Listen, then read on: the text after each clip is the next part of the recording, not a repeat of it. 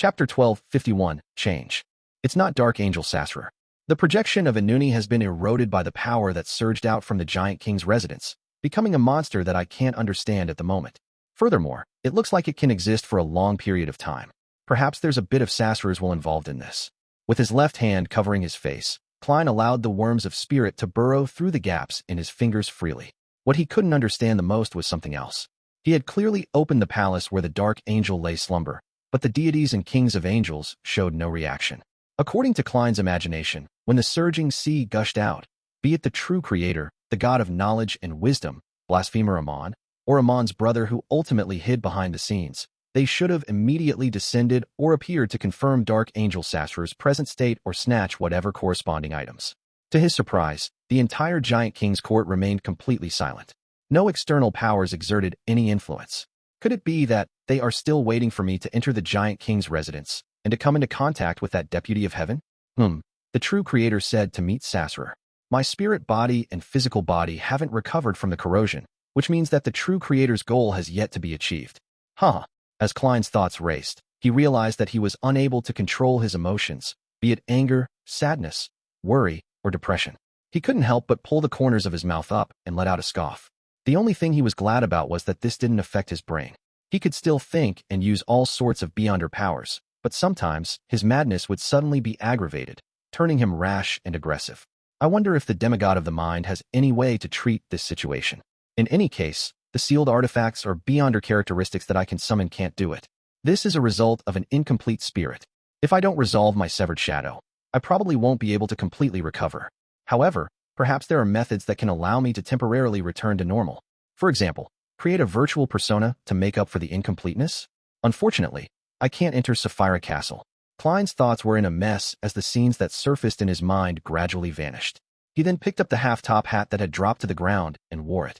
Then, through the huge glass window formed from ground orange gems, he observed the changes in the Giant King's court.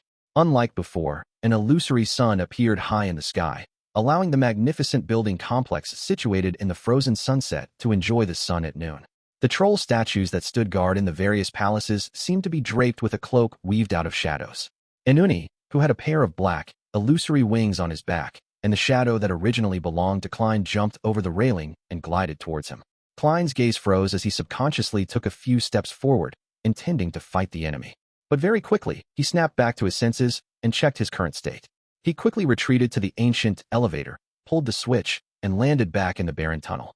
Then, with blink, he appeared near the waning forest and ran all the way to the edge of the Giant King's court. His intuition told him that in his current state, he had no means of defeating the mutated Inuni and his separated shadow. Of course, he had the confidence if it was just the latter. When he arrived at the edge of the radiant sunlight, he turned and saw that Inuni and his shadow hadn't chased after him. It was as though there was a limit to their range of activity. There's no way to leave the Giant King's residence, or should I say, be too far away from Dark Angel Sasra? Just as this thought flashed through his mind, Klein saw the illusionary sun atop leap from the center to the west. The dusk's colors once again enveloped the divine kingdom. Klein carefully observed all of this and was in no hurry to leave the Giant King's court. Not long after, the illusory sun plunged into the palace where Dark Angel Sasra slumbered. Darkness became the ruler of the Giant King's court. The darkness was different from the one found on a normal night. There was no moon or starlight, only blurry shadows. Standing in this darkness, Klein had a nagging feeling that someone was clinging to him from behind. However, he clearly knew that it was an illusion and didn't turn around recklessly. A few minutes later, the illusory sun rose, and the light of dawn dispersed the darkness. The power that surged out from the Dark Angel's chamber has changed the Giant King's court despite it being an ancient divine kingdom. It really is a power that's close to that of a true deity. At the very least, it controls a uniqueness. But which pathway's uniqueness would it be? The generated changes include blazing sun, darkness, degeneration, and mutation. This is a little contradictory. It doesn't seem like the result of a single uniqueness. Besides, the uniqueness of the sun pathway is definitely with the eternal blazing sun. The shadow and degeneration is brought about by darkness, which is undoubtedly with the true creator. When I opened the door, I saw an illusory, pitch-black, viscous ocean. It's related to the Chaos Sea? Klein shook his head as he continued observing. This continued on as he waited for the City of Silver's expedition team to rendezvous with him. Backlund, at the border of the city. As soon as Audrey entered, she discovered that the fog had become unusually thick. Visibility had been reduced to 5 meters. The howling winds swept through the fog, bringing a sense of clarity from time to time. However, it was soon filled with surging whiteness. Audrey's eyes suddenly turned golden, allowing her to see even further. As she carefully treaded, the fog in front of her suddenly became much thinner. At the same time, her beyonder powers suffered a retrogression. The weakening of mysticism. The concepts and information previously mentioned by Mr. World flashed across her mind. Boom, boom, boom. Multiple salvos from Backlund fired ahead, causing the shells to leave trails of red, blue, silver, or black in their wake as they bombarded the enemy's base. However, in the next second, these shells encountered invisible barriers and exploded in midair, making the transparent wall tremble. At this moment, a rather blurry figure appeared in the distant, thick fog.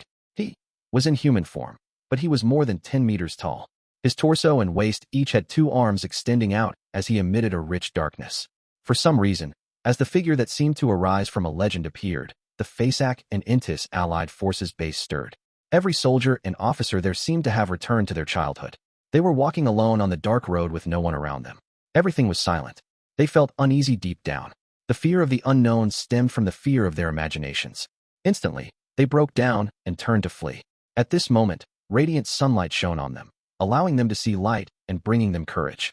However, there were still a small number of soldiers who were unable to control themselves. They kept shouting "Mommy" or a particular woman's name in their bids to escape from the battlefield. Bang, bang, bang. The soldiers fell to the ground amidst repeated gunshots. One by one, they bloomed with blood-colored flowers.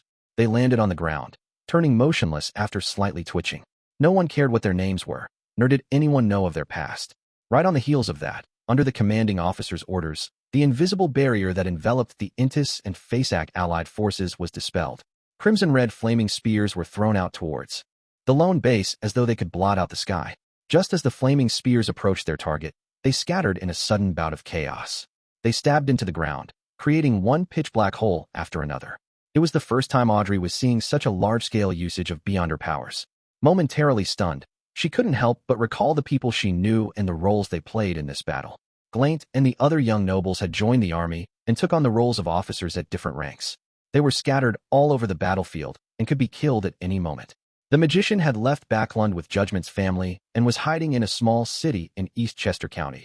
As a middle-ranking member of MI9, Judgment was made to covertly defend against infiltration by the Beyonders from Fasak, Intis, and other countries. The official Beyonders led by the Star had locked down the various cathedrals of the Church of Steam, maintaining the stability of the city. Saint Anthony and the other demigods of the Church of Evernight, the Church of Storms, the royal family, and the military began to set up the last line of defense in Backlund. The Sanguine had remained neutral the entire time. A few seconds later, Audrey gathered her thoughts and prepared to use psychological invisibility to sneak into the enemy's camp to spread mental plague. Suddenly, her spiritual perception stirred as she cast her gaze to a spot further away. In the thick fog, a rather thick and blurry tentacle wrapped around countless silver bolts of lightning and quickly extended to a certain location of the Allied forces' base. A feather burning with golden flames fell. In the depths of the thick fog, a huge grayish-blue palm reached out, holding a silver broadsword. The fog sea, away from the safe sea route. Countless bolts of lightning struck the surface of the sea, waves surged and crashed heavily. Bernadette's dawn was constantly being thrown into the sky, making it seem extremely minute under the might of the elements. It looked like it would sink at any moment. Queen Mystic stood at the bow of the ship, calmly taking in all of this. From time to time, she would use the Emperor's new clothes and other fairy tale magic to maintain the balance of the boat. Her gaze pierced through the terrifying storm in search of the suspected primitive island. After some reorganizing, Colin Iliad led Derek, Lovia, and the other members of the expedition team out of Afternoon Town Camp. They followed the path up the mountain and entered the giant king's court. What surprised them was that the frozen dusk had changed. Bright sunlight illuminated every corner. "Where's the helper you invited?" Colin Iliad controlled his alarm and turned to ask Derek Berg.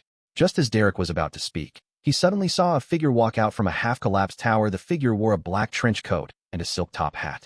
The right side of his face was cut, cold and stiff. The left side of his face had transparent, wriggling maggots that kept crawling. Chapter 1252, Mr. Clown. When they saw the figure walking out from behind the collapsed tower, the members of the City of Silver's expedition team immediately put up a defensive stance, ready to attack or provide any defense. In their eyes, the man wearing strange clothes and a strange hat was equivalent to a monster, a particularly terrifying one at that.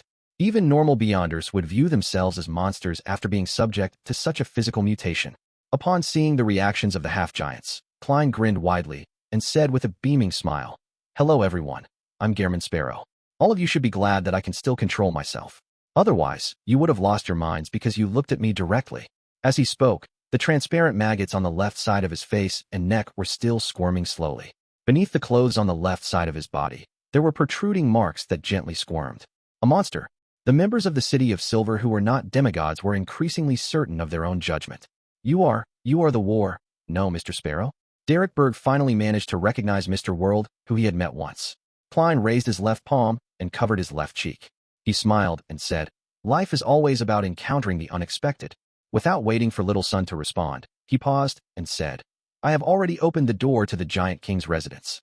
This brought about some accidents, causing the Divine Kingdom to change. The door to the Giant King's residence has already been opened?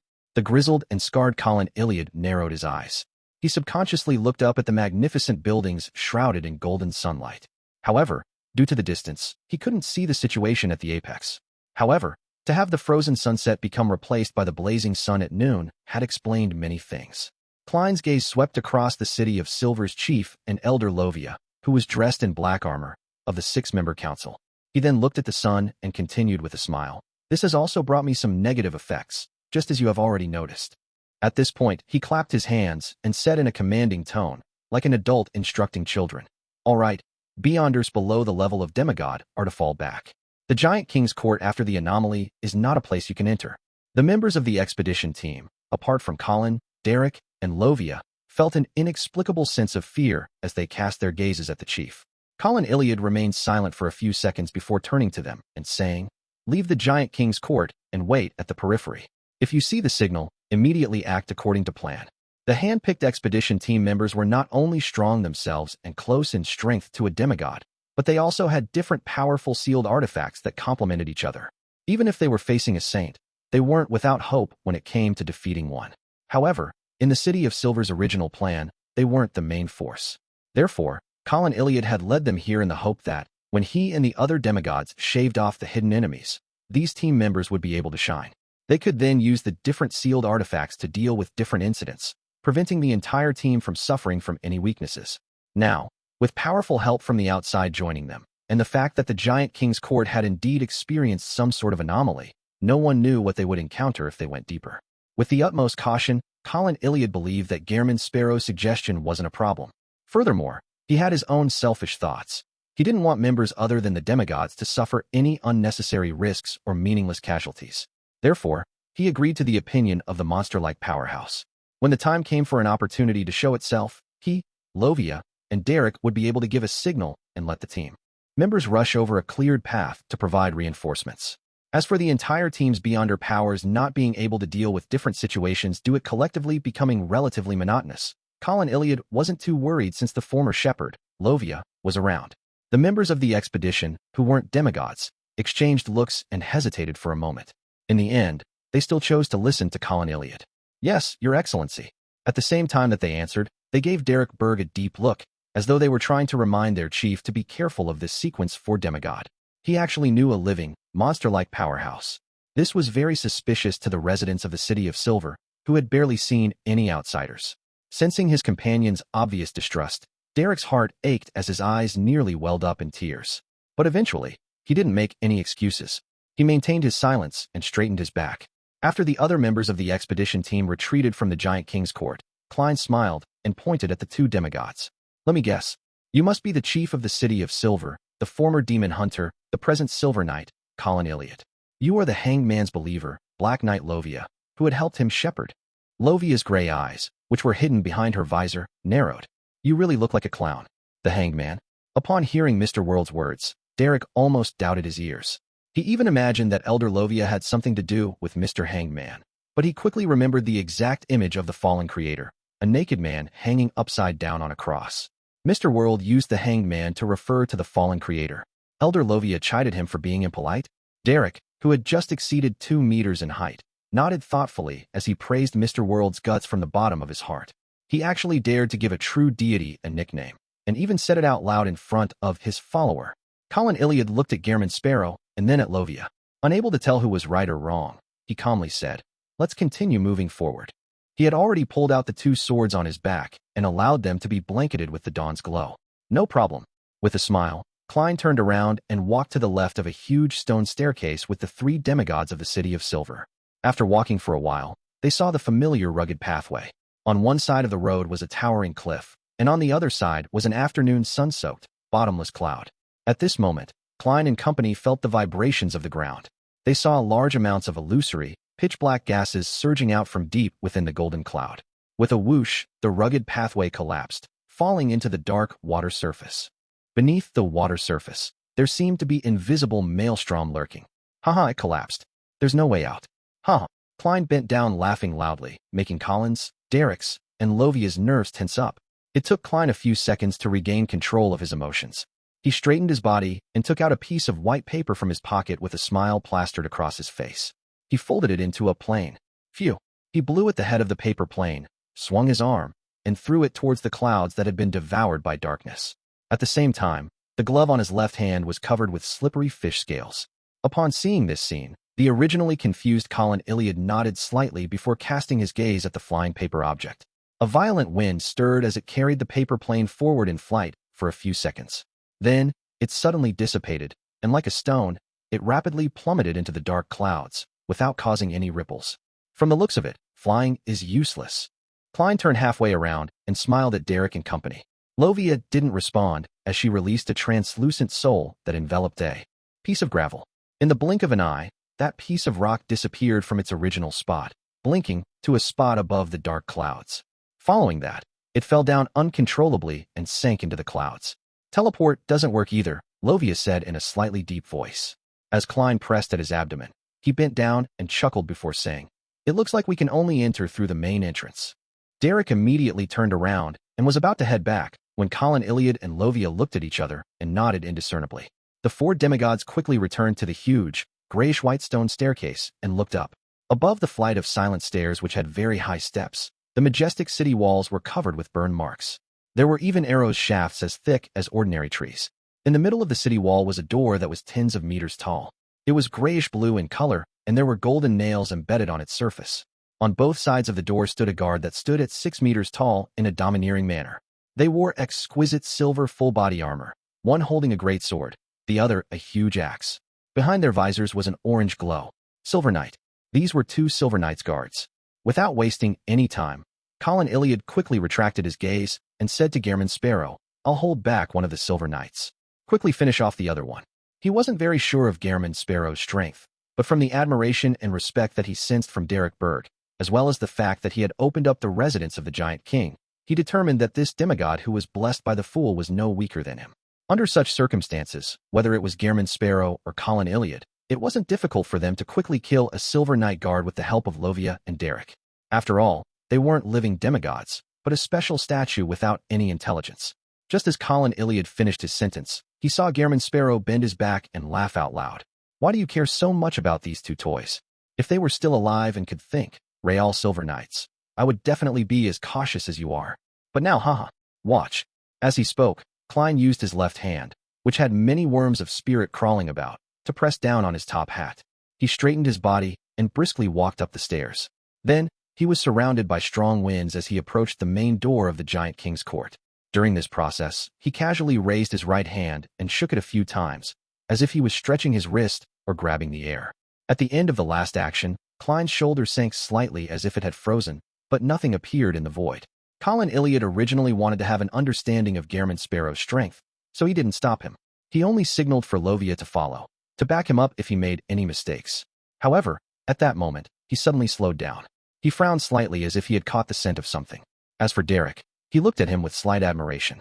He believed that Mr. World could quickly finish off the guards. Chapter 1253, I Wish You Well. Only when Klein was about to reach the end of the flight of stone steps did the 2 Silver Knights guards outside the Giant King's court react. They turned their heads as the orange glow behind their visors flashed twice, as though it was confirming the identity of the visitor. Furthermore, they had a moment of confusion. Half of Klein's face was normal, and the other half was terrifying. The right side of his mouth curled up exaggeratedly. The transparent maggots on his left slowly twisted, revealing a frightening and indifferent smile. Thud! With his right foot crossing the final step, he arrived at the platform where the giant king's court was located. Suddenly, a silvery white crack appeared on Klein's forehead as countless silver rays emitted from his body. His entire body instantly shattered into pieces of flesh and blood. These fragments floated up and quickly thinned and faded, turning into paper shreds. Klein in his top hat and black trench coat appeared one after another in different spots. However, they were all ripped apart by the silver sword beams.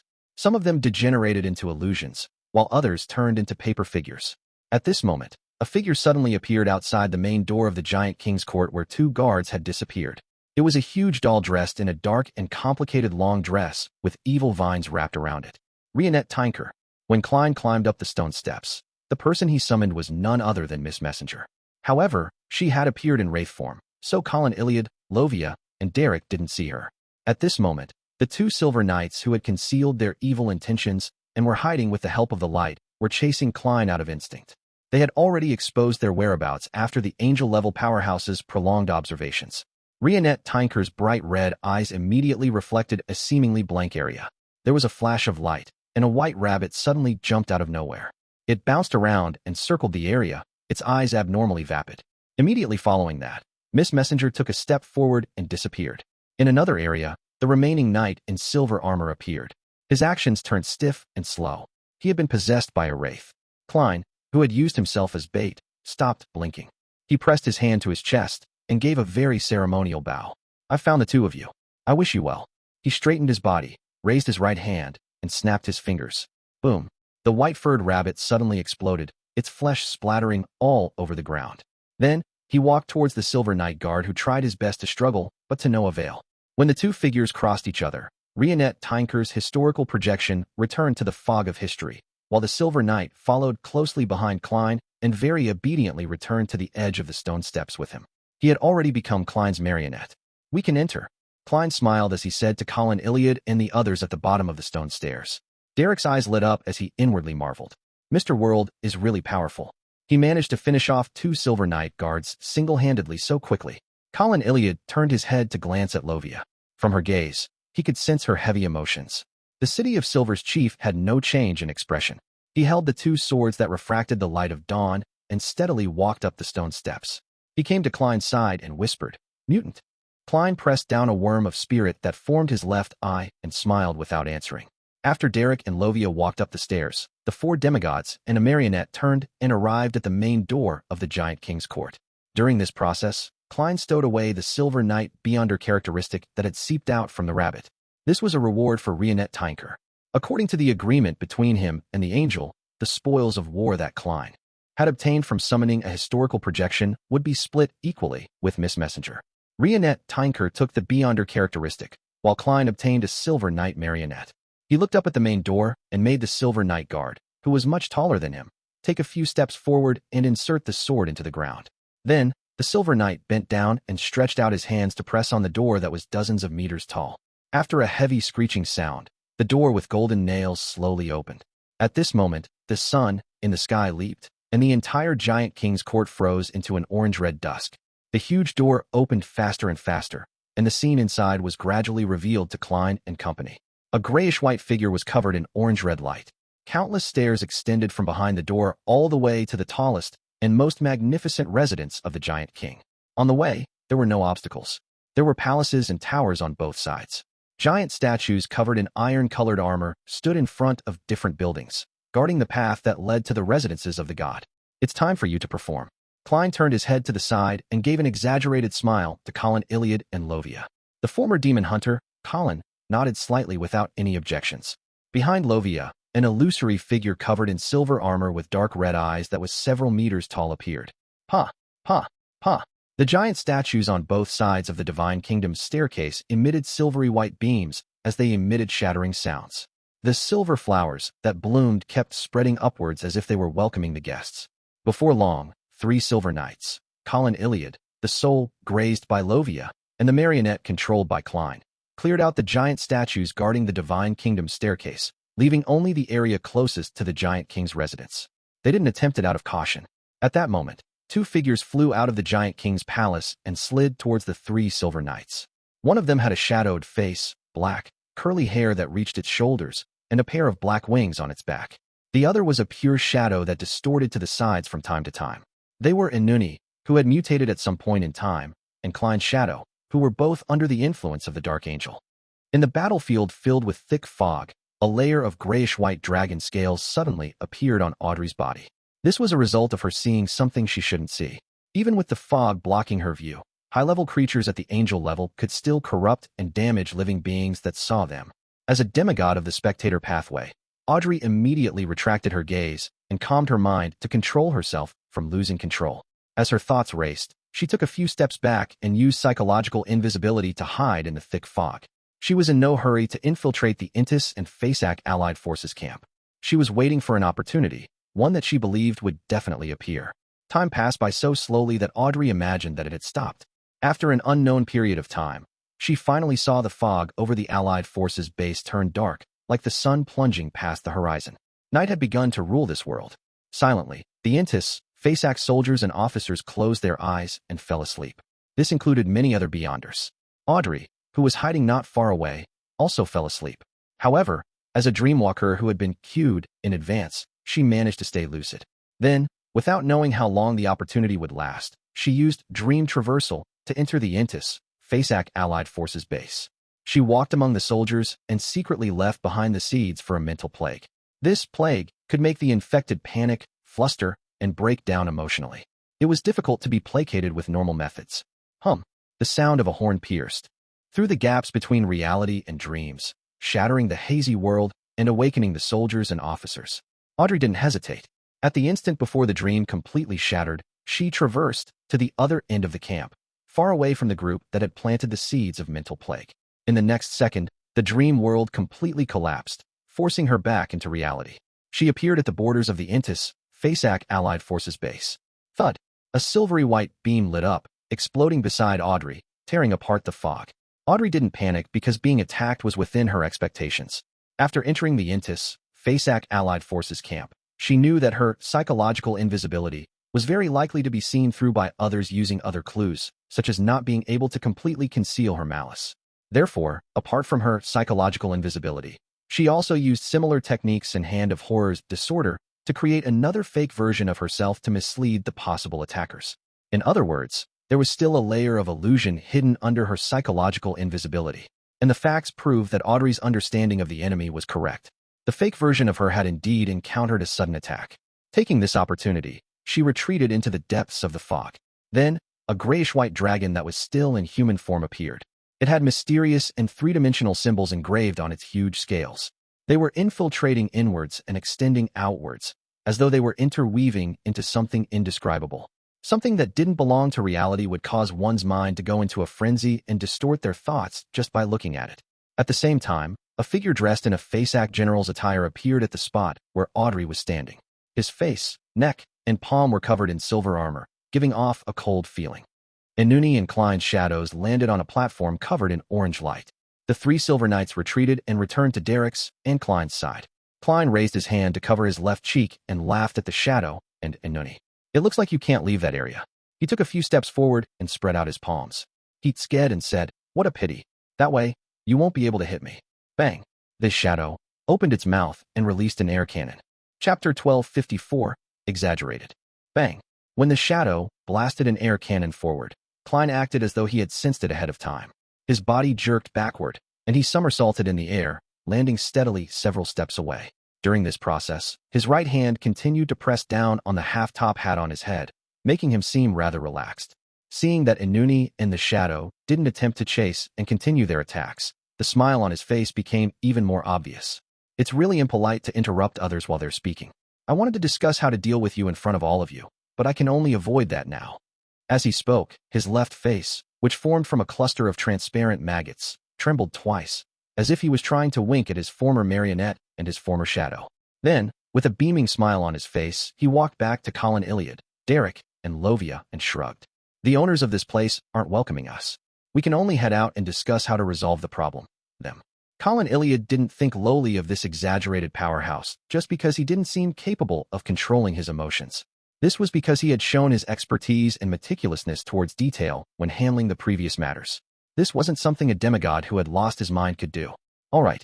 The City of Silver's chief responded to Klein's suggestion. Of course, Derek had no objections, while Lovia remained silent and didn't say a word.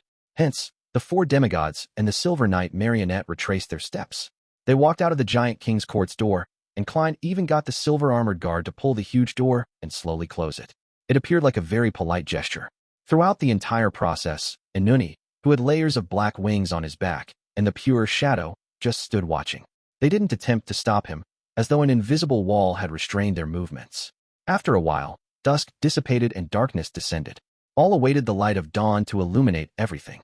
In this quiet and dead world, a ray of light finally rose, bringing with it a long-awaited dawn. At this moment, Inuni and the shadow heard knocking sounds at the door of the giant king's court. Someone was knocking on the door. Knock, knock, knock.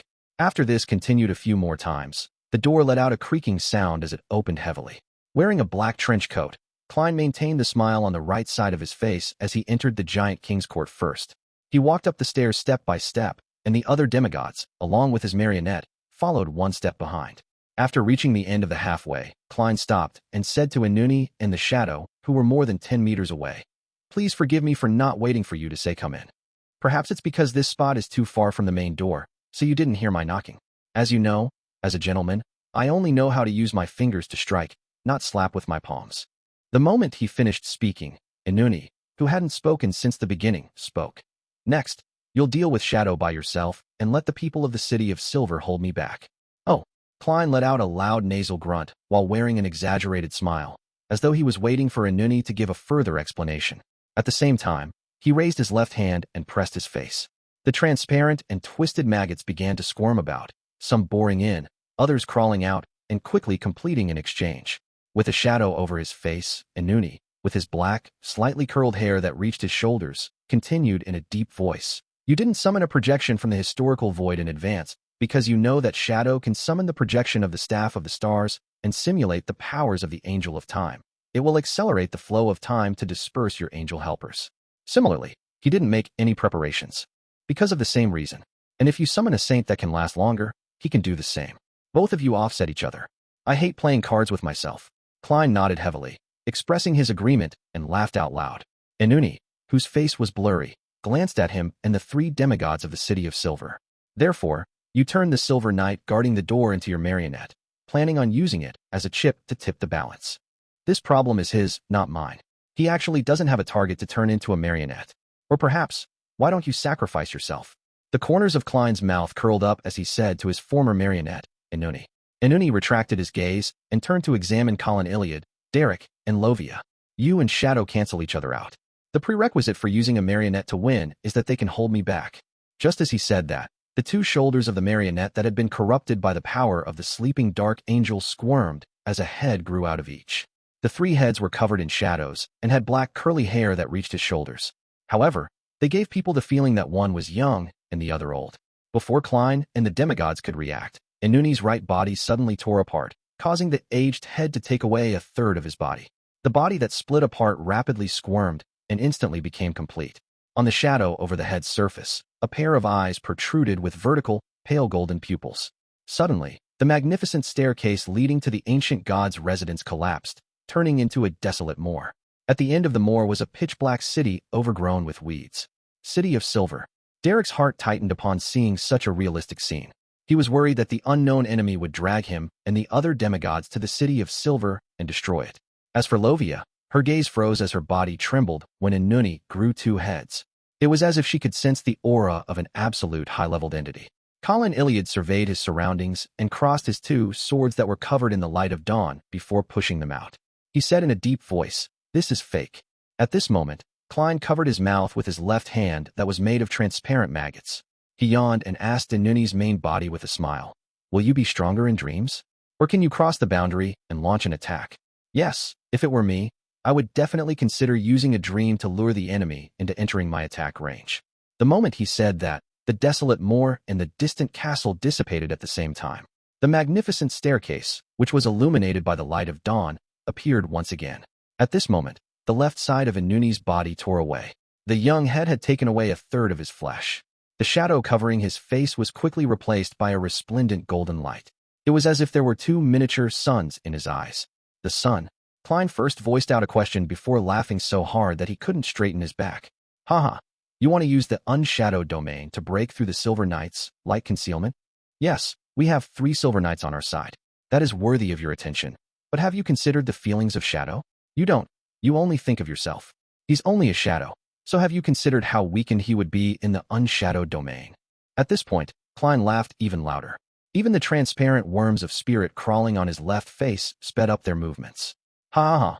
Also, have you thought about the beyonder powers of corruption, degeneration, and darkness? Have you seriously considered the negative effects that the unshadowed domain will bring you?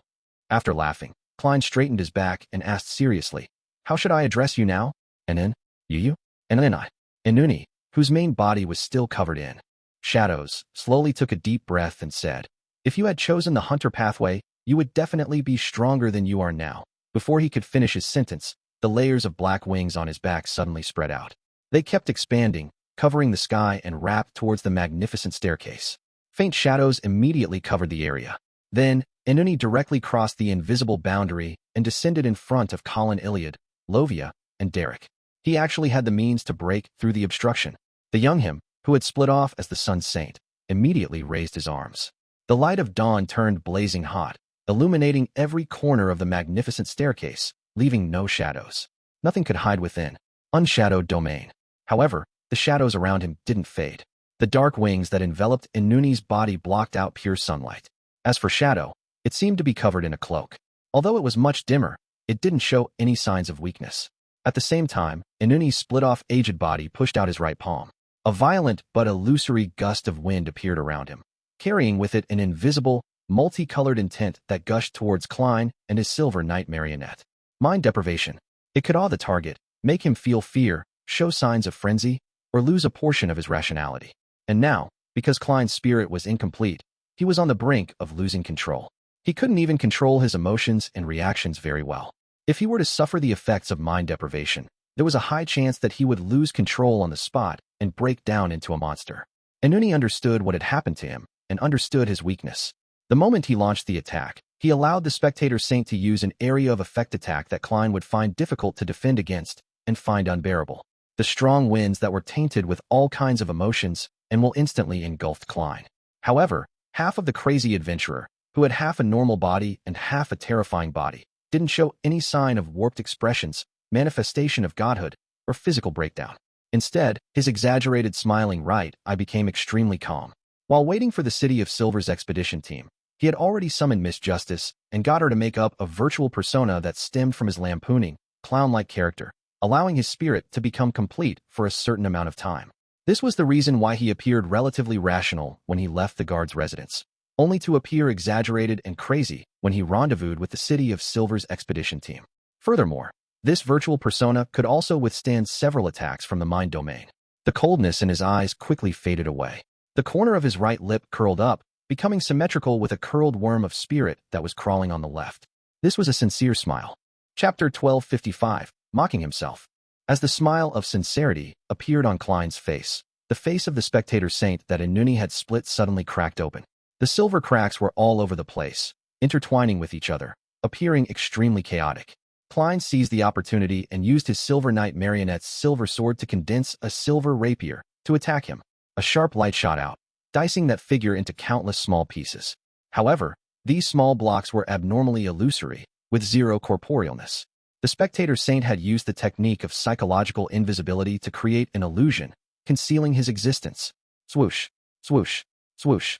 Silver beams of light either blazed towards the Spectator Saint that Inuni had split off, or directly leaped out from the target's location, erupting from within. The Spectator Saint relied on the speed and agility that a powerful body brought. He constantly changed positions and dodged, preventing himself from getting injured. As he had a precise understanding and control of his psyche and mind, Klein's intuition for danger prevented an image from forming in his mind, so it was difficult for Klein to predict his actions. Therefore, Klein couldn't let the silver rapier lay in wait and strike out where he appeared. Tap, tap, tap. The huge knight, who was covered in solid silver armor, held his broadsword and charged at his target, as though he could topple a mountain. Due to the existence of the unshadowed domain, Klein's Silver Knight marionette was unable to hide himself using the light. He could only directly attack. Upon seeing this, the Spectator Saint's body suddenly swelled, turning into a hideous, grayish-white scaled dragon that was covered in shadows, a manifestation of godhood. The dragon's body was huge, its gray scales firm. Its claws were powerful, and it managed to block the Silver Knight's slash. Bang, bang, bang, bang. The giant and the giant dragon smashed through the brick rocks of the ancient divine kingdom, causing the palace to collapse. It was a mess. Klein maintained his exaggerated smile and seriously controlled his marionette to ignore Shadow. No, he still did some level of interference. He controlled the spirit-body threads of himself, the marionette, the City of Silver's chief, Lovia, and Little Sun, preventing them from being controlled by Shadow. From time to time, he would reach out his hand and summon the historical projection that Shadow was attempting to summon. This effectively canceled out both parties' efforts. Apart from that, Klein didn't even glance at Shadow. Shadow wandered for a while before opening its mouth helplessly and making a bang sound. An air cannon shot out and struck the Silver Knight marionette before exploding. Amidst the rumbling sound, the marionette only shook slightly before returning to normal. The silver armor he wore didn't show a single crack. Haha. Upon seeing this scene, Klein laughed out loud, giving off the feeling that he was about to bend over in a fit of laughter. How could he not be aware of how weak his attacks and defense were? When the two core skills of controlling spirit-body threads and the summoning of the historical void projections were rendered ineffective, Shadow, who had no marionettes, could only watch from the side. Be it air cannons, flame controlling, illusion creation, or the clown's combat ability, they were all just embellishments or support. Likewise, Klein didn't attack Shadow because he knew how frustrating it was to deal with paper figurine substitutes, flaming jump, damage transfer, and illusion creation. He knew that there was no way he could deal with the other party in such a short period of time. He might as well let him be a member of the live audience. After all, he couldn't affect the battle. Upon hearing the mocking laughter, the pitch-black Shadow froze for a moment before pouncing forward. It approached Klein and targeted him with attacks. On the other side, when Inuni's true form landed in front of the three demigods of the City of Silver, Colin Iliad quickly glanced at Derek before looking away. He crossed his swords, forming a cross that blocked the path ahead. While doing this City of Silver chief's clothes tore apart by his rapidly expanding muscles. In the blink of an eye, Colin Iliad had turned into a giant that was nearly 6 meters tall. His body was grayish-blue and his muscles were bluish-black. He was a ripped giant. There was a dark crack on his forehead that seemed to be capable of attracting the souls around him, and his eyes were gone. Every inch of the giant's skin and flesh contained immense power, infinite mystery, and a strange spiritual influence. It made everyone who witnessed it inevitably feel a sharp pain in their psyche, turning them into a rampaging mess that wanted to destroy everything, including themselves. Inside the unshadowed domain, Colin Iliad didn't need to worry that the Divine Kingdom's suppression would prevent him from controlling this incomplete mythical creature form, causing him to completely lose control. The invisible barrier around him immediately shrank, turning into silver, sticky, liquid metal that covered his entire body and solidified into an armor that couldn't be shaken. At that moment, the shadow on Inuni's body condensed into something corporeal. It made him turn into a giant that was several meters tall. He held a black greatsword and wore black full-body armor. Black Knight. Clang. The black greatsword cleaved straight down and was held back in midair by two swords formed from the light of dawn. The shadow beneath Inuni's feet and the illusory black wings on his back extended outwards in an attempt to envelop Colin Iliad. Almost at the same time, rays of the light of dawn formed around Colin as they swept forward. The storm that was filled with pure fragments of light swallowed Inuni's shadow, only to be blocked by his black wings. Clang, clang, clang, bang, bang, bang. Colin Iliad's Silver Knight manifestation, Inuni's Black Knight transformation, clashed violently, producing a spectacular light show as the tower collapsed. As for Derek, he leaped out with Thunder God's roar in hand after receiving the chief's signal, heading straight for the Sun Saint. Amidst the howling winds, he brandished the ghostly blue hammer that was wrapped in lightning. He appeared like a sailor of the storm pathway, not a beyonder of the sun domain. The Sun Saint never expected that the unshadowed opposite him would be so rash that he chose to engage in close combat. Unable to react in time, he could only use his instincts to dodge to the side. With a loud crack, a silvery white light burst out from the place he was about to step in. It quickly engulfed him and tore his body apart. The Silver Knight evil spirit that Lovia grazed also targeted the Sun Saint as it unleashed its attacks. A golden glow surged out of the Sun Saint's body like a tidal wave, melting the silvery white light, forming a layer of armor made of light and a huge mace. Boom! The mace blocked Thunder God's roar, causing the snaking bolts and light to fly everywhere. At the same time, the Sun Saint's body emitted a warm glow that caused the Silver Knight evil spirit to suddenly turn illusory, as if it was evaporating. It caused the black-armored Lovia's body to pale. The degenerate aura quickly dissipated, causing the Silver Knight marionette to weaken greatly. Purification. This was the core power of an unshadowed. It was extremely effective against wraiths, the fallen, and the unclean. Faced with the purification, Lovia could only summon her Silver Knight evil spirit back and not let it out to graze. She could only use the corresponding beyonder powers to make up for her weakness. Whoosh, whoosh, whoosh.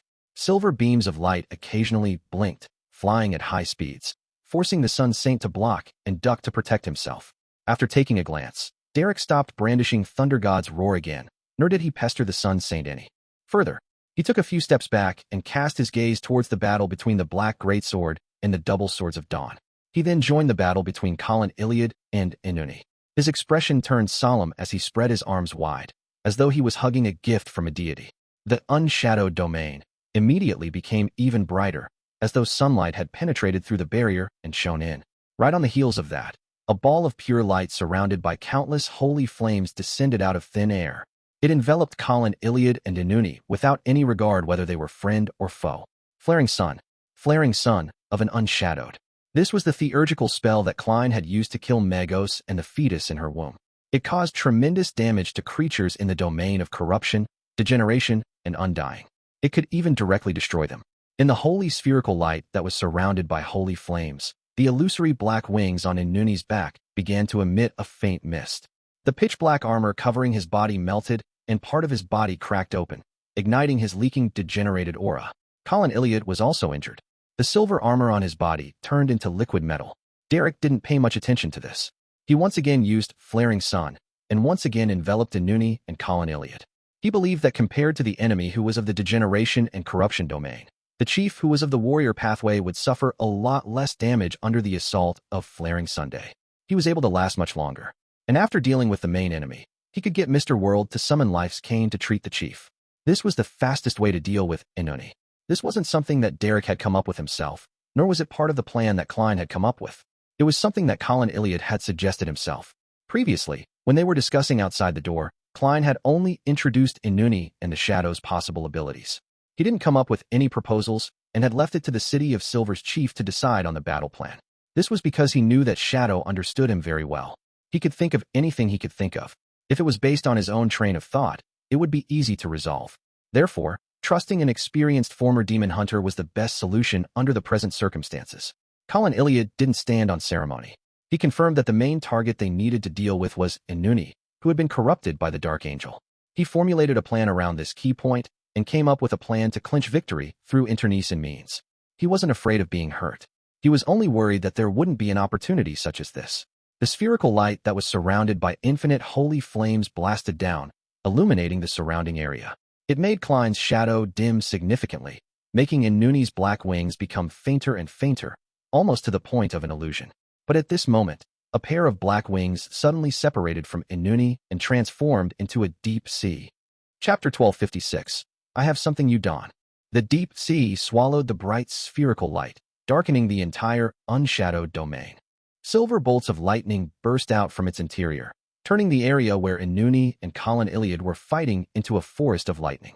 Amidst the sizzling sounds, countless bolts of lightning slithered upwards and drilled into the gaps in the armor. This Silver Knight, who had shown his incomplete mythical creature form, immediately turned stiff, as though he was paralyzed by lightning. As for Inuni, his black armor, which seemed to be formed from powers of degeneration, had completely absorbed the lightning, preventing his body from being affected by the rippling damage. Taking advantage of this opportunity, Inuni, who had pitch-black fragments peeling off from him, held the dark greatsword with both hands and slashed at an angle. And at this moment, Colin Iliad hadn't completely escaped from his paralyzed state. With a piercing stabbing sound, a deep crack appeared on his left shoulder. The sturdy silver armor seemed to lose its defense as it was cleaved open by the great sword. This was a Black Knight's cull of spiritual flesh. Not only could it corrode flesh and blood, it could obliterate souls and cleave through barriers. It could also cause any living creature with degenerate thoughts to lose their defenses. It was a core beyonder power belonging to the Black Knight, stemming from the degeneration domain. Seeing that the cull of spiritual flesh had sliced open the silver armor on Colin Iliad's left shoulder, with the crack quickly deepening as it went straight for the heart, Derek tensed up and immediately condensed a spear made up of pure sunlight. He swung back his hand, and threw it towards Inuni. Unshadowed spear. Inuni didn't abandon his attack or dodge. Instead, he raised his remnant illusory black wings and used them to shield himself. Sizzle. The unshadowed spear pierced through 2 layers of the illusory black wings, bursting out a blinding white light that seemed to give rise to a miniature sun.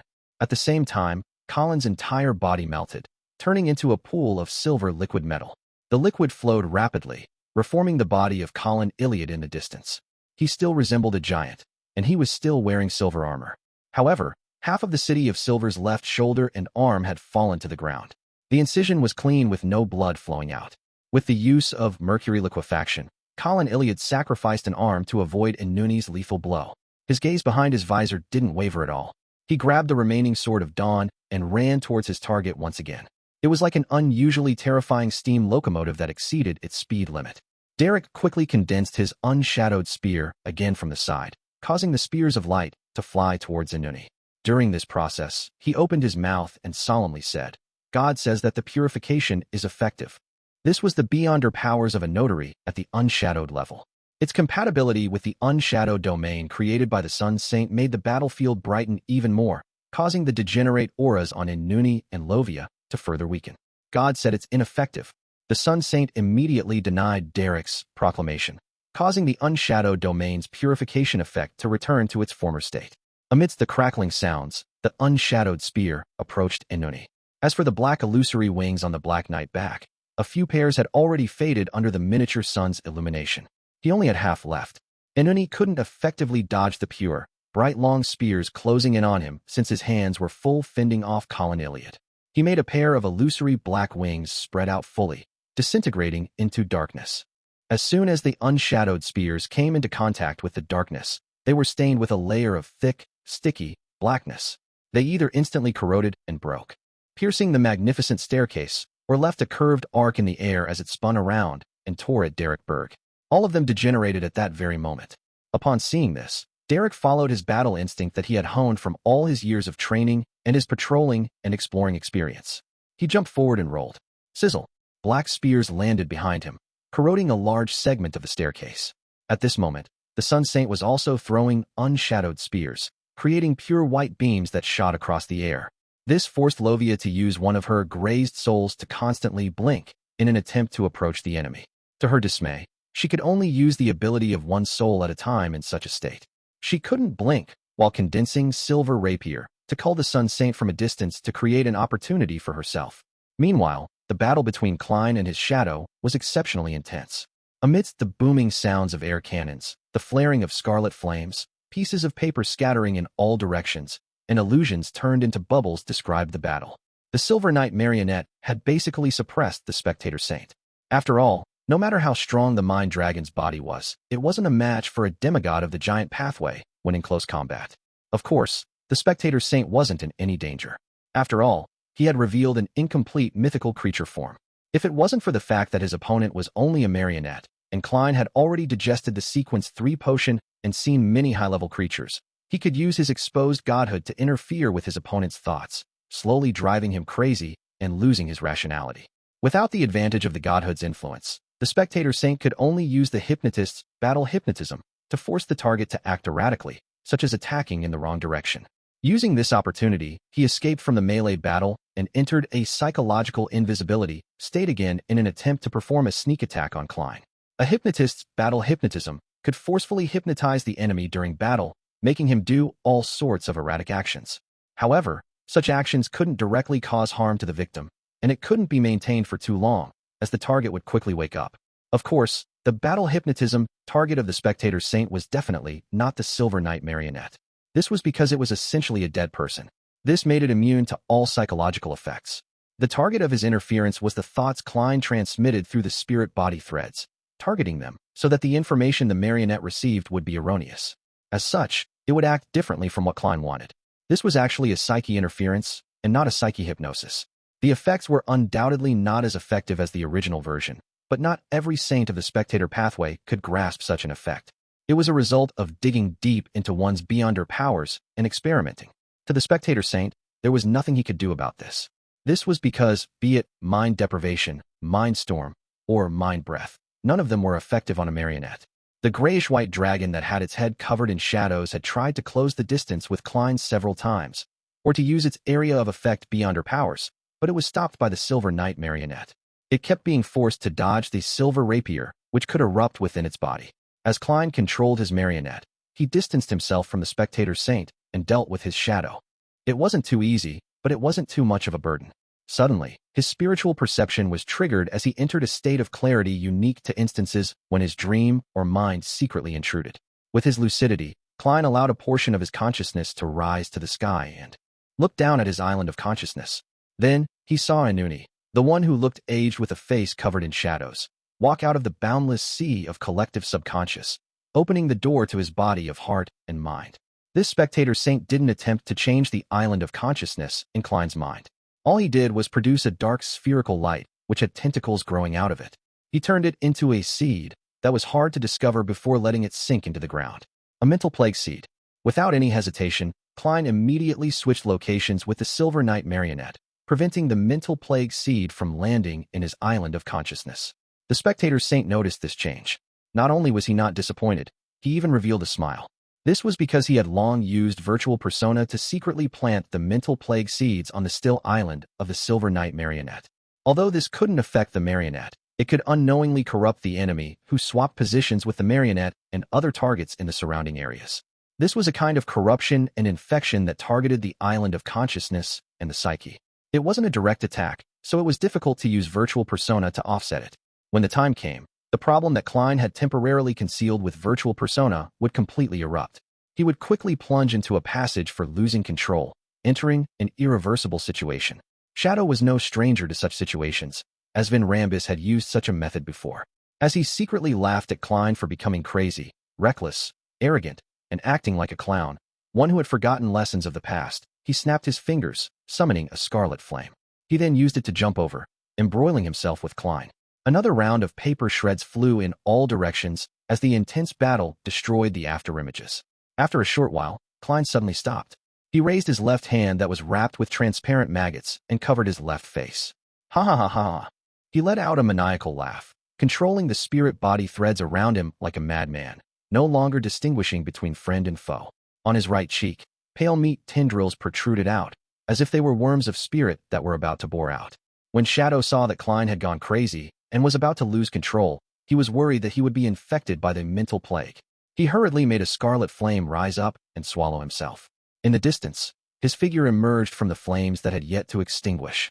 At this moment, the Silver Knight marionette would occasionally launch an attack and occasionally do a twitching dance. It was obvious that it wasn't under normal control. He no longer had the strength to stop the mind dragon manifested by the spectator saint. He allowed the other party to spread out his wings and fly into the air above Klein. He was prepared to use mind breath. The spectator saint didn't want to give his enemy who was infected by the mental plague a chance to breathe. He wanted him to immediately lose control. Suddenly, this mind dragon's actions became sluggish, as if every joint was injected with glue. In the next second, a silvery white beam erupted from his body, splitting his flesh and blood, tearing apart his spirit body. With his back bent, the laughing Klein slowly straightened his body calmly. He released the palm covering his left cheek, and he smiled at Shadow in the distance. Behind him, wave after wave of silvery white beams tore apart the mind dragon, turning it into pieces of pitch-black flesh. They fell to the ground, and the knight marionette in silver armor retracted his broadsword and looked coldly at Shadow. Looking at the slightly lost Shadow, the few worms of spirit on his left face curled up and stimulated the curved corners of a smile. You haven't seemed to have noticed that I have something that you don't. Chapter 12:57, Too Weak. As he spoke, Klein raised his right hand. A piece of pitch-black and filthy flesh had appeared in his palm at some point in time. It contained an indescribable aspect of madness. The answer is the hanged man's corruption, Klein said to Shadow with a smile. The thing that he had that Shadow didn't was the corruption left behind by the true creator. This was an influence that even the power of Sapphira Castle couldn't dissipate for the time being. And one thing he was certain of was that, before he met Dark Angel Sassurer, the true creator wouldn't easily allow him to lose control or die. Therefore, he deliberately allowed corrupted parts of his body to be infected by mental plague, pretending that he had lost control. Then, he pretended to be controlling spirit body threads in an aimless manner so as to cover up the fact that the target was actually the spectator saint. When the opponent launched a further attack, he successfully entered a sluggish state, creating an opportunity for the Silver Knight marionette. As he expected, The corrupted parts of him wrapped around the seeds of the mental plague, preventing the negative effects from erupting. During this process, Shadow had distanced herself from Klein because of his concern about the effects of mental plague. This made him fail to notice the abnormality of the spectator saint's spirit body threads. How could Klein not know how careful and cautious he was? Of course, Klein couldn't predict the kind of changes the corruption would bring when he met Dark Angel Sassurer. Would the mental plague that had been suppressed leak out and cause certain effects? All he could do was resolve the problems at hand. Upon hearing his words, the pure shadow suddenly burst into a scarlet flame that instantly engulfed him. At the edge of the unshadowed domain, near the place where the giant king resided, a wisp of fire rapidly rose up as Shadow appeared. He didn't hesitate to escape. He ran towards the palace, which acted as the resting chamber for the slumbering Dark Angel, completely ignoring Inuni and the Sun Saint. When Klein, who was using his virtual persona, saw this scene, he was stunned. He couldn't help but smile with the worm of spirit and shake his head. I'm actually that timid? He suspected that Shadow, which splintered off from him, had taken away most of his caution and carefulness, leaving behind more of his impulsiveness and recklessness. A silvery white beam lit up and smote the scarlet flames that descended outside of the unshadowed domain, shattering the pitch-black shadow that had just appeared. Klein hadn't wasted time muttering to himself. He had long controlled the Silver Knight marionette. Then, according to the distribution of the flames and his habits, he predicted the next few areas that Shadow would jump to. Then, he condensed Silver Rapier ahead of time and smote down the moment the flames descended. Unshadowed domain didn't have a barrier in the physical sense. Anyone could leave or exert influence on the outside world. However, the torn-up shadow eventually turned into thin pieces of paper and quickly disappeared. Another few burning scarlet flames descended, and the black shadow used them to jump, moving closer to the open door of the giant king's residence. The silvery white light that subsequently tore him apart had only managed to take down his paper figurine substitutes. From Sequence 5, Beyonders of the Warrior Pathway had the ability to see through illusions. Without the aid of psychology invisibility, paper figurine substitutes were obviously more useful than illusion creation. It was only a situation when two seers were in combat that scenes of shredded pieces and illusions would occur. In just 2 or 3 seconds, scarlet flaming columns rose outside the giant king's residence, as though they were releasing fireworks to welcome a guest. In the next moment, Shadow jumped into one of the flames and hid in the area where the Dark Angel lay in slumber. But at that moment, a figure quickly appeared in front of the scarlet flaming columns. He wore a black long trench coat and a half-top hat. His right face was normal, and his left face was formed from transparent and twisted maggots. It was none other than Klein's true body. The corners of his mouth curled up once again as he snapped his fingers with his right hand. The scarlet flaming columns were extinguished as the black shadow was forced to appear, returning to the staircase that was covered with the light of dawn. Flame controlling. The reason why Klein could rush outside the giant king's palace to intercept Shadow ahead of time was because, after Shadow decisively fled, he was no longer able to effect his summoning of items from the historical void. He easily took out Creeping Hunger and switched to the Traveler's Soul. It isn't a good thing to be too careful, Klein said to Shadow, doing so with a smile on his face. As he bent his knees, he arched his back. As he bent over, his figure suddenly became the knight in silver armor. The knight stabbed his broadsword into the ground and created an invisible barrier, sealing off the door to the Dark Angel's resting ground. At that moment, Klein swapped positions with his Silver Knight marionette. He gave Shadow the impression that he could enter the palace as long as he could destroy the Guardian's barrier. Of course, his true body interfered with Shadow's summoning of historical projections and controlling of spirit body threads. When the tables turned, the battle between the 3 demigods of the City of Silver, Inuni, and the Sun Saint also changed.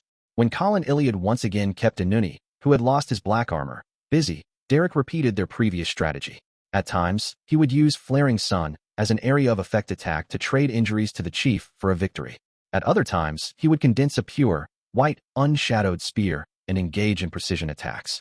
This wasn't used often, because it was easy for Inuni to avoid it, causing Colin Iliad to be accidentally injured.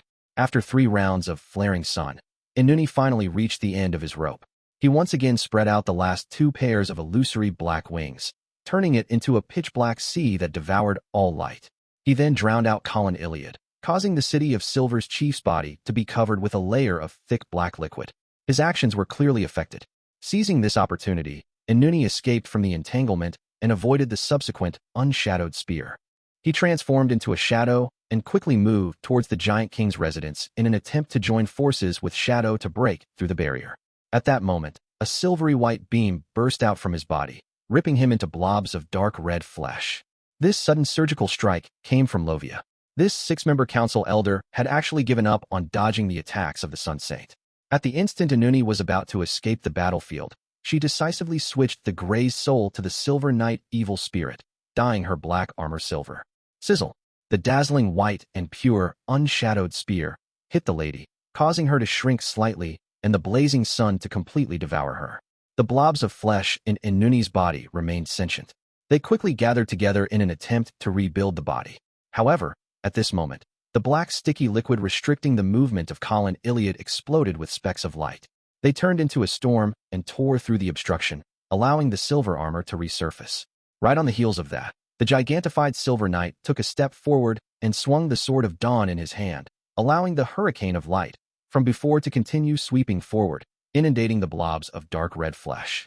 A pair of illusory black wings appeared and dissipated, calming the hurricane of light. However, Derek's flaring sun continued. Holy flames ignited every blob of flesh and drop of blood, melting everything with pure light. When the Sun Saint saw this scene, he knew that it was impossible for him to escape the fate of being destroyed. He didn't bother dealing another blow to Lovia and turned around, about to withdraw from his unshadowed domain. Suddenly, he heard a voice filled with malice and corruption. Slow.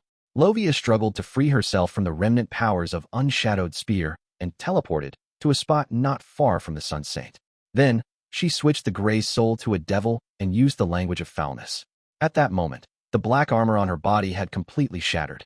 There were many cracks on her purple-patterned black robe, revealing her slowly squirming flesh. Her aura was rather weak. The slow, that wasn't at the level of a demigod, couldn't affect the Sun Saint for too long. However, this was enough for Colin Iliad. He condensed a silver rapier and made it teleport to the enemy. This silver rapier experienced a random mutation. It directly pierced through the holy armor of the Sun Saint and exploded in his body. Silver light bloomed as the Sun Saint blasted into countless pieces. Pa! Pa! Pa! The flesh fell to the ground and vanished in a blink of an eye, as though they had returned to the pages of history. After the battle ended, the three demigods of the City of Silver immediately approached the Giant King's residence and pincered Shadow. Shadow leaped and attempted to hide in the fog of history. However, just as he saw the grayish-white fog, he was pressed down by a hand wrapped by transparent maggots. Neither him nor Klein dashed to the time before the first epoch, because they knew that the other party would definitely stop them or wait there. With nowhere to hide, Shadow immediately fell into the encirclement of the three City of Silver demigods. His various powers were also offset by Klein. Even Flaming Jump was affected by flame controlling, making it difficult for him to escape his predicament. More than 10 seconds passed. After the paper figurines were torn apart, Shadow finally expended all his substitutes. He was then stabbed in the abdomen by Derek's unshadowed spear. A round of blinding white light and a miniature sun exploded. The pitch-black shadow quickly faded and completely melted. Klein felt a stabbing pain in his head, and his mind, which was on the verge of losing control, suddenly relaxed. He instinctively looked to his feet and saw that under the illumination of the light of dawn, a faint black shadow extended out from them. Too weak, Klein bent his back slightly and couldn't help but mock himself.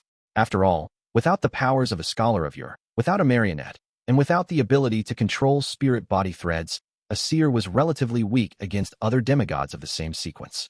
His spirit had been restored to its original state, but he had yet to remove the virtual persona. Furthermore, he had no intention of immediately summoning Miss Justice's historical projection to do this. As he had been corrupted by the Dark Angel, Inuni had shown the characteristics of the Sun, Spectator, Storm, and Secret's suppliant pathways. If he wanted to enter the Giant King's residence, he had to be wary of psychological influences. Virtual persona was a very good defensive measure. At that moment, the transparent maggots on the left side of Klein's body quickly settled down, returning to his flesh and skin. However, due to the crazy effects of his virtual persona, there was still a translucent layer on the surface, allowing people to see the worms of spirit hidden underneath. When Derek, Lovia, and the others cast their gazes on him, Klein straightened his back and reached out to grab Life's cane. He pointed at the open door of the Giant King's residence and laughed. Make every second count. The Dark Angel is waiting for us inside. Chapter 1258, Tremendous Changes.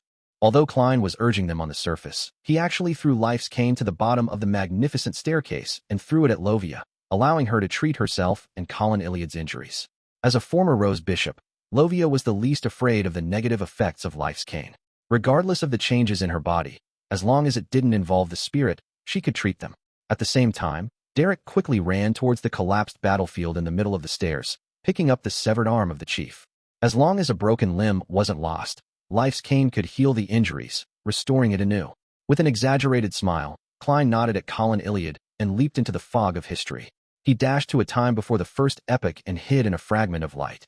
Then, with a thought, he returned to Sapphira Castle and sat at the seat belonging to the Fool. With the help of the crimson star corresponding to the Fool, which was constantly contracting and expanding, he checked the situation inside the Giant King's residence.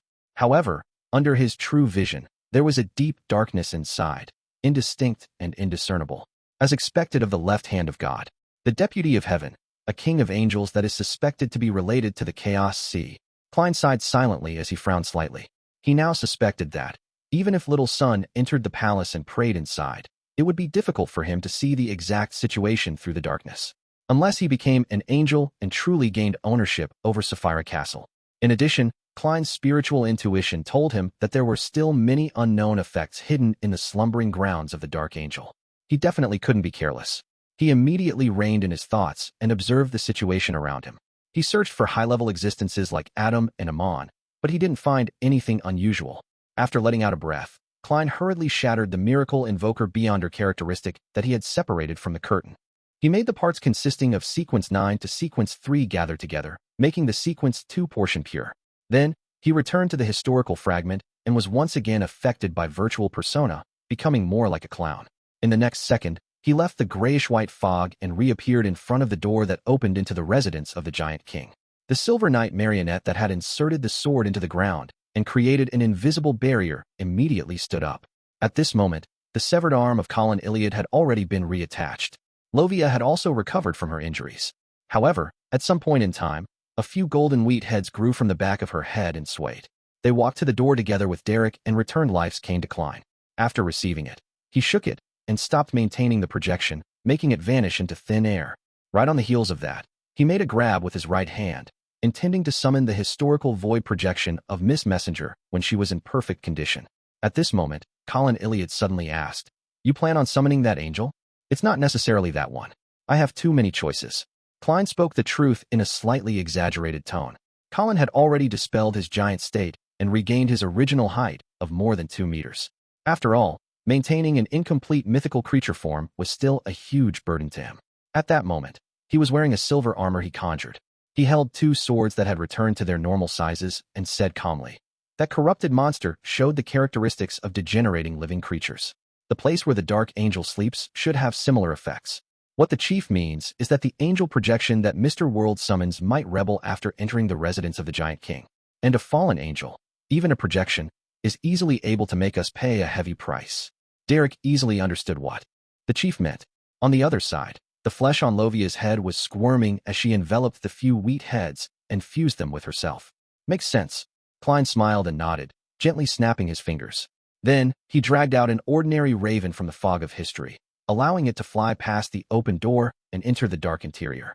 When the raven's figure was swallowed by the dark environment, Klein's eyebrows moved slightly. He turned his head and smiled at the city of Silver Chief. "I've lost contact." Colin Iliad replied without any surprise. "That's a king of angels for you." Klein couldn't control the corners of his mouth from curling up. To him, this was a rather troublesome matter. It meant that he couldn't summon a historical projection to enter in his stead. The fact that his shadow had been sliced off also proved this point. "All right." As if stretching his wrists, he waved his hands a few times and took out a black staff with many gems embedded in it. 0 to 62, Staff of the Stars. He could only try to see if the sealed artifact projection and a marionette would degenerate and betray him. After all of them were prepared, Colin Iliad, Lovia, and Derek simultaneously cast their gazes towards the darkness behind the open door. Using the Staff of the Stars in his hand, Klein pointed ahead and said with an obvious smile, "This is going to be a dangerous journey. Everyone has a chance of dying. For you, and for me." With that said, he pressed down on his top hat and followed behind the Silver Knight marionette. Passing through the open door, he entered deep darkness. Colin Iliad, Lovia, and Derek didn't speak. They walked forward in silence and determination. Backlund, in the battlefield outside the city. Using Ligh to adjust her dragon transformation appearance, Audrey and the demigod in Phasation military uniform, who wore a mask and gloves, engaged in a fierce battle. The other party's impregnable defense, the broadsword that had been condensed from the light of dawn, The rapier's ability to hide and teleport left a deep impression on her. If not for the fact that she knew that the upper echelons of Fasak and Intis were mostly silver knights, demon hunters, iron-blooded knights, war bishops, unshadowed, justice mentors, alchemists, and arcane scholars, and had gathered intelligence in advance at the Tarot Club and did some homework, Audrey, who lacked individual combat experience, would have long been defeated. Relying on her accumulated experience in this aspect, she managed to withstand the initial attacks and finally composed herself. Relying on battle hypnotism, mind deprivation, mind breath, and mind storm, she slowly turned the situation around and escaped her predicament. Of course, the most important thing was that the godhood brought about by dragon transformation had interfered with the Silver Knight's mind and thoughts. Furthermore, it allowed Audrey to possess a body that could withstand damage, as well as providing a power that could withstand attacks. Otherwise, she would have sustained injuries from barely being able to hold on. And as a Sequence 3 saint of the warrior pathway, this Phasacian general had a strong will and uniqueness that was unaffected by illusions. He was able to effectively resist the effects of the mind and reduce the negative effects he received. Therefore, he still held the upper hand and used light concealment and silver rapier to suppress Audrey in an attempt to create an opportunity to defeat the enemy. Audrey was very calm about this. This was because, while fighting, she had already created a virtual persona. She had diverted her attention to the surrounding environment and had scattered many mental plague seeds. It wouldn't be long before the Fasak general was silently infected. At this moment, red flaming spears shot over from the Allied forces' base, blotting out the sky with their denseness. The Silver Knight didn't dodge. Instead, he took a step forward and swung his Sword of Dawn, keeping Audrey fixed to the ground. Whoosh, whoosh, whoosh. The burning spears pummeled down one after another, blanketing the two demigods. Audrey's face could not help but distort. Charred marks covered her grayish-white scales of her dragon transformation body. As for the Silver Knight's armor, it was still glowing with silver light. It didn't suffer much of an impact. Compared to a giant who specialized in defense, a dragon's ability to withstand blows was obviously much weaker. Only at this point did Audrey realize that she was participating in a war, not in a solo battle. When another wave of flaming spears was about to hit them, there seemed to be a commotion within the Allied forces' base, and there was a collapse to a certain degree. At that moment, the thick fog that enveloped the entire battlefield vanished, as though it had never existed. Audrey and the Fasak general stopped fighting at the same time, finding themselves abnormally weak. They even found it difficult to raise their arms. She saw that, behind the Allied forces' base, at the edge of the boundless plains, an orange-red ray of light rushed over, instantly covering half of the sky, blocking out the sun. The area around Backlund instantly turned into dusk. The thick darkness appeared on another side of the sky and very quickly collided with the orange sunset. All the soldiers and officers on the battlefield fell to the ground and fell into a deep sleep. In Backlund City, outside St. Hireland Cathedral, Leonard, who was wearing a red glove, looked up at the half-dark, half-dusk sky. His throat let out a silent sigh as he cast his gaze at the entrance of the St. Hireland Cathedral. The brown-haired Cancer Bernard and the other members of the machinery hive mind stood there, staring blankly at the sky. Just a few months ago, they enjoyed a deep level of cooperation with Leonard's Red Gloves team. Together, they dealt with the evil forces in Backlund, searching for the secret organization that believed in the Fool, the one that used tarot cards as a code name. At the bell tower of the Cathedral of Waves, the city of generosity, Byam, Danitz watched the resistance enter the city and take over many places. Finally, he heaved a sigh of relief and turned to Alger. Look, they're very popular in most places in this city. Alger's gaze followed the slightly dark-skinned natives as he didn't respond to Danitz. Danitz felt very relaxed as he chuckled and said, I never expected that we would meet again in such a situation. Alger looked up and was just about to say something when he suddenly felt something. He cast his gaze towards the northwestern sky. The place he was looking at instantly darkened. Layers of dark clouds formed and countless silver bolts of lightning snaked out. Many deep blue waves surged up and were swept up by the wind. They rushed towards the clouds and connected to the sea. Wherever the sea and the sky intersected, beams of light lit up. They weren't resplendent or clear, without any colors. They seemed to be formed from countless illusory objects. Chapter 1259, Slumbering Grounds. In a battlefield near the capital, Lindbergh, the balls of compressed scarlet fireballs flew past the corpses, weapons, blood, and smoke, under the guidance of a flaming spear. They landed in the areas that were built with simple construction work, creating a series of explosions. As he watched the smoke rise and the flames spread, Anderson flung the dust in his hands and turned to the deputy beside him with a smile. I wonder how much longer this will last. Any last words? I can help you write a will. As he had wished, he saw the angry looks of the militia around him. Their thoughts were uniform. However, the militia didn't attack. The glint in their eyes slowly settled as they cast their gaze in another direction.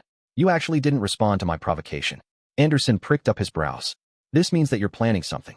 Without waiting for the deputy and the militia to respond, the hunter smiled and continued. Y'all are planning on surrendering, right? Are you trying to protect your family and friends? Seeing gazes sweep over, Anderson sked and shook his head. You haven't become beyonders for long.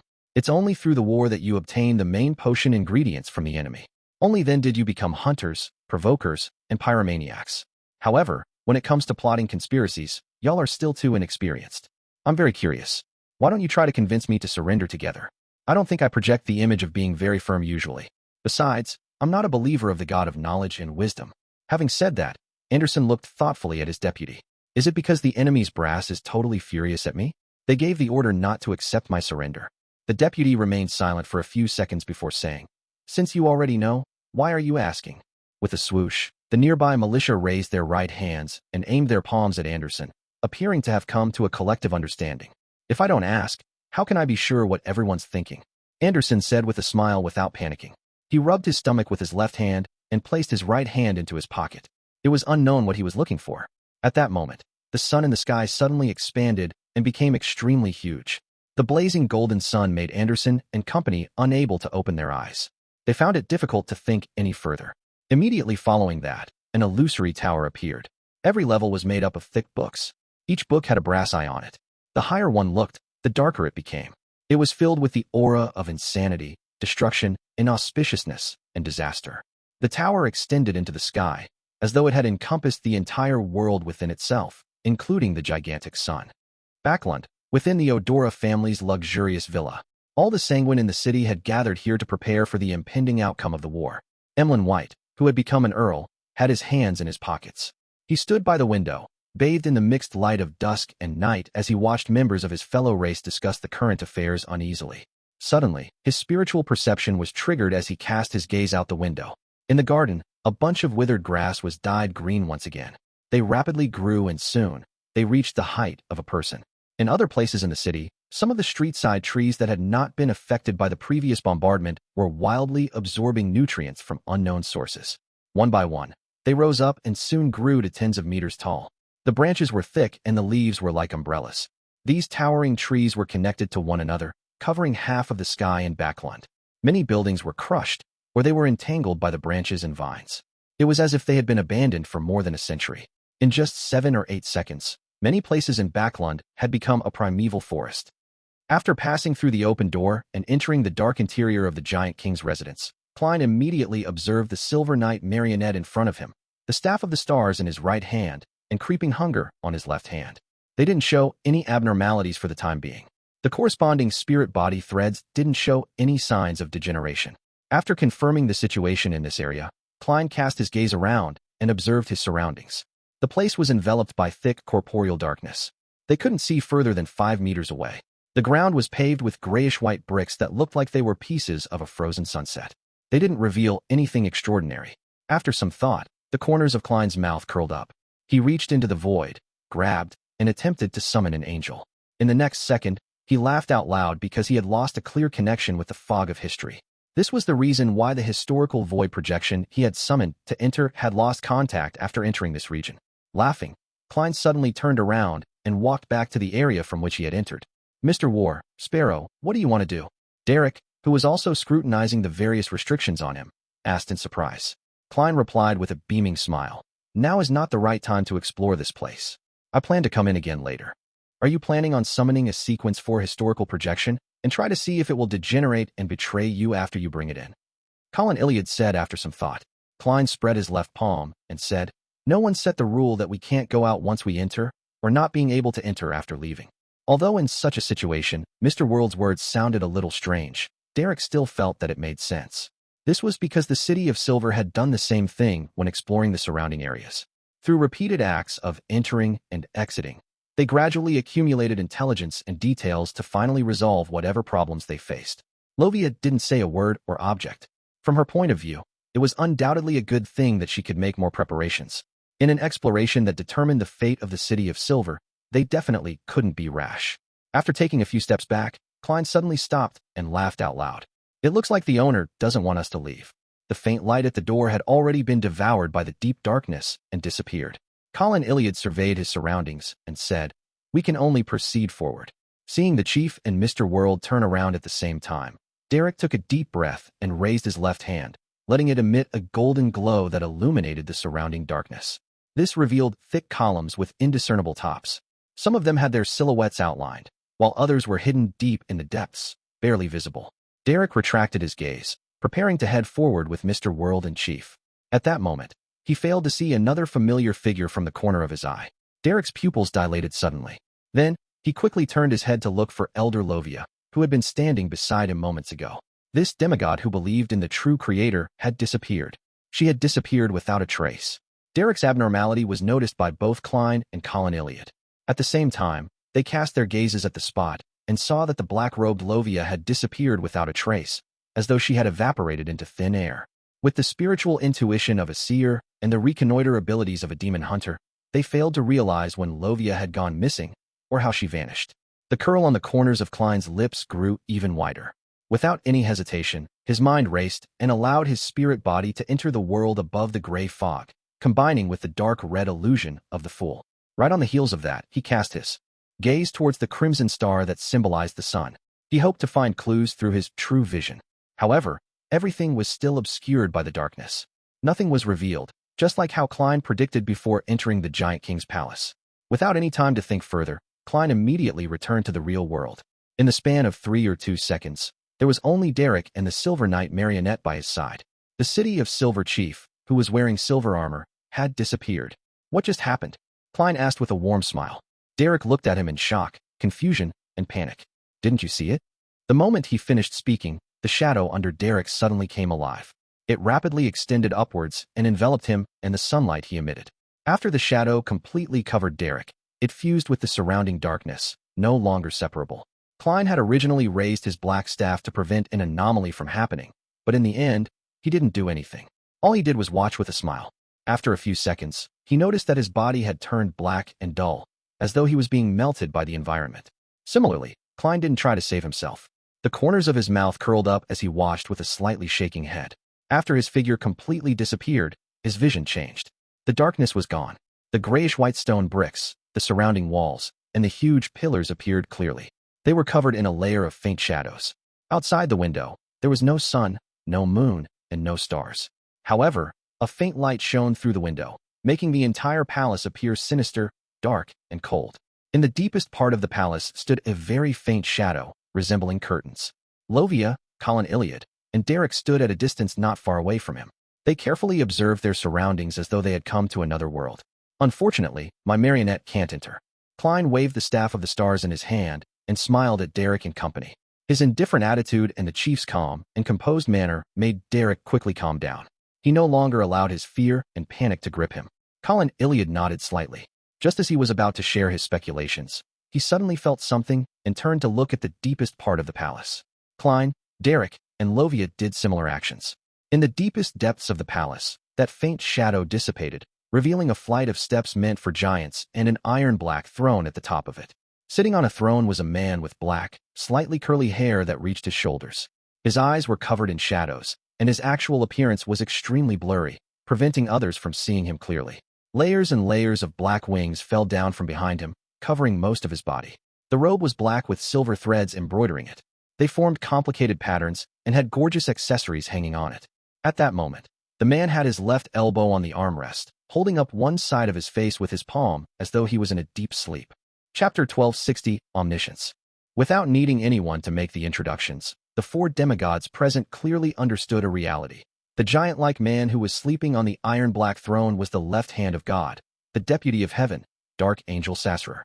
Amongst them, Lovia could clearly sense the oppression coming from this absolute high-level existence. It was like the response when praying to the true creator. It was an aura that could cause her thoughts to scramble, her soul to degenerate, and her body to tremble. Suddenly, she heard a burst of laughter. She turned her head to the side in a daze. Klein bent his back slightly and laughed. He is still sleeping. Should we directly wake him, or wait for him to wake up? If we choose to wake him, how should we greet him? Hey, Your Highness Dark Angel? Rose Redemption Leader. These two questions sounded ridiculous and arrogant, but they had managed to shake off the influence of the environment and made Colin Iliad fall into deep thought. Just now, they had instinctively considered the first question. It was rather important, and it concerned their subsequent actions.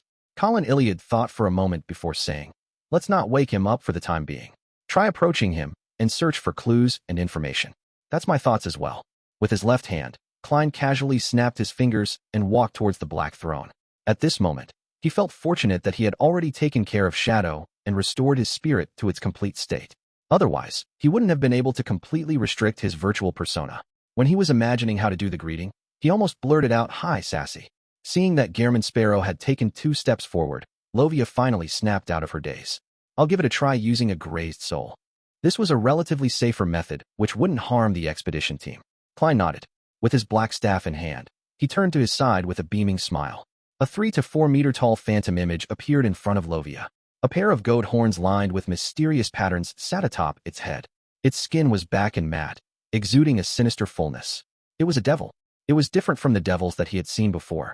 Its body was covered with signs of decay, with yellow-green pus hanging off it, as though it was mixed with the power of degeneration. As Klein casually sized up the phantom image, the devil spread its huge bat-like wings, causing the light blue flames on it to burn even more vigorously, dissipating the strong smell of sulfur. It took a step forward, slowly approaching the iron-black throne and the staircase meant for giants. Using its intuition for danger, it surveyed the area for any abnormalities. While Colin, Klein, and the other demigods were paying attention to it, they also began scrutinizing the details of the shadowy palace. They discovered that behind the iron-black throne that Sasra was sleeping on, there was a pair of dim, grayish-blue double doors that depicted sunset.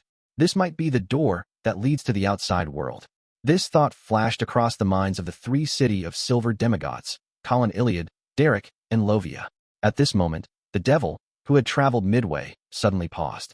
It was enveloped by a cluster of silver lightning and quickly faded away after being blasted to pieces amid crackling sounds. A pillar of light with swirling holy flames smote out of thin air, completely purifying the soul that belonged to the devil. Lovia didn't feel any pain from losing her grazed target. She only frowned slightly and couldn't think of a better way to probe the way. Klein looked around and said with an exaggerated smile, "As expected, I'm the man for the job." As he spoke, he slowly walked forward. As he took out a box of matches from his pocket, he lit them one by one and casually threw them around. "I've always been a little timid." After throwing half a box of matches, Klein turned around and explained with a smile. And even Derek Berg wasn't convinced by this sentence. Following that, under the illumination of the scarlet flames, Klein continued walking towards the iron-black throne that might have belonged to an ancient god. When he arrived at the spot where the devil's soul was destroyed, his left palm suddenly tightened. Klein lowered his head and saw that creeping hunger had returned to its human-skinned form. An exaggerated crack opened in his palm. Inside were 2 rows of illusory white teeth. This sealed artifact was attempting to gnaw at Klein's flesh in a bid to consume both his body and spirit. Creeping hunger had degenerated. Tisk! Klein let out an obvious sigh as he glanced at the staff of the stars in his right hand. He confirmed that the Grade 0 sealed artifact, which didn't have any living characteristics, had yet to show any abnormalities. He then raised his right hand and stuffed the other end of the staff of the stars into Creeping Hunger. Creeping Hunger bit at it a few times before it finally calmed down when sensing the suppression effect of a higher-level entity. After laughing twice, Klein took another few steps forward, covering a few meters. Cracks suddenly appeared in the shadows that covered the walls, pillars, and tiles, as one brass eye after another grew out. A figure appeared in front of the countless eyes. He was first presented as the black-haired, light brown-eyed, and cold-looking Gehrman Sparrow. Following that, he warped into the black-haired, brown-eyed, scholarly-looking Klein Moretti with ordinary looks. Then, he degenerated into a blurry image, and a grayish-white fog emanated from him. At this moment, these figures that seemed to expose all of Klein's secrets came to a halt. Boom! He exploded, transforming into countless illusory fragments that fell to the ground and disappeared. Klein raised his brows and said with a laugh, "The omniscient power of the reader pathway?" Just as he finished speaking, the brass-colored eyes, which grew out from the surrounding shadows and the ground, trembled. They emitted an ethereal voice that seemed to come from ancient times. "The aura of Sapphira Castle, Sapphira Castle." Colin Iliad seemed to recall something and came to a certain realization. It's only possible to get a response or approach Sasra with a Sapphira. That's why, despite the hanged man clearly having Lovia, a demigod believer from the City of Silver, he still forced me into the palace to meet the Dark Angel. It wasn't easy for Klein to control his virtual personality's instinct to speak. Before he could consider what to say, the brass eyes hidden in the shadows emitted another voice. Your fate has intersected Ammonises, Leodoro, Adam, Ammon, Heraburgen, Aucases, Medici, Ouroboros, as well as him. With regards to the true names that the brass eyes had mentioned, Colin Iliad, Derek, and Lovia were no strangers to the names. They knew that the first was the Evernight goddess, followed by 7 of the 8 kings of angels. Furthermore, there was no lack of sequence 0 true deities in the present day. This left them somewhat stunned. They couldn't believe that Gehrman Sparrow would have crossed fates with so many high-level existences who exceeded sequence 1. Together with the sleeping dark angel before him, Mr. World and the 8 kings of angels had already crossed paths. How impressive! Derek marveled from the bottom of his heart. Klein was in no mood to quip about his divine interpersonal skills. With an obvious smile, he asked, him? Klein believed that him referred to the true creator. After all, he still had his corruptive influences left in his body. The brass eyes on the shadowy curtain fell silent for a few seconds before saying with an ethereal voice, he is another me. The true creator was really another side of the ancient sun god. The side that was born from the god's corpse. It's a side filled with hatred and viciousness, one that controls. Degeneration? Klein gradually drew an equal sign between the black and gloomy infant sitting in the cavity of the ancient sun god's chest and the true creator. He had also gained initial confirmation that he was talking to the psyche left by the dark angel Sassurer. He thought about it and couldn't help but smile. Why did you form Rose Redemption to assassinate the ancient sun god? The information that the question revealed was something that Colin Iliad and Lovia already had an inkling and some speculations of. However, after hearing Gehrman Sparrow say it with their own ears, they still felt pangs of depression and confusion. The curtain that covered the walls, stone pillars, and floor tiles trembled, but the sleeping dark angel remained motionless. Those brass eyes stared at him and said, Sun God is just my original honorific name. You should now address me as the Lord who created everything, the omnipotent and omniscient God, or God Almighty. I can tell that you've been leaning in that direction all this time. Finally, Klein laughed out loud. Then, he felt a lingering fear. This was because he was mocking heaven's deputy, the left hand of God, a king among kings of angels, as well as his true form. To not anger the other party, he quickly repeated the question. So, why did you betray yourself and form Rose Redemption with the Evernight goddess to assassinate yourself? The brass eyes fell into silence once again. The curtain-like shadows that blanketed various areas swayed gently without stopping. After a few seconds, the ethereal voice slowly said, The primordial one had awoken in my body. Upon hearing this answer, Klein's pupils dilated. For some reason, he felt his hair stand on end as his back turned cold. It was very close to his guess, but it was even more terrifying. At this moment, the shadows around him thickened. It became more and more sinister and gloomy, as if it was giving birth to some terrifying, unknown, redoubtable danger. Although Colin Iliad, Derek, and Lovia didn't understand the meaning of Dark Angel Sassurer's words too well, they were still affected by the sinister and harrowing words. It left them shuddering in fear as they trembled. The primordial one had awoken in my body. These words echoed in the air for a long time. Chapter 1261. 1261-01 is an exception. 1261-01 is an exception after a while, Klein asked. The primordial one is the one who created this world, transforming his body into everything. To be frank, Klein subconsciously wanted to ask if the entity referred to the primordial demoness. However, with a thought, he eliminated this answer. Firstly, because the primordial demoness didn't have the necessary level to strike fear into the ancient sun god, the city of Silver's creator. Even the Evernight goddess couldn't do so. Secondly, after the dark angel entered his slumber, this evil goddess was born only in the 4th epoch, which had been influenced by the 2nd blasphemy slate. Sassurer likely didn't know of her. And even if he knew her, using his omniscient capabilities, he wouldn't specially mention a sequence 0 who hadn't been involved in the 3rd epoch. Behind the thick and sinister shadows, the brass eyes flashed in unison. The universe? What do you mean? Upon hearing that ethereal voice, Klein was a little perplexed. He felt that Dark Angel Sassurer hadn't answered his question. But very quickly, he roughly understood what the other party meant. The primordial chaos created not this world, but the entire universe. So, primordial one refers to the original creator, the oldest one? Klein turned his body to the side and swept a glance at the 3 demigods of the City of Silver, Colin Iliad, Derek, and Lovia. He realized that they had looks of puzzlement and confusion on their faces. They were frowning and contemplating over the meaning behind the conversation. In the history of the City of Silver, The creator who was the ancient sun god was equivalent to the original creator, the oldest one. He was a supreme existence who had awoken after eons of slumber upon creating the world. He then stripped the authorities of the ancient gods and retrieved them. Of course, in a sense, this wasn't wrong.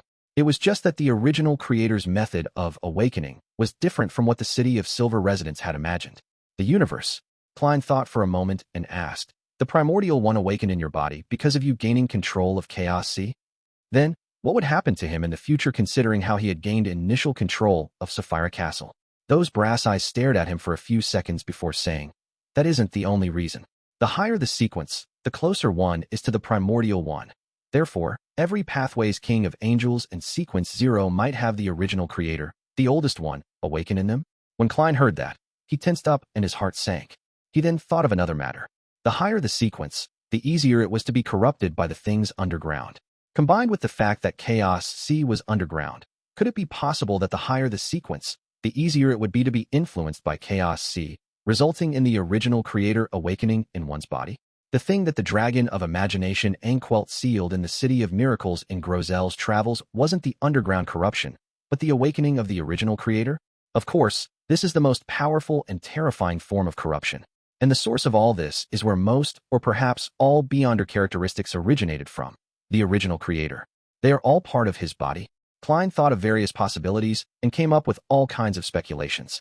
In the end, he remembered the warning Captain Dunsmith made before he embarked on this Beyonder path. We are guardians, but also a bunch of miserable wretches that are constantly fighting against threats and madness. At that moment, Klein gained a deep understanding of the phrase from another angle. Phew. He secretly exhaled and sighed inwardly. The Beyonder characteristic is both a gift and a curse. He gathered his thoughts and smiled. Will one be corrupted from just learning about these matters? No. The brass eyes looked at Colin Iliad and the others and said, it just means that the chances of the primordial one awakening in your body is higher. When he heard that, he was shocked. On the other hand, he was glad that the City of Silver's chief and little son didn't know much about such matters and hadn't made any connections. After all, the phrase higher the sequence, the closer one is to the primordial one, didn't bring about any corruption. On the other hand, he felt a deep sense of pity for himself. This was because he knew too much about mysticism.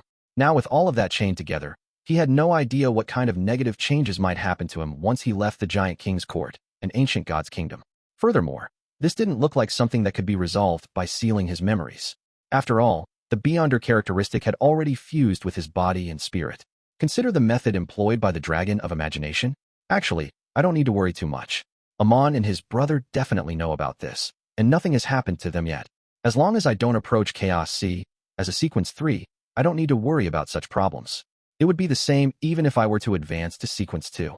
After some thought, Klein gave up the intention to delve deeper into the matter. He curled the corners of his lips and diverted the topic to the mystery of the ancient sun gods perishing. Therefore, under your tacit agreement, you worked with the Evernight goddess and established Rose Redemption, preparing to assassinate yourself. By reviving and escaping the primordial one, you will truly gain control of Chaos C and the corresponding 5 Beyonder pathways. On the dark, eerie, shadowy curtains, there seemed to be some human emotions in those brass eyes. That's right. Not long after I walked out of Chaos C, I realized this problem. I deliberately split a portion of my persona, fusing the authorities of degeneration with the Hanged Man pathway's Beyonder characteristic, creating another me. Its purpose was to control Chaos C and to isolate it from my true body to prevent any contamination and corruption. But in the end, the primordial one still awoke in my body. The Dark Angel is essentially the ancient sun god's firewall. The Hangman pathway refers to the secret's suppliant pathway. Back then, the Dark Angel must have been really powerful. He actually had partial control of Chaos C, as expected of a king of angels. As Klein sighed, he recalled that the ancient sun god had failed to prevent the original creator, the oldest one, from awakening in his body despite working so hard. He also felt a sense of horror, not daring to imagine what his future held.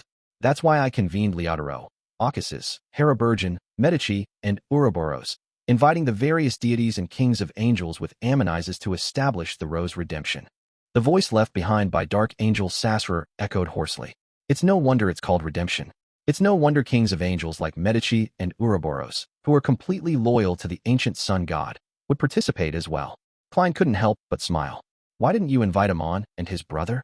In theory, they should be on the Dark Angel's side. Their births were a result of my hard work to resist the primordial one.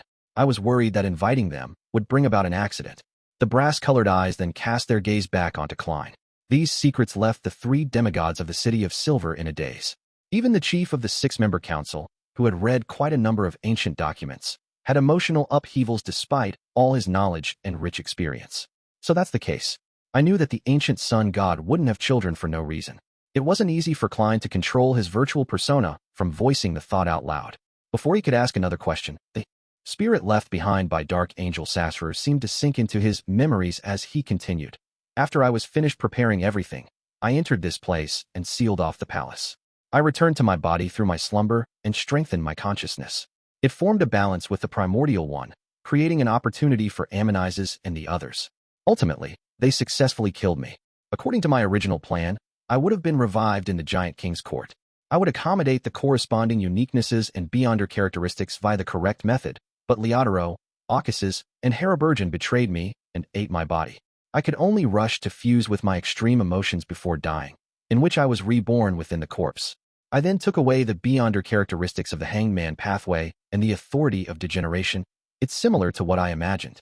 The Lord of Storms, eternal blazing sun, and the god of knowledge and wisdom eventually committed a betrayal. It's no wonder that Ma'am Hermit's fairy tale magic was effective. With a sudden realization, Klein felt that most of the fog in the history of the Third Epoch had been cleared. Of course, this was just his belief, nothing real. This was because he had no way of making contact with the fog of history. After sighing, he suddenly thought of a question. Since Dark Angel Sassurer has returned to the ancient sun god and has evolved into the true creator with his original body, then who's the one sleeping on the iron-black throne now? Why did the true creator force me to enter the Giant King's residence to meet Sassurer? As his thoughts raced, he cast his gaze back to the iron-black throne, carefully inspecting Dark Angel Sassurer's condition. The layers of illusory black wings that covered more than half of Sassurer's body gently rose and fell, revealing a layer of grayish-white. It was located on the black throne, hidden to the right of the Dark Angel, giving off an extremely ancient feeling. Klein's eyes focused his eyes as he stared at it intently. He quickly confirmed that the grayish-white came from a strange stone. Its surface was mottled with the ravages of time, and it was engraved with words that he had never learned before but could understand at a glance. These words seemed to be the source of all languages, including but not limited to Jotun, Hermes, Ancient Fasak, and the southern continent's Dudanese. Sequence 3 Demon of Arcana. Sequence 2 Master. Sequence 1 Light of Darkness. Sequence 0 Paragon. A small amount of information flashed in Klein's mind as he suddenly had a realization. Blasphemy Slate. The first Blasphemy Slate. The first Blasphemy Slate that was born in Chaos C. And this was very likely a key item that the Dark Angel used to control parts of Chaos C. Just as this thought surfaced in his mind, Klein suddenly felt the surroundings become unusually quiet. The brass eyes that were hidden on the surface of the shadowy curtains seemed to disappear. Klein's gaze subconsciously shifted upwards to meet a pair of eyes hidden in the shadows. The Dark Angel Sassurer, who was sleeping on the black throne, opened his eyes. With a boom, Elder Lovia's body collapsed, turning into a huge shadow. Behind the shadow, there was a pair of blank but painful eyes. Chapter 1262, The Truth Behind the Enemy. When he realized that the Dark Angel had woken up, Klein only felt his heart tighten and was on full alert. He didn't feel any fear or anxiety. After all, he had already confirmed that the real Dark Angel had returned to the ancient sun god's body. After being betrayed by the existences such as the Lord of Storms, the eternal blazing sun, and the god of knowledge and wisdom, he had focused his negative and extreme emotions on his corpse where he was reborn, turning into the true creator. He didn't return here, so whatever was left was just a culmination of his psyche and will. Furthermore, he had just communicated with the remnant psyche of Dark Angel Sassurer rather normally. He didn't sense any obvious animosity. However, with the City of Silver's six-member council elder, Lovia, losing control without any means to resist the moment she opened her eyes, turning into a flowing shadow and eyes hidden behind the shadowy curtain, Klein couldn't help but widen his pupils as he curled the corners of his lips. A strong sense of fear and despair surged through him. It was as though he was watching himself fall into an abyss without any life-saving straw to clutch at. Just waking up from his slumber and not using any beyonder powers or revealing his mythical creature form was enough to make a sequence 4 demigod of the same pathway lose control on the spot. This was a testimony to how powerful and terrifying his level was. At that moment, all that remained in Klein's mind were the titles he had previously mentioned: the left hand of God, the deputy of heaven, the king of the kings of angels. It wasn't as if Klein had never dealt with a king of angels before. On the contrary, he had frightened Red Angel Medici and made a deal with the angel of imagination Adam. He had obtained the key to enter the palace from the wisdom angel, Heraburgen, and had gleaned potion formulas from White Angel Occases. He had managed to crack Angel of Fate Ouroboros's cycles of fate in front of him, and had pitted his brains against Angel of Time Amon. He possibly was well deserving of the title as the person who had crossed the most paths with the kings of angels for those below sequence 0. However, in these interactions, he had never fought with the kings of angels most of the time. He either relied on the power of Sapphira Castle to instantly escape or cut off contact with them. He had never faced the kings of angels or deities in the true sense of the word. The only exception was the time when he was caught by Angel of Time Amon, and he had exchanged blows with him several times in the span of a few days. However, at that time, it was mainly a battle of wits, not a physical battle. The Angel of Time, Amon, had mostly shown the characteristics of a god of trickery. He didn't fully reveal the level and strength of a king of angels. It was only at the final moment that he revealed it, but the Evernight goddess had used the giant king's son to stop him, preventing him from directly harming or influencing Klein. Even so, whenever Klein encountered the Angel of Time on the way, he would easily finish off the strongest helpers that Klein could summon. It was something that Klein couldn't replicate up to now. It exceeded his peak strength. After all, if he wanted to summon the historical projection of Zeradol, he would be in danger. And at that moment in time, Klein, Colin Iliad, and the sun were facing the king of the kings of angels, the malice-filled deputy of heaven. He was the left hand of God that instantly caused a sequence 4 demigod to collapse and lose control. How could such an enemy, with such a level and strength, not make them reel in despair? For a moment, Klein wanted to give up on Derek and the chief of the City of Silver, returning to the world above the gray fog with a single thought, using the Sapphira Castle summoning. By relying on the last miracle and deceit bullets, he could revive outside the forsaken land of the gods. As his thoughts raced, he raised the Staff of the Stars in his hand. At this moment, the shadow that Lovia had broken down in her loss of control stopped flowing. It let out a low voice that was filled with pain, but not crazy. He isn't that strong. As she spoke, the curtain-like shadow split apart, revealing what was hidden behind it. It was a lump of squirming flesh that was nearly 2 meters tall. At the top, there was a pair of pale gray eyes that seemed to be looking down upon the entire world. They were eyes that had remnants of rationality left in them. In other parts of this lump of flesh were arms, thighs, and calves that weren't covered in skin, but sticky blood. They either held up the body or crowded towards the chest in layers, tightly hugging a huge, milky white human skull. The shadowy curtain fell again, covering the lump of flesh, turning into her cape. Then, a phantom about 5 to 6 meters tall appeared in front of Lovia. This was the Silver Knight that she had grazed. She could still control herself and attack Dark Angel Sassurer. Upon seeing this scene, when Klein and Colin Iliad heard what Lovia had said, they quickly understood what she had meant without needing any further explanation from her. Dark Angel Sassurer didn't possess the strength he appeared to possess. He only used the authority of degeneration and his influence over relatively lower sequences as a high-sequence beyonder of the same pathway to make Lovia's body degenerate, betray, and break down on the spot. As for her own spirit, she still remained conscious and rational. She could still control her own strength to a certain extent. Of course, with the loss of control of her body, large amounts of corruption would corrode her spirit. It wouldn't take long for her to completely go mad. This could be subverted if she could quickly resolve the battle in time, and think of a way to turn her into an evil spirit, surviving in another form. With this knowledge, combined with seeing the first blasphemy slate and his own guesses, Klein had a preliminary understanding of the enemy he was facing. He was a product of the psyche, will, and aura left behind by the Dark Angel, as well as Chaos's powers which were brought about by the first blasphemy slate. Perhaps there was a bit of the awakening consciousness of the primordial one, in other words, the original creator. There was a small amount of it, a consciousness that was crazy and filled with evil thoughts. This was equivalent to a different type of evil spirit. It was unknown if it was considered a complete angelic evil spirit. And this could be the reason why high-level existences like the true creator, the god of knowledge and wisdom, and Amon's brother didn't personally enter the giant king's palace. Once they approached the primordial one and Chaos Sea, it was more dangerous for them the higher their sequences were. Back then, Amon, an entity akin to an error, had used his avatar to lay an ambush in Chernobyl, but he hadn't dared to actually enter Chaos Sea.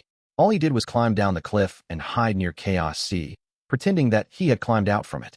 Otherwise, it could very well affect his true body. As for low-sequence beyonders, They were unable to resist the surge released from opening the door to the giant king's residence, corruption that had accumulated for over 2,000 years. Even if those high-level existences had carefully chosen a suitable Sequence 3 or Sequence 4 demigod to indirectly help them defeat the influence brought about by the corruption and enter the resting grounds hidden in the shadows, without the Sapphira's aura to resist the negative effects of the leaking powers of Chaos C, they wouldn't be able to truly approach the figure left behind by Dark Angel Sassurer and obtain the first blasphemy slate. Therefore, the true creator had tolerated Klein numerous times, only finding an opportunity to corrupt him and force him to meet Dark Angel Sassurer.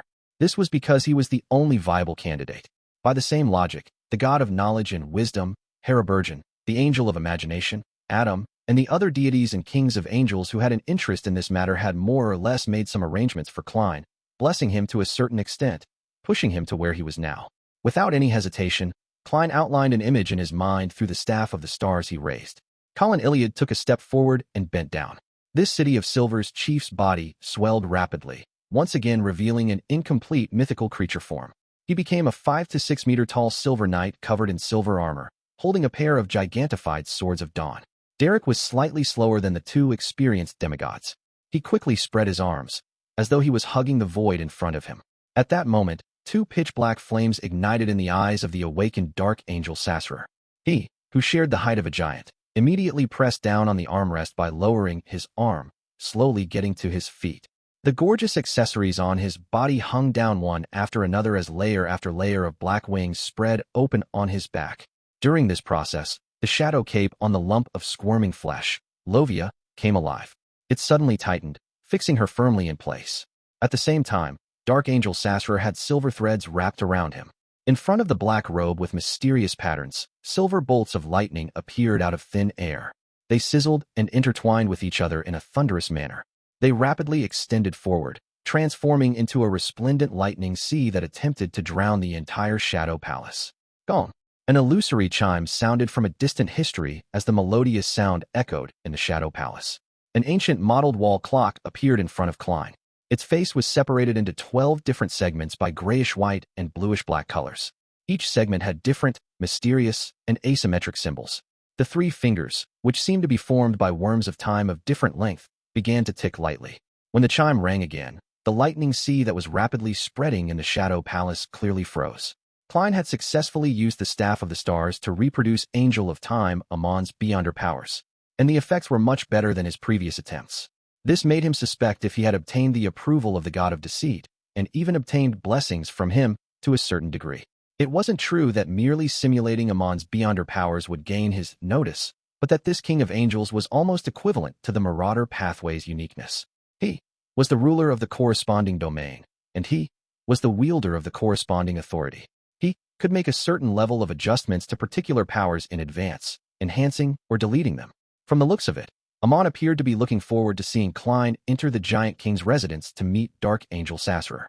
Therefore, he had adjusted some of his own domain's beyonder powers in advance, and lowered some of his authority in certain aspects, allowing simple replications to achieve a better effect. While the lightning sea had come to a halt, the Silver Knight soul that Lovia controlled, and Colin Iliad simultaneously stabbed their swords into the ground, creating 2 invisible barriers. As for Klein, his figure faded and he disappeared. Chapter 1263 The Final Watch.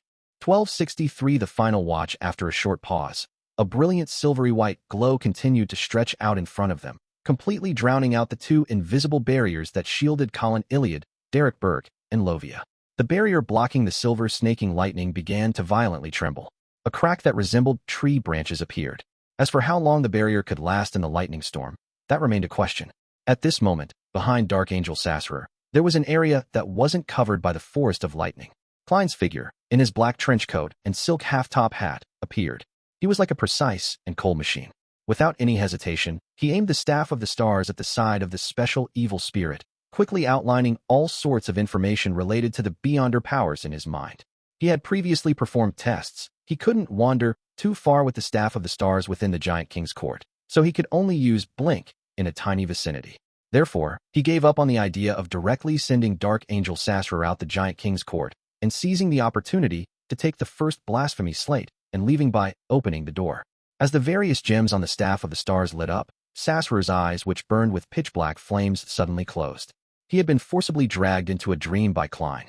This was a beyonder power belonging to the Evernight Pathways Sequence 7, but the one that Klein replicated had belonged to the version which the Evernight Cloister's matron, the servant of concealment Ariana, had used. The beyonder power of pulling someone into a dream performed at the angel level. In the hazy dream world, Dark Angel Sassurer wore a black robe with complicated symbols embroidered with silver threads and adorned with accessories. He had appeared in a desolate moor. His eyes remained ice-cold, unlike the dull and lifeless eyes of most beyonders when they were in dreams. The Spectator Pathway also belonged to the Chaos Sea Pathway, and its Sequence 5 and Sequence 3 were Dreamwalker and Dreamweaver respectively. Moments later, Sassurer's pupils turned golden and vertical. His giant figure faded away as a layer of abnormally thick shadows appeared in front of him.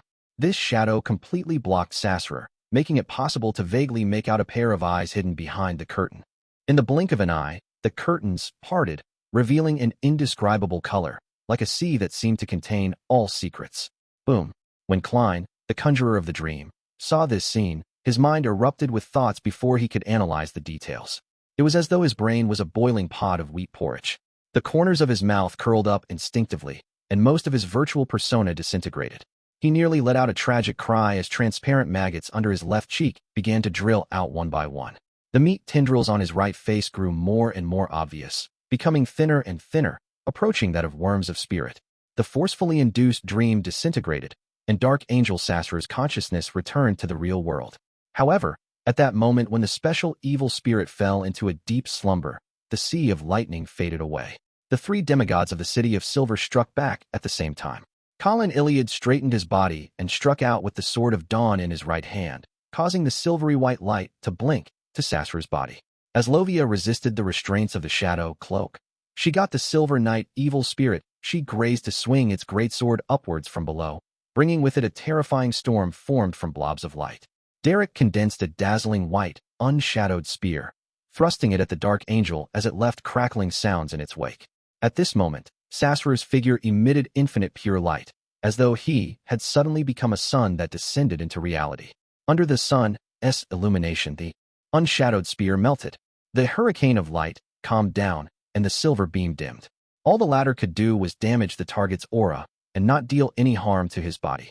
The scene of a true deity's descent shocked Lovia and Derek. They couldn't help but bow their heads in worship. As for the Silver Knight evil spirit, it quickly melted under the blazing sunlight and completely evaporated. Suddenly, Sassurer's eyes closed once again. Behind his back, with the worms of spirit constantly vanishing on Klein's body, he stubbornly endured the scorching sun's heat and pointed the staff of the stars at the evil spirit, the embodiment of the King of Angels. The beyonder power that he had replicated once again had forcefully pulled Dark Angel Sassurer into a dream. However, unlike before, the moment Klein entered the dreamscape, he immediately released his Sapphira Castle's aura, transforming his body into the strange door of light that was tainted with some bluish-black colors. The door of light was made up of countless layers of illusory spherical light. Every spherical light was deep down a transparent and translucent cluster of twisted maggots. Just like him, Dark Angel Sassurer revealed the traits of Chaos Sea. First, he turned into a thick and sinister shadow. Then he pulled open the curtain, allowing the sea that contained all colors and something the human language couldn't describe to appear in the dream. Silently, Sassurer and Klein opened their eyes at the same time and raised their bodies slightly across each other. One of them was covered in a faint shadow, while the other's expression was twisted and ferocious. Many worms of spirit crawled across the surface of his body. Klein's virtual persona completely shattered. Seizing this opportunity while Sassurer was affected, Lovia, who had the shadow cloak draped over her, blinked her pale gray eyes. She used the 2-meter-tall, squirming flesh to extend. Those skinless legs, which were flowing with bright red liquid, stepped onto the ground at the same time. With the help of the roiling winds, they pounced towards the Dark Angel. A look of madness appeared in her eyes. It didn't appear like it would take long before her spirit body suffered complete corruption, pushing her towards losing control.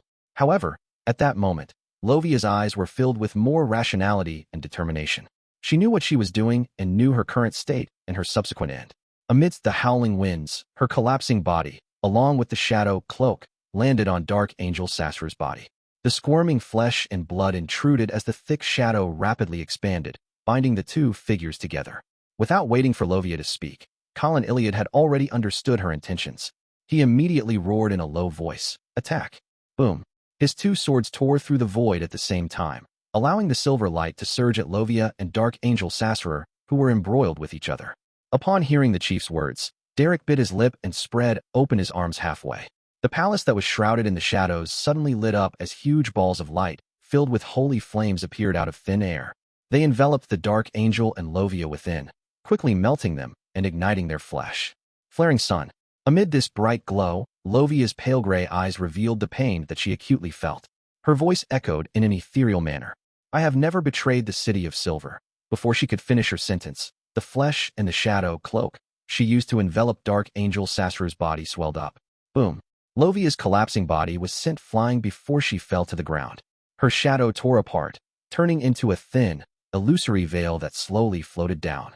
Dark Angel Sassurer turned into a pitch-black and sticky sea filled with an aura of degeneration.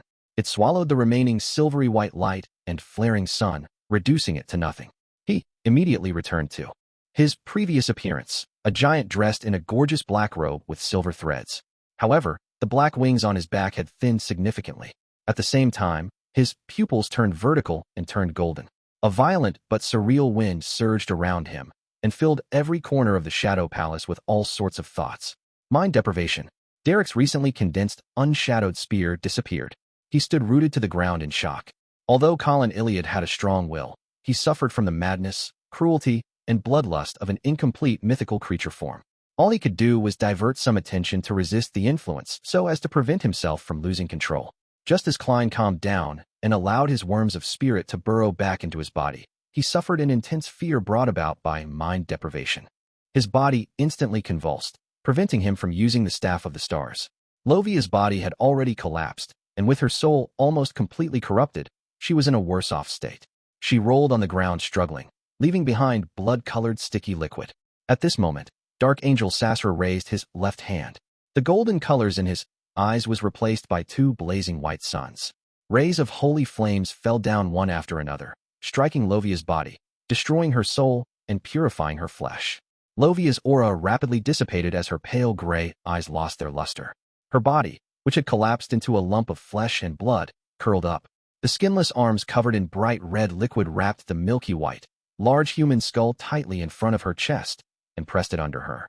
Under the blazing sunlight, the holy flames burned.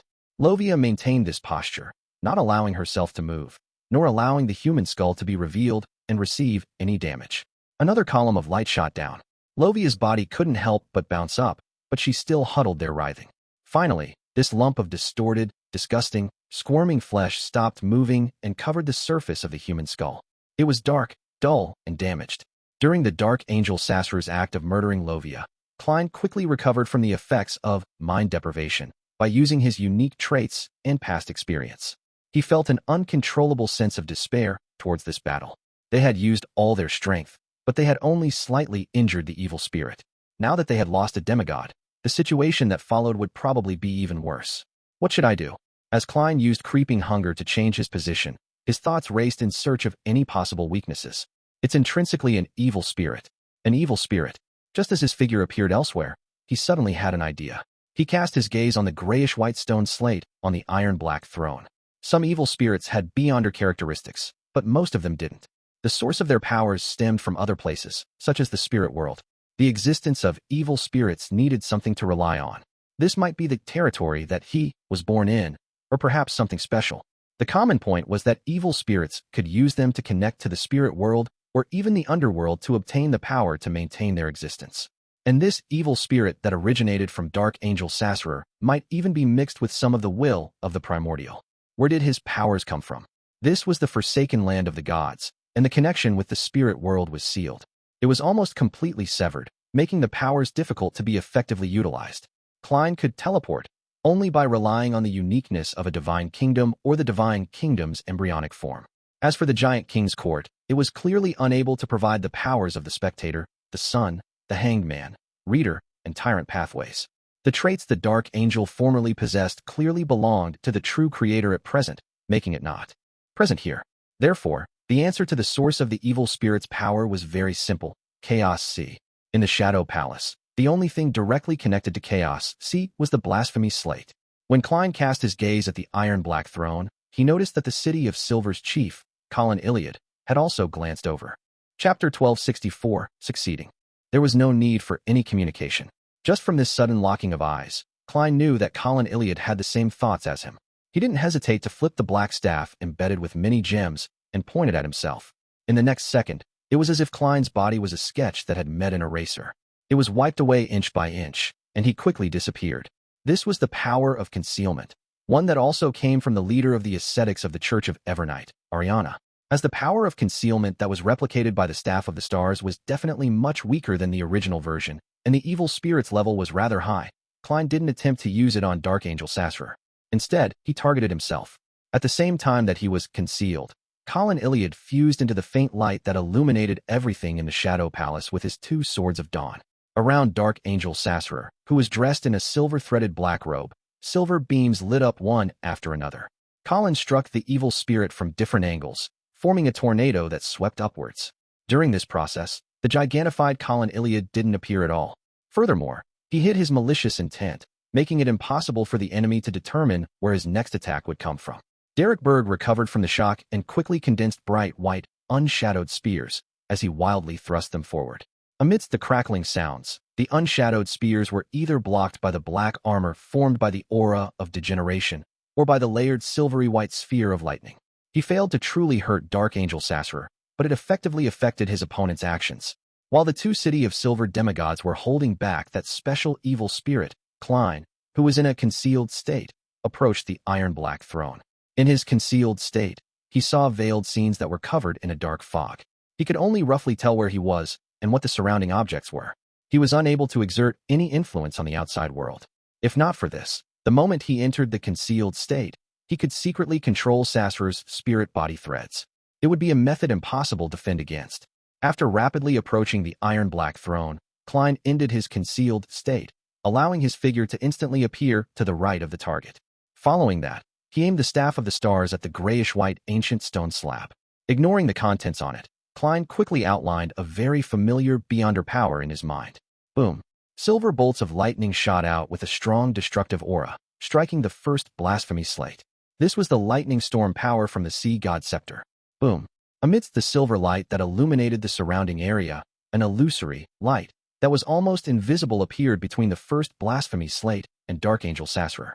It was difficult to describe the exact color, but under the terrifying lightning's pandemonium, they evaporated and broke apart. Pure beams of light shot out from Sassurer's body, leaving no darkness in the Shadow Palace. Nothing else could hide. Unshadowed domain. The nearly 6-meter-tall Colin Iliad appeared in his silver armor. Together with Klein, layers of blazing halos pushed them away into the distance. The attacks of Derek's unshadowed spears and flaring sun were also blocked by these corporeal halos. Right on the heels of that, Dark Angel Sassurer's eyes were dyed with a brass sheen. In each of them, an illusory river that shimmered with waves of light appeared, circling the first blasphemy slate and his figure. The river flowed upstream as the illusory light that had evaporated and severed appeared once again and connected to it. The damage that Klein had painstakingly inflicted was quickly returned to normal. The cycle of fate, the rebooting of all things. Sassurer raised his left hand and condensed a deep black scepter. He then used his brass-like eyes to sweep across the demigods present. He said in a deep but magnificent voice, "I'm omniscient and also omnipotent." As his voice echoed in the air, both Klein and Colin Iliad didn't waver at all. They either blinked or moved at high speeds, not giving the terrifying evil spirit a chance to lock onto them. They also attempted to launch a new wave of attacks. However, Klein didn't dare to forcefully pull the Dark Angel into a dream again, because if he was attacked by the aura and power of Chaos again, he might lose control immediately. Elsewhere, Derek covered his body with a layer of pure light, forming holy armor. At that moment, a pitch-black flame burned in Sassurer's brass eyes. His voice turned evil and sinister, carrying a strong sense of degeneration. Blasphemer die. Klein's body, heart, and soul suddenly sank. He felt as though he was about to die. His consciousness turned blurry as his energy evaporated. His flesh began to wither inch by inch. Colin Iliad was slightly better than him. He only felt his body grow heavy as his life slipped away uncontrollably. The madness that came from his incomplete mythical creature form grew stronger. Derek, who was farthest from Dark Angel Sassurer, emitted bright bouts of sunlight, helping him quickly escape from his trance. He then opened his mouth. God says it's ineffective. The feeling of death instantly dissipated a little, allowing Klein and Colin Iliad to barely find themselves. Tap, tap, tap. The giant-like Colin Iliad rushed towards Dark Angel Sassurer. Along the way, he kept changing his position, dodging unstoppable dark, sharp beams. In the blink of an eye, he had already closed in on the target. Dark Angel Sassurer immediately pointed the pitch-black scepter ahead, causing Colin Iliad's body to produce a shadow within the unshadowed domain. The shadow came alive as it followed the legs of the city of Silver Chief, swallowing him. Gong! A distant bell sounded as though it had pierced through history.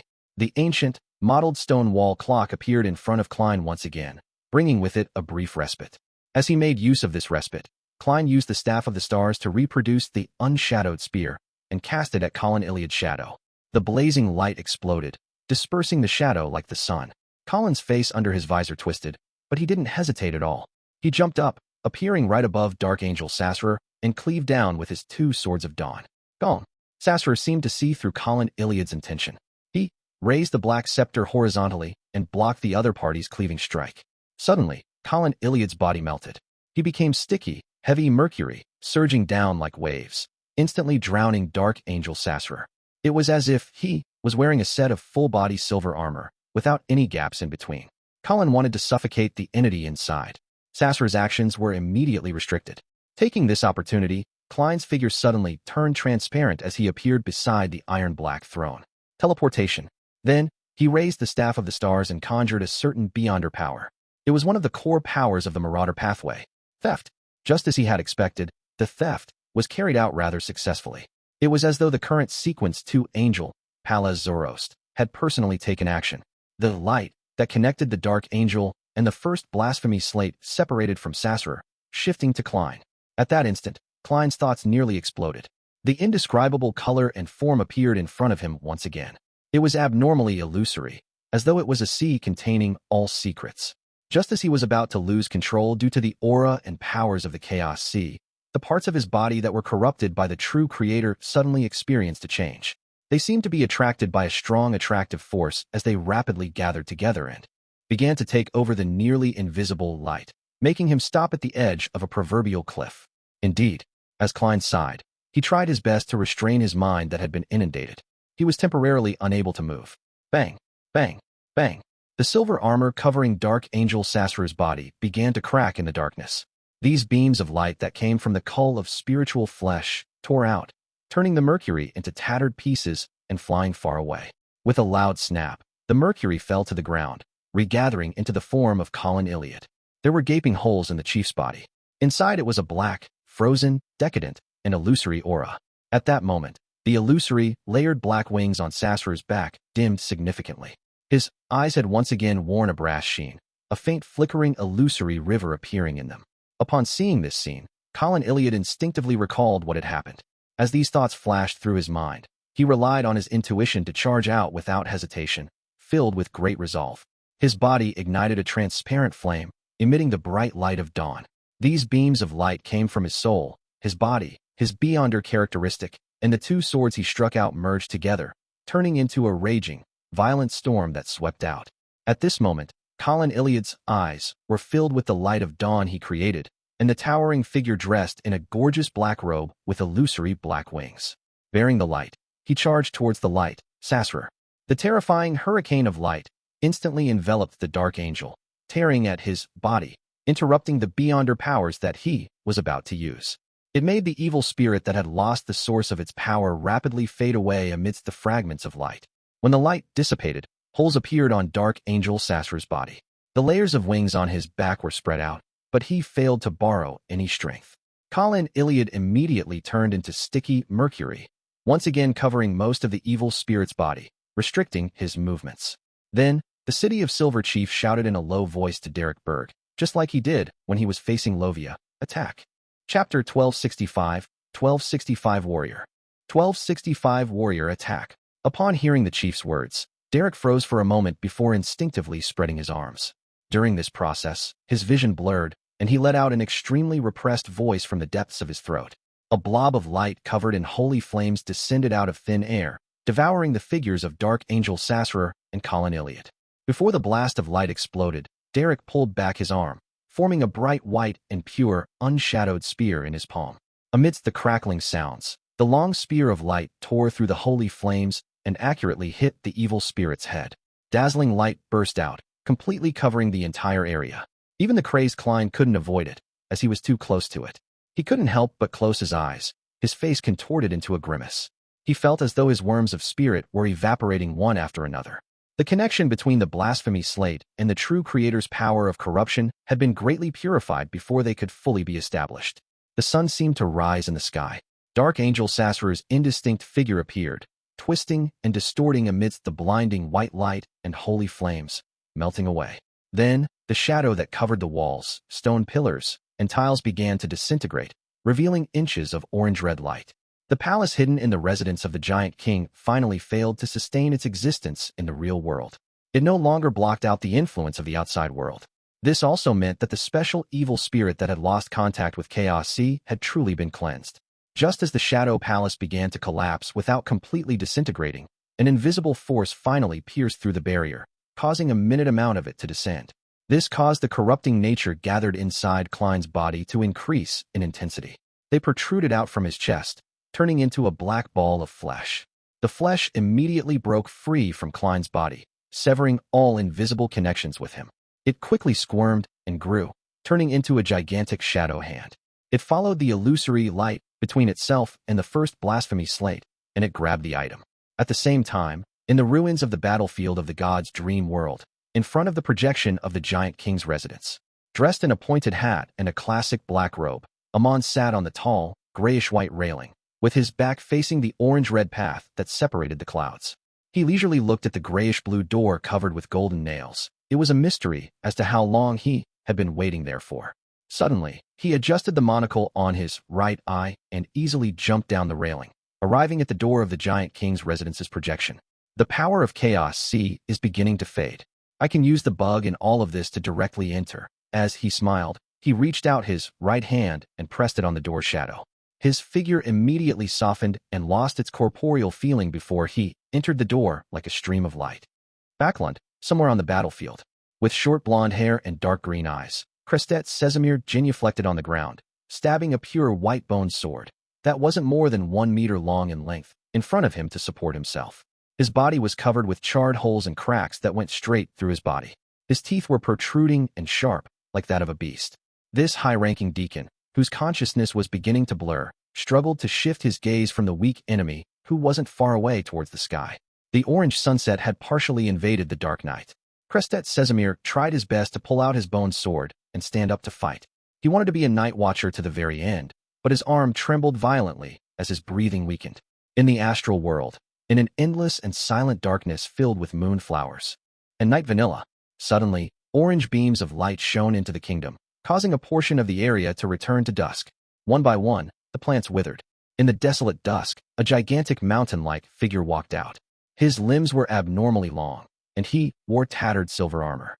His face was covered by a helmet's visor, only revealing a blob of orange light. He held an exaggerated sword in his hand, causing the tip to naturally hang down, touching the dark ground. As the terrifying giant walked forward, step by step, the sword continued to be dragged across the darkness, causing the ground to split apart as dusk froze. Deep in the darkness, an equally large figure pulled out a long sickle. She was wearing a black dress that was layered but not complicated. It was adorned with countless resplendent lights, as though they were stars that dotted the night sky. Near her ribs and waist, 2 pairs of arms grew out. Their surfaces were covered in short, deep black hair. In her 6 arms, 2 carried the huge black sickle that appeared heavy. Another 2 hands held a crimson moon. Out of the hands she had left, one was empty, while the other held an ancient accessory forged from gold. The accessory looked like a slender bird with pale white flames surrounding it. Within its bronze eyes, there were layers of light, forming numerous illusory doors. The giant wasn't surprised by such a scene. The speed of his stride sped up, gradually approaching that of a charge. He dragged his sword against his surroundings, which were a mixture of darkness and dusk, producing glimmers of the pure light of dawn. At this moment, the moon flowers and night vanilla to the side suddenly grew in size, growing wildly. Soon, they resembled trees that had lived in a primitive forest for more than 1,000 years. They were densely packed, blocking out the sky. Amongst these trees, a figure twined by deep green vines and adorned with various herbs and flowers appeared. She was also as huge as a mountain and had a voluptuous figure. Her dress fluttered as she carried an illusory baby. The moment the figure descended, she followed the sunset giant and flitted towards the humanoid demonic wolf that was dragging a huge black sickle. In the palace where shadows were falling apart, although some of the corruption had left Klein's body, making him no longer need to worry about any latent danger in this aspect, this was equivalent to culling many of his worms of spirit. He couldn't help but let out a low gasp as transparent and twisted maggots crawled out of his writhing face. They had mysterious patterns on them, and his mind was like a lake that had a boulder thrown into it. He was momentarily unable to calm down. At that moment, a familiar figure appeared in his eyes, which became bloodshot due to the pain. It was the Angel of Time, Amon, who wore a monocle and a pointed hat. Amon smiled at him, scaring him into having the thought of returning to Sapphira Castle immediately. Although this would suck for the son, Klein felt that he would have the ability to save him due to the angel powers from being in Sapphira Castle. After all, the influences from the outside world could now enter this area. But in a blink of an eye, the Angel of Time cast his gaze towards the grayish-white blasphemy slate. He cast it towards the shadow hand that was saturating and growing stronger with the collapse of the land of slumber. Amon immediately raised his right hand and adjusted his right eye's monocle. The crystal monocle turned dark, as though it was mixed with countless colors in an indescribable manner. An illusory, terrifying, tumultuous sea appeared in front of Amon. This blasphemer had released some unknown power he had stolen from somewhere at some point in time. Or perhaps it was some power of convergence. The blasphemy slate suddenly vibrated and emitted a buzzing sound as though it was alive. It broke free from the remaining light that wasn't stable enough between the shadow hand, and it threw itself at Amon. Klein, who had just recovered from the pain from his fear and horror, couldn't believe his eyes as they dilated. The first blasphemy slate actually didn't choose the true creator of the Hanged Man pathway, and instead sought refuge with the Marauder Pathway's Angel of Time. After a momentary daze, he vaguely understood the whole story. Amon's true body has wandered the forsaken land of the gods for more than 1,000 years before entering Chernobyl, doing so in search of the history from the second all the way to before the first epoch. He must have hovered at the edge of Chaos Sea and had done some dangerous research. He had stolen some traits, and now he is only using the release of this stolen trait to attract the blasphemy slate. Simply put, this King of Angels had prepared for this for a very long time. As for the true creator, he is unable to completely descend. He has to wait for the Dark Angel's land of slumber to completely collapse. But the problem is, why would Amon steal the first blasphemy slate? It's useless for him. He has no way of transferring to the spectator, reader, tyrant, son, and hanged man pathways. Could it be just because it's fun? When the deities and his brother are plotting for this blasphemy slate, he suddenly intervenes and runs away. But isn't it more important for him to capture me? As Klein remained puzzled with Amon's goals, he slowly retreated, opening his eyes wider, trying his best to pry into the secrets on the surface of the blasphemy slate. He wanted to memorize the potion formula he needed. Sequence 1. Attendant of Mysteries. As soon as the corresponding words entered his eyes, Amon reached out with his left hand and grabbed the blasphemy slate. Then, he suddenly turned around and pressed his right hand on the grayish-blue door that was still covered with a small amount of shadows. The figure wearing a pointed hat and a classic black robe immediately turned illusory as he tore through the door and vanished. The shadow hand, which was partially formed by Klein's corruption, rapidly expanded amidst the collapse of the land of slumber. Finally, it turned into a black shadow and chased after Amon, rushing out of the closed door. In the next second, all the shadows disappeared. The orange-red light illuminated the palace that the giant king once lived in. In front of the iron-black throne, on the platform that was illuminated by the light of dusk, Colin Iliad's figure appeared. He was wearing a tattered silver armor, revealing several old scars on his face. He sat there quietly, like a warrior who had just finished his last battle. His two swords had already crumbled, and he had stopped breathing. However, Klein could sense that there were still remnants of his will and psyche. The former couldn't bear to just dissipate without delivering his last words. At the bottom of the stairs, Derek saw this scene. With his eyes red, he ran closer and stumbled, acting nothing like a demigod. He quickly knelt beside Colin Iliad and shouted, his voice going soft, "Chief." Chapter 1266, 1266 Ligh. 1266 Ligh. For a demigod beyonder, they experienced a qualitative change due to their powerful souls. Even in death, their psyche could persist for some time. Unless this was circumvented due to an enemy deliberately destroying it, a high-sequence beyonder who continued having a strong desire or unresolved matters during their state of death, could have their remnant will last longer. As such, he could slowly assimilate the surrounding areas, allowing it to mix with the spirit world, and even the underworld, so as to turn it into an evil spirit. Therefore, although Colin Iliad had stopped breathing, he was still able to hear Derek's cry while sitting at the top of the ancient god staircase in tattered silver armor. He turned his head to look at the underaged demigod before smiling. Compared to the elders of the past, it's a form of luck for Lovia and myself to die here. Upon hearing this, Derek gaped his mouth, wanting to say something, but felt something pressing down on his heart, blocking his throat. Not far away, Klein raised the Staff of the Stars and attempted to use Will Septon's reboot to save Colin Iliad. However, he failed several times in a row. Even the successful attempt didn't have the ability to reverse everything. The effects were clearly inferior to the originals, and it involved a uniqueness. Amon's true body had descended. He's already dead, so he can't even be turned into a marionette. He can only consider turning into an evil spirit, but there's almost no evil spirit that can maintain their humanity. Even Dark Angel Sasser failed to do so. The only exception is the Red Angel Medici trio, but that was only after they left their territory and went to Bansi Harbor. This chief doesn't seem willing to take this route. To the residents of the City of Silver, becoming an evil spirit is undoubtedly a curse. Klein sighed and cast his gaze elsewhere to observe the giant king's palace that had its shadows recede. Colin Iliad examined Derek's face and sighed. When you return, you'll be a member of the 6-member council. I know, relative to your age, this is a very heavy responsibility, but everyone in the City of Silver has to be prepared to shoulder everyone's fate. Derek nodded and said with a nasal voice, "Yes, Your Excellency." Colin Iliad revealed an amiable smile. "Don't be worried that they'll misunderstand this. I'll tell you a secret. Currently, in the City of Silver, only Wade and I know of it. When you get back, tell this to Wade immediately. He will understand that Lovia's and my death has nothing to do with you. Otherwise, you will not obtain this secret from me." Having said that, Colin Iliad looked up at Gehrman Sparrow and nodded gently.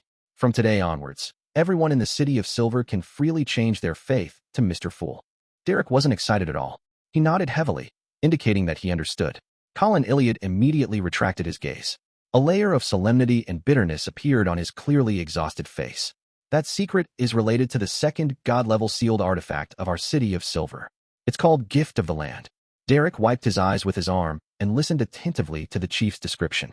Colin Iliad sighed and continued. It's precisely because of this sealed artifact that black-faced grass can grow around the City of Silver, preventing us from completely sinking into the Dark Ages. Derek's pupils dilated as the sadness in his heart eased. He remembered very clearly that the textbooks mentioned the discovery of black-faced grass as the key turning point in the history of the City of Silver. He believed that if there was no such safe and harmless staple food, then the City of Silver would have long become a playground for monsters. At that instant, Derek thought of many things. He finally understood why the mushrooms that Mr. World had given had undergone a huge transformation in the City of Silver. 1. That was different from the original description. Colin Iliad's gaze swept across his face, and his voice suddenly turned deep. It's precisely because of this that we are burdened with the fate of being cursed. Only people who are killed by their immediate family wouldn't become a terrifying evil spirit. Cornucopia has a price. Derek's expression froze. Murdering his parents left a wound that could never heal in his heart. He had always blamed the corresponding curse on this land that had been forsaken by the gods. But now, the chief had told him the truth, which was unlike what he imagined. The curse gave them the food they relied on for survival. The grizzled and exhausted-looking Colin Iliad's eyes glazed over as he seemed to recall killing his father, mother, brother, sister, eldest son, youngest son, daughter, and eldest grandson. His voice became fleeting. Lovia once said that a dying person would not transform into an evil spirit after leaving the City of Silver. Back then, I didn't tell her that this was the truth. As the gift of the land's range is huge, most people who are about to die are unable to leave the corresponding region in time. This is a secret that only the chief can grasp. I tried my best exploring and fighting, hoping that future generations wouldn't have to suffer such pain. The chief of the City of Silver, who was clearly advanced in his years, slowly exhaled. Without giving Derek a chance to make a promise, he seemed to recall something as he said. Also, you mustn't fully believe the situation of the Rose redemption that is recorded in that palace. Klein stopped scrutinizing his surroundings as he revealed a slightly lost expression. Colin Iliad added in a deep voice. Earth Mother cannot be giant Queen Omabella. Omabella has long died. Her corpse is in the City of Silver, and more precisely, it's the gift of the land, this. When Klein heard this, his pupils dilated as a chill ran down his spine. The real giant queen had long died in the City of Silver and became a sealed artifact. Then, who was the one currently masquerading as Earth Mother? In the kingdom that was covered in moon flowers and night vanilla, the sunset giant's sword struck the heavy, pitch-black sickle and froze in midair. In the darkness that had been destroyed by the intense battle of the gods, time seemed to come to a halt. Be it the giant wearing tattered armor who was bathing in the dusk, or the humanoid demonic wolf with 6 arms, they seemed to become a part of an oil painting. Everything stood on the spot, maintaining their previous posture.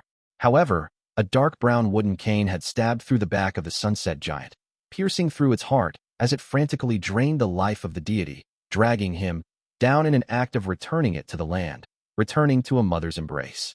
This dark brown wooden staff was held in the hands of the giant-like, voluptuous woman. It formed a deep autumn scene with the withered flowers, grass, and mushrooms. The sunset giant slowly turned his head and looked at the woman who was carrying the baby in one hand. He said in pain, Ligh.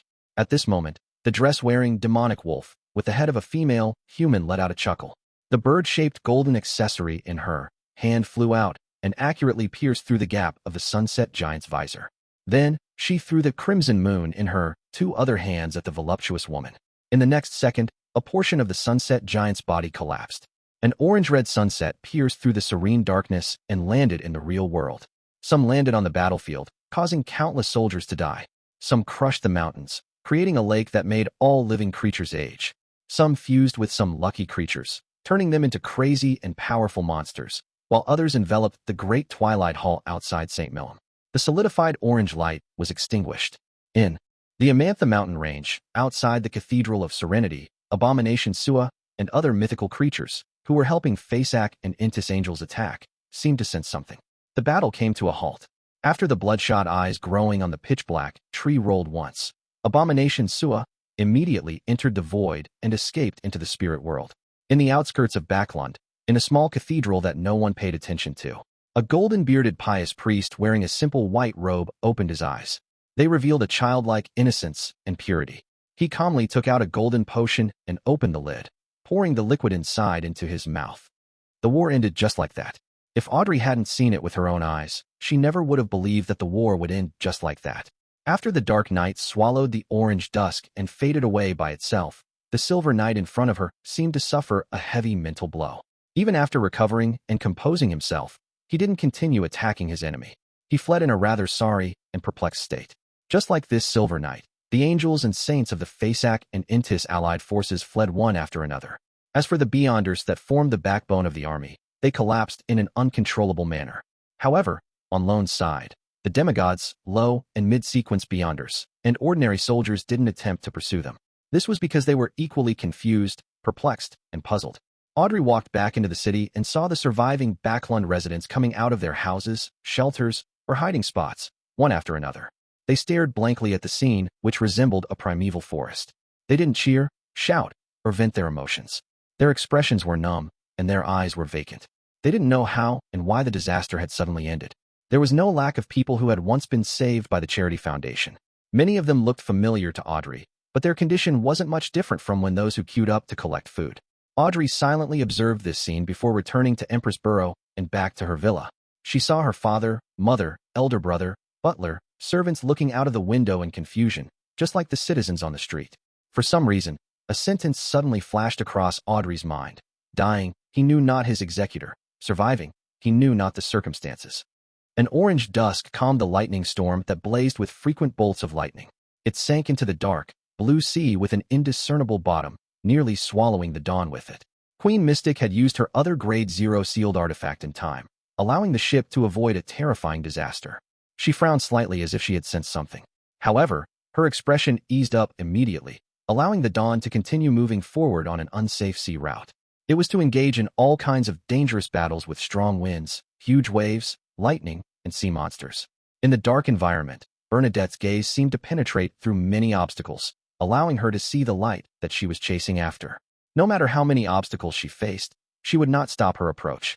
On the staircase in the giant king's residence, which was covered in orange light, after telling Derek the secret, Colin Iliad said to Derek, "Go. Open that door. I want to see what the sunlight outside is like." "Yes." The rims of Derek's eyes reddened once again. He pursed his lips tightly and stood up. He put down the hammer in his hand, and under the encouraging gaze of Klein, he steadily circled around the iron-black throne and arrived in front of the grayish-blue door which depicted the sunset. Derek stared at it for a second, bent down, stretched out his hands, and pressed them against the sides of the door. Then, he strained his muscles and pushed hard. At that moment, he seemed to see his parents, his deceased teammates, like Joshua and Antiona. Lovia in a purple-patterned black robe, and the grizzled Colin Iliad. They stood beside him and pressed their hands against the door, pushing the grayish-blue door with him.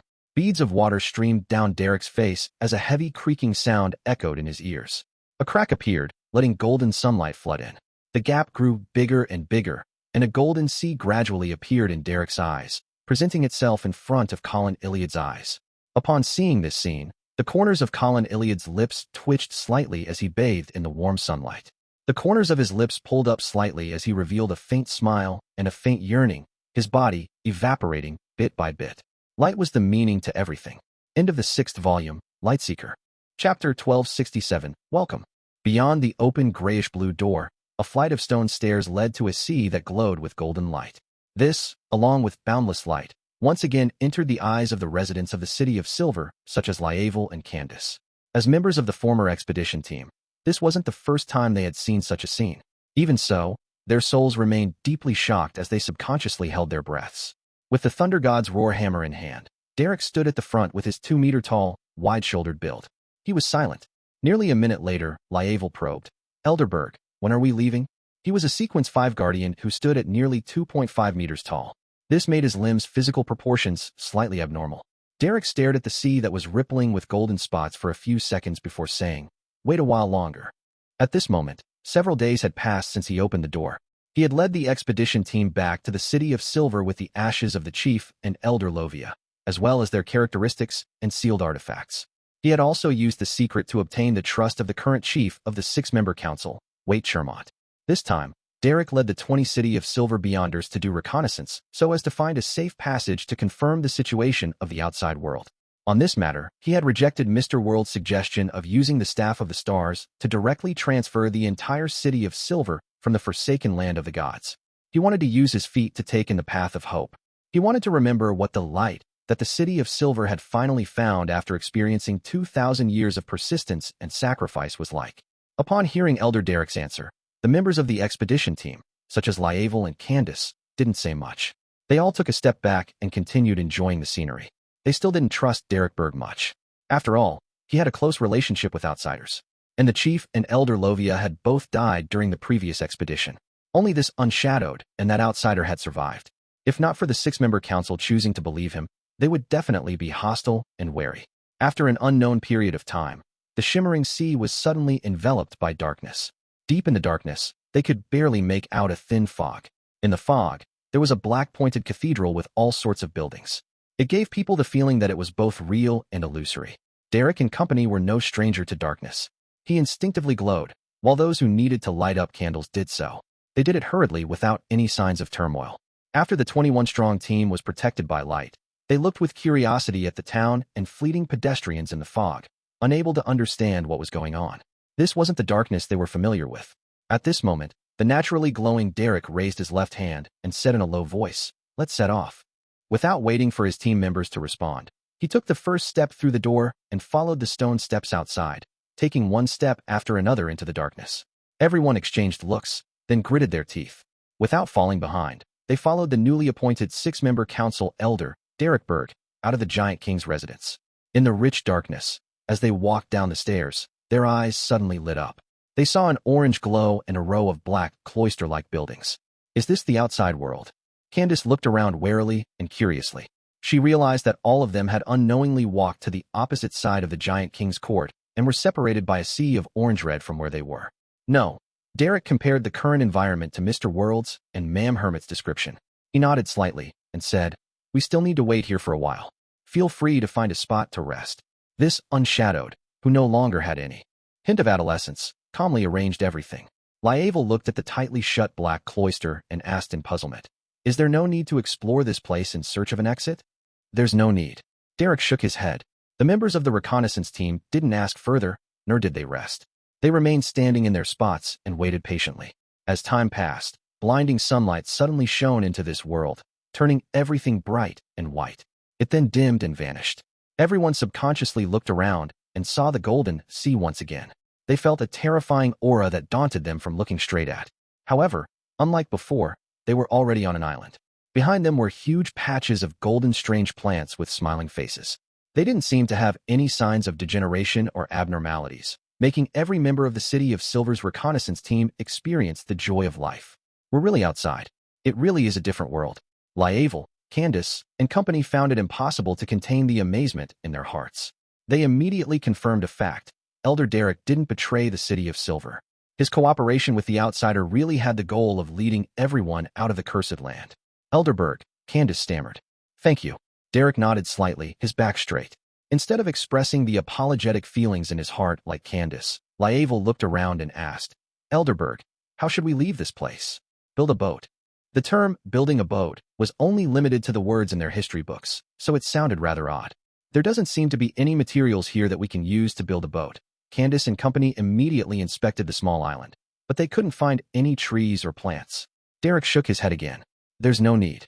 Wait a little longer. Before he could finish his sentence, he saw a black shadow loom across the horizon. The shadow grew bigger as it quickly followed the safe sea route between the golden spots of light. Not long after, the shadow revealed its outline. It was a hybrid ship with smoke spewing out from it. With all its sails up, the ship hung a blue sea serpent flag. A boat. That's a boat. As Ligh, Candace, and company kept their vigilance up, they posed questions. Derek had received some general education at the Tarot Club. He was an experienced person who had seen pictures of various ships. Upon hearing this, he nodded slightly and said, That's right. As they spoke, the ship approached, making the figure standing at the ship's bow gradually become clearer. It was a black-cloaked man with yellow eyebrows and dark blue eyes. He jumped onto the masthead and spread his arms slightly to the people of the City of Silver. Upon seeing this scene, Derek, who had been maintaining his stern attitude, secretly heaved a sigh of relief. He knew that everything was as he had expected. No accidents had happened. Danitz originally wanted to jump off the ship and walk in front of the believers of Mr. Fool to announce that they had been saved, but after glancing at the height of the people from the City of Silver, he silently held himself back. Standing on the masthead, he completely widened his arms and said to Derek and company with a reserved smile, Welcome to the world of light promised by God. In the ancient palace above the fog, Klein sat on the high-back chair belonging to the Fool. Through the crimson star that symbolized the sun, he watched the entire process of the City of Silver's expedition team's progress. He was constantly prepared to deal with any accidents. When the history, which had been sealed for thousands of years, had combined with the present, with them boarding the ship that originated from the new government of the Rorstad archipelago, and leaving the most dangerous, core region of the ruins of the Battle of Gods was over, he heaved a sigh of relief. He put down the staff of the stars and beckoned for two items. They were the miracle invoker beyonder characteristic that had seeped out of the curtain and the worm of star from Saint of Secrets Bodhi's. After some thought, Klein reached out his left hand and grabbed a large blob of a dark red liquid from the historical void. This was dark demonic wolf Kotar's blood. There was exactly 300 ml of it, and it was the core supplementary ingredient of the Miracle Invoker potion. Of course, as a supplementary material, it only had one purpose: to reduce the negative effects of the beyonder characteristic and reduce the corresponding mysticism influence. Therefore, it didn't matter if it was a historical projection. After all, as long as it could play its role during the potion's concoction and consumption, Klein would have either succeeded or failed in his advancement by the time the historical projection expired. If he failed, he would have broken down into a monster. If he succeeded, he would have become a miracle invoker and gained initial control of the beyonder characteristic. There was no need for the supplementary ingredients effects. Following that, Klein took out something from the fog of history. It was a ringed worm of time. As he had a strong psychological trauma towards Amon, Klein had chosen to summon a worm of time that Pallas Zoroast had once given to him, lest anything unexpected happened. After preparing the materials, he conjured a metal pot and threw the 300 ml of blood from dark demonic wolf into it. Then, he placed the worm of time and sparkling worm of star inside, one after another. The black and red liquid in the cauldron turned dark, its surface becoming translucent and clean. Deep in the cauldron was a dark vortex. Without any hesitation, Klein picked up the Miracle Invoker beyonder characteristic. It resembled a heart, transparent like a crystal, but there were tiny bubbles emerging from time to time. Every bubble seemed to contain an illusion. When the beyonder characteristic came into contact with the liquid in the metallic pot, it immediately merged into it, causing the darkness to instantly deepen, making it seem as though countless eyes were opened at the same time. After staring at it for a few seconds, he poured the concocted miracle invoker potion into a glass bottle, and he used the bestowment ritual to bring it to the real world. On an uninhabited island in the Sonia Sea, Klein, who had teleported over, looked at the potion in his hand. He suddenly felt a little hesitant. This was because once he became an angel, his body would inevitably be affected by the Beyonder characteristic. He would become colder and crueler, becoming more and more indifferent towards life. He needed sufficient anchors to maintain his humanity. This wasn't something that could be avoided by completely digesting the potion using the acting method he grasped. Back then, Emperor Roselle went through the early stages smoothly, but when he became a Sequence 2 angel, he nearly mutated, almost losing control. As for the angels that he knew, they looked normal on the surface, but he had no idea what they were like when they were hiding behind the scenes. If one could obtain a long life at Sequence 4 and Sequence 3, allowing them to live for more than 1,000 years, a saint really didn't have much motivation to become an angel. Combined with the saying that the higher one's sequence was, the closer one was to the primordial one, he suddenly understood why Demonis of White Katarina only rose from Sequence 4 to Sequence 3 in 1,000 years. But I have no way out. After a brief moment of silence, Klein sighed silently. Nearby threats like Amon and Zeratul, and the approaching days of the apocalypse, as well as the fact that he was previously unable to interfere with the war, these all pushed him towards becoming an angel. He didn't want to simply contribute his strength through donations. His eyes flickered for a few seconds before they returned to their calm state. He picked up the potion bottle and poured the liquid inside into his mouth. Chapter 1268, Miracle Invoker. The moment the Miracle Invoker potion entered Klein's stomach, it immediately turned into countless cold worms and swam towards every corner of his body. Suddenly, Klein's mind tore apart, turning into countless small pieces that combined with different worms of spirit. There was no longer any discernible difference between the main body and the auxiliary ones, nor was there any piece that remained dominant. At some point in time, he had entered the grayish-white fog. His half-top hat and long black trench coat quickly disintegrated, and numerous translucent and twisted maggots crawled out. These maggots quickly flew into the depths of the fog of history, each occupying different light fragments, overlapping with the projections of themselves in the historical void. In just 2 or 3 seconds, the spot where Klein stood only had his windbreaker, shirt, top hat, socks, leather shoes, and personal items remaining. They had lost the support of a body and were held, suspended there. Who am I? Who's me? I'm the main body. The various worms of spirit had different but similar thoughts. None of them were willing to return to their body on their own accord. Instead, they felt a strong sense of animosity towards their own kind. It was only because they still had Klein's remnant psyche influence that they hadn't done anything extreme for the time being. At this moment, yet another invisible ripple appeared within the grayish-white fog. This ripple didn't appear by coincidence.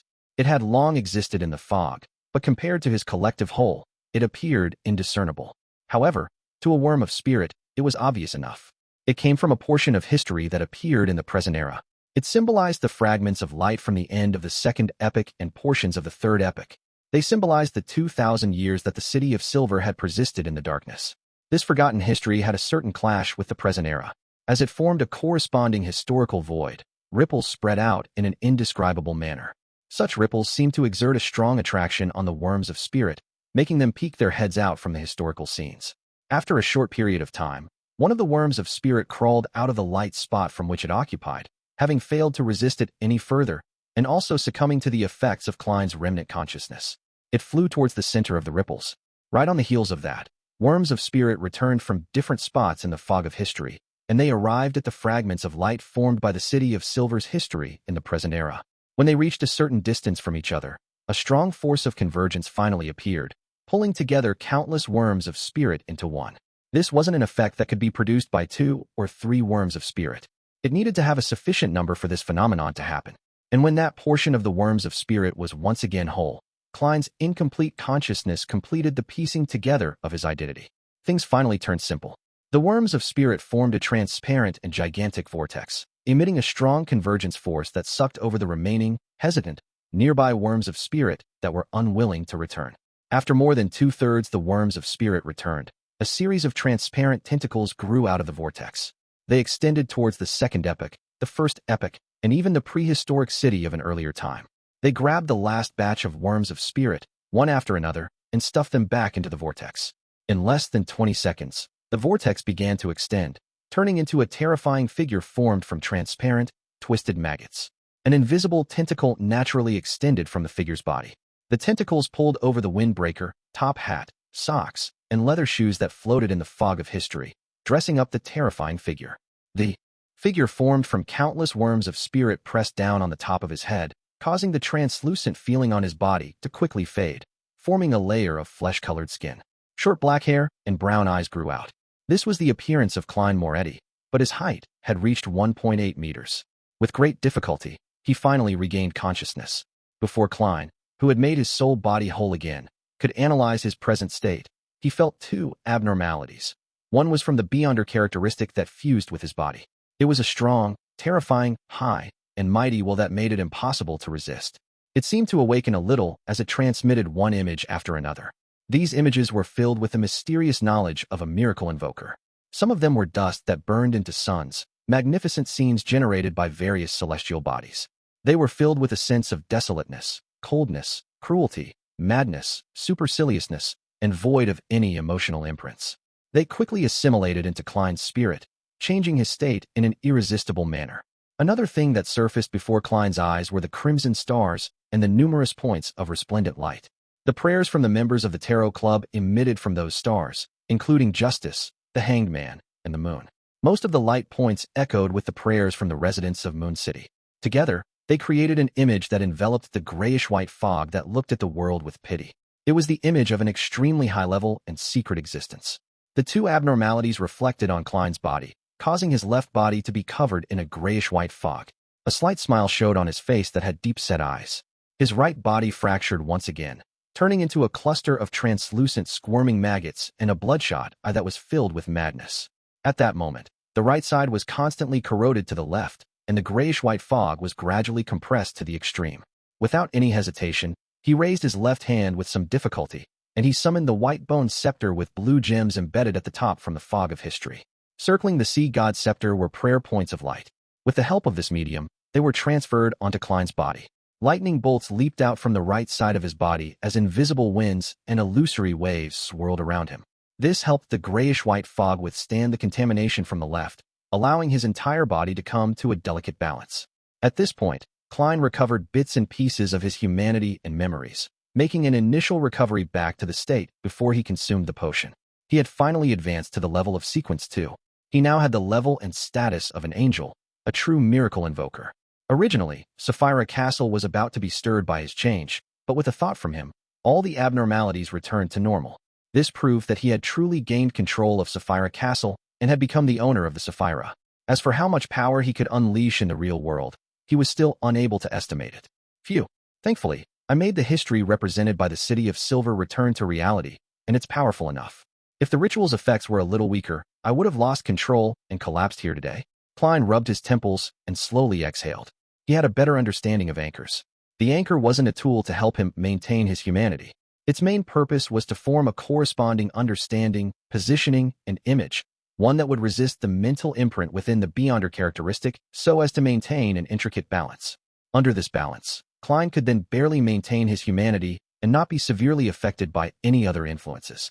In other words, the deities that the believers knew were different from the actual deities. Without the mental imprint within the beyonder characteristic to resist this influence, the image of the deities in their hearts would gradually envelop the true appearance of the deities. This was also a type of corruption.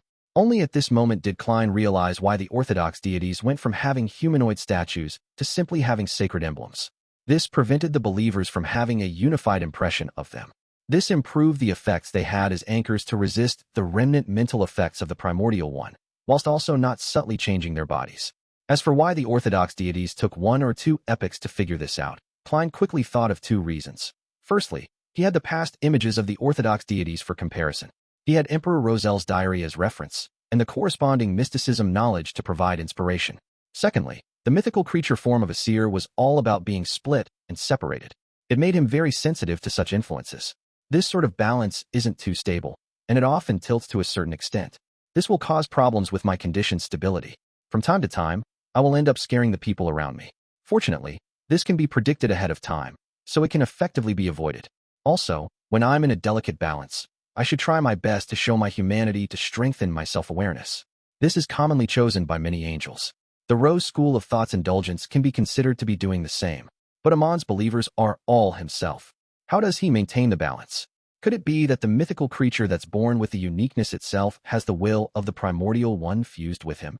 Amon is long accustomed to being half crazy. No, that's not his normal state. It's the image that arose from the referendum of every Amon. That's a line of thought. I can form a marionette group and make every marionette a believer of the fool. In addition, with my truest appearance as a deity, this can effectively provide the best anchor. It's no wonder that Zeradol and the dark demonic wolf don't have any believers. Once the residents of the city of Silver switch faiths to the fool, I can consider separating the embodiment of Sea God from myself, making it no longer one of my anchors. This greatly contradicts the beliefs and understanding of my other believers. They can't truly be united.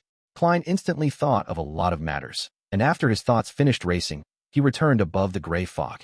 When he became a miracle invoker and became a him, as well as becoming the owner of Sapphira Castle, he no longer needed to take 4 steps counterclockwise, recite the incantations, or get all the members of the tarot club to pray.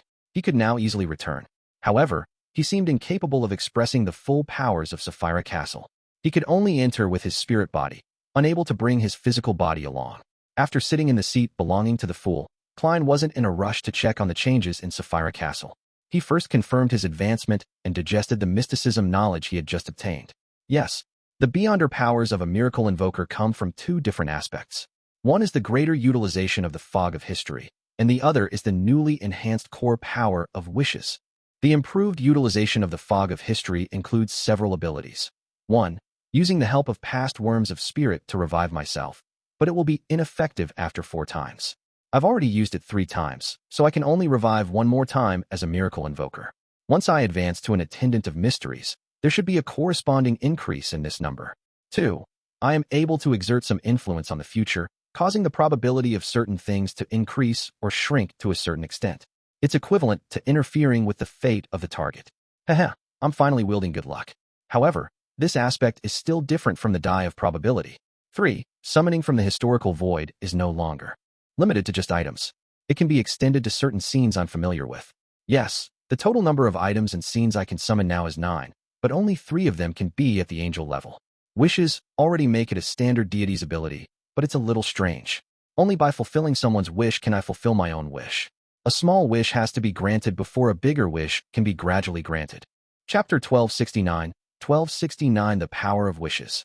1269 The Power of Wishes. Klein originally believed that the wishes ability could be used freely as long as it didn't exceed a limit. To his surprise, the effects didn't solely come from the beyonder characteristic.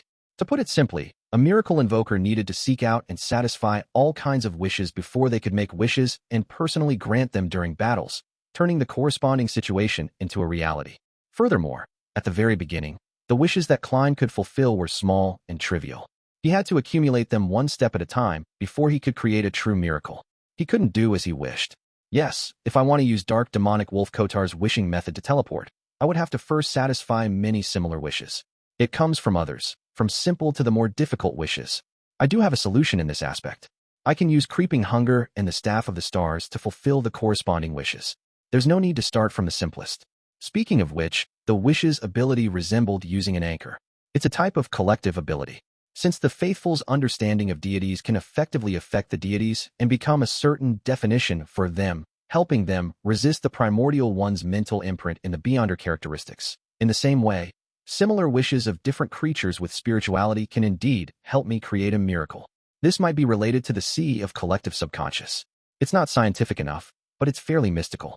After figuring out the situation of the wishes ability, Klein had a preliminary idea of how to act as a miracle invoker. That was to walk the real world, and as the most powerful magician, he would allow different people to witness a miracle and satisfy their wishes. It's no wonder the Dark Demonic Wolf's original title was the God of Wishes. When such a belief spreads, many people would use the method of praying to voice out their wishes, allowing the miracle invoker to respond from afar. This makes acting a lot simpler. It can save a lot of time, but the problem is that the potion's name is Miracle Invoker and not the God of Wishes. The role one needs to act as is that of a deity, so there are still some differences between the two. I can roam the various countries and let different people witness miracles while using the fool's name to satisfy some of the believer's wishes. I'll then see which would be more effective. However, this isn't the only way to act as a miracle invoker. I still need to take the initiative to create a miracle in real life, leaving behind the corresponding legend. Klein tapped the edge of the long, mottled table with his finger as he silently muttered to himself. During his scrutiny of his own body moments ago, he realized that he had digested more than half of the potion. After all, he had created miracles several times. He had even been revived 3 times. Of course, Klein believed that it was very coincidental because he could create a miracle and act in advance, mainly because of Sapphire Castle. It's as though someone set me up. Klein sighed inwardly as he didn't feel relaxed. Instead, he became more serious and wary. As for who arranged it, he had a suspect. The mysteries that the ancient sun god mentioned, the existence suspected to be the celestial worthy of heaven and earth for blessings.